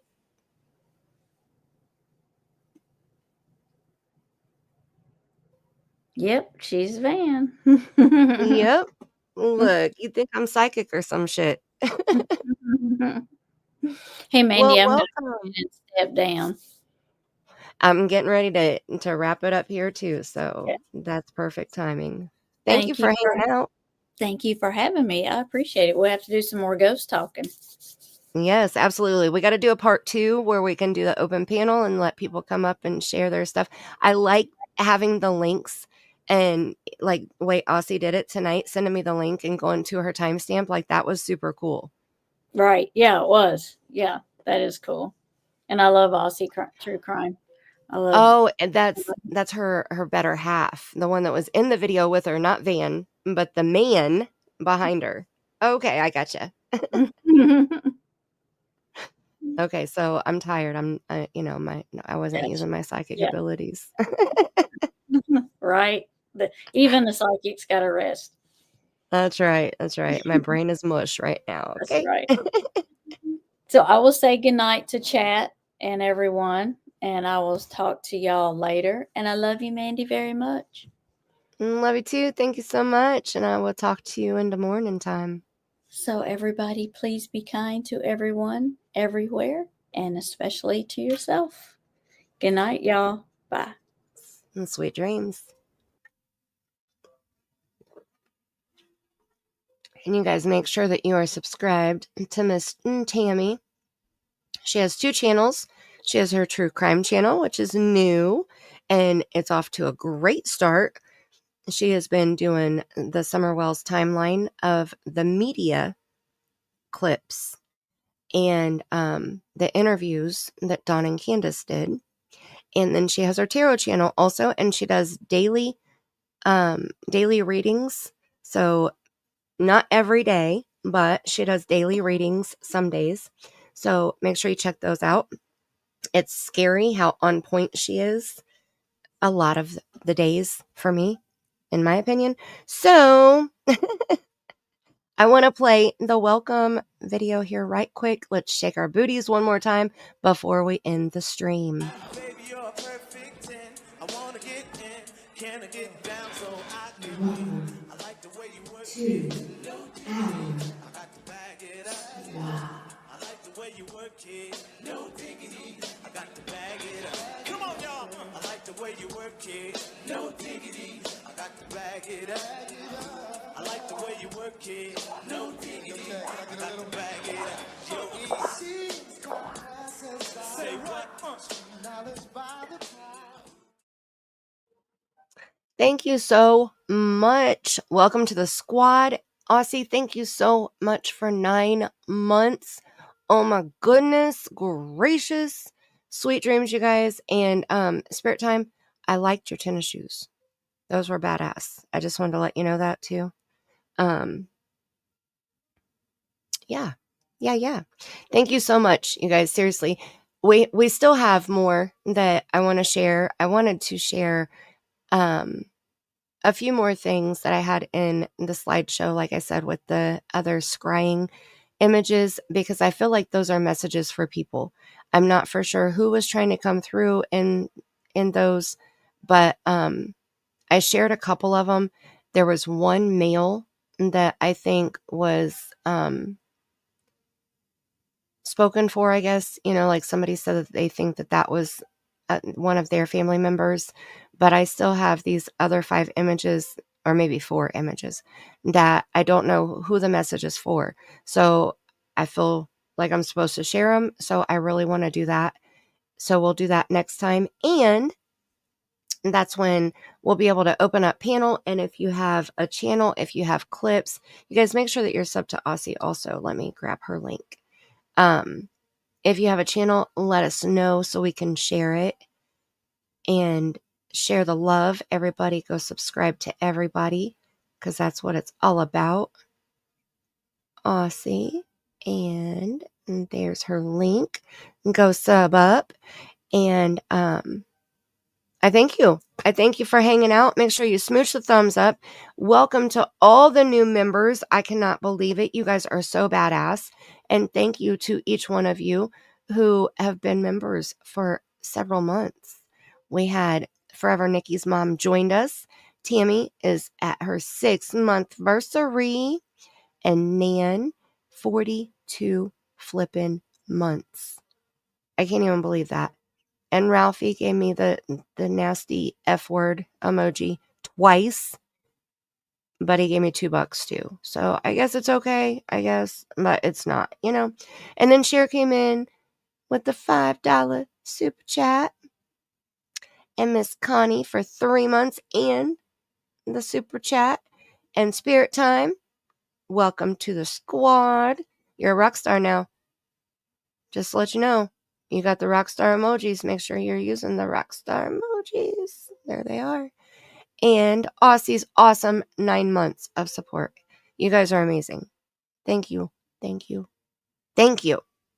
I love you guys so much. I cannot even explain how much I appreciate you guys and the support and the engagement. I love sitting here chatting with you guys. So thank you so much. Let me get over here, and I'm going to play my outro, and I'm going to go ahead and say it now. May you have the kind of day that karma feels you've earned. And until next time, I love you bunches. Well, that's all I have for you for this stream. Thank you so much for being here tonight. I know we don't discuss rainbows and puppies, so it's hard to hear this stuff. It's unfortunately the reality of the wicked world we live in, and these are the monsters that walk amongst us. The positive side is, not only do we get the honor to share a victim's face, life, and story, but we get to learn from these cases. We get to learn about the red flags in each and every case. This collection of red flags will help us keep our families safe, because we'll be able to detect dangerous people and situations much better. We have the privilege to learn from these cases. Now, a few thank yous are in order.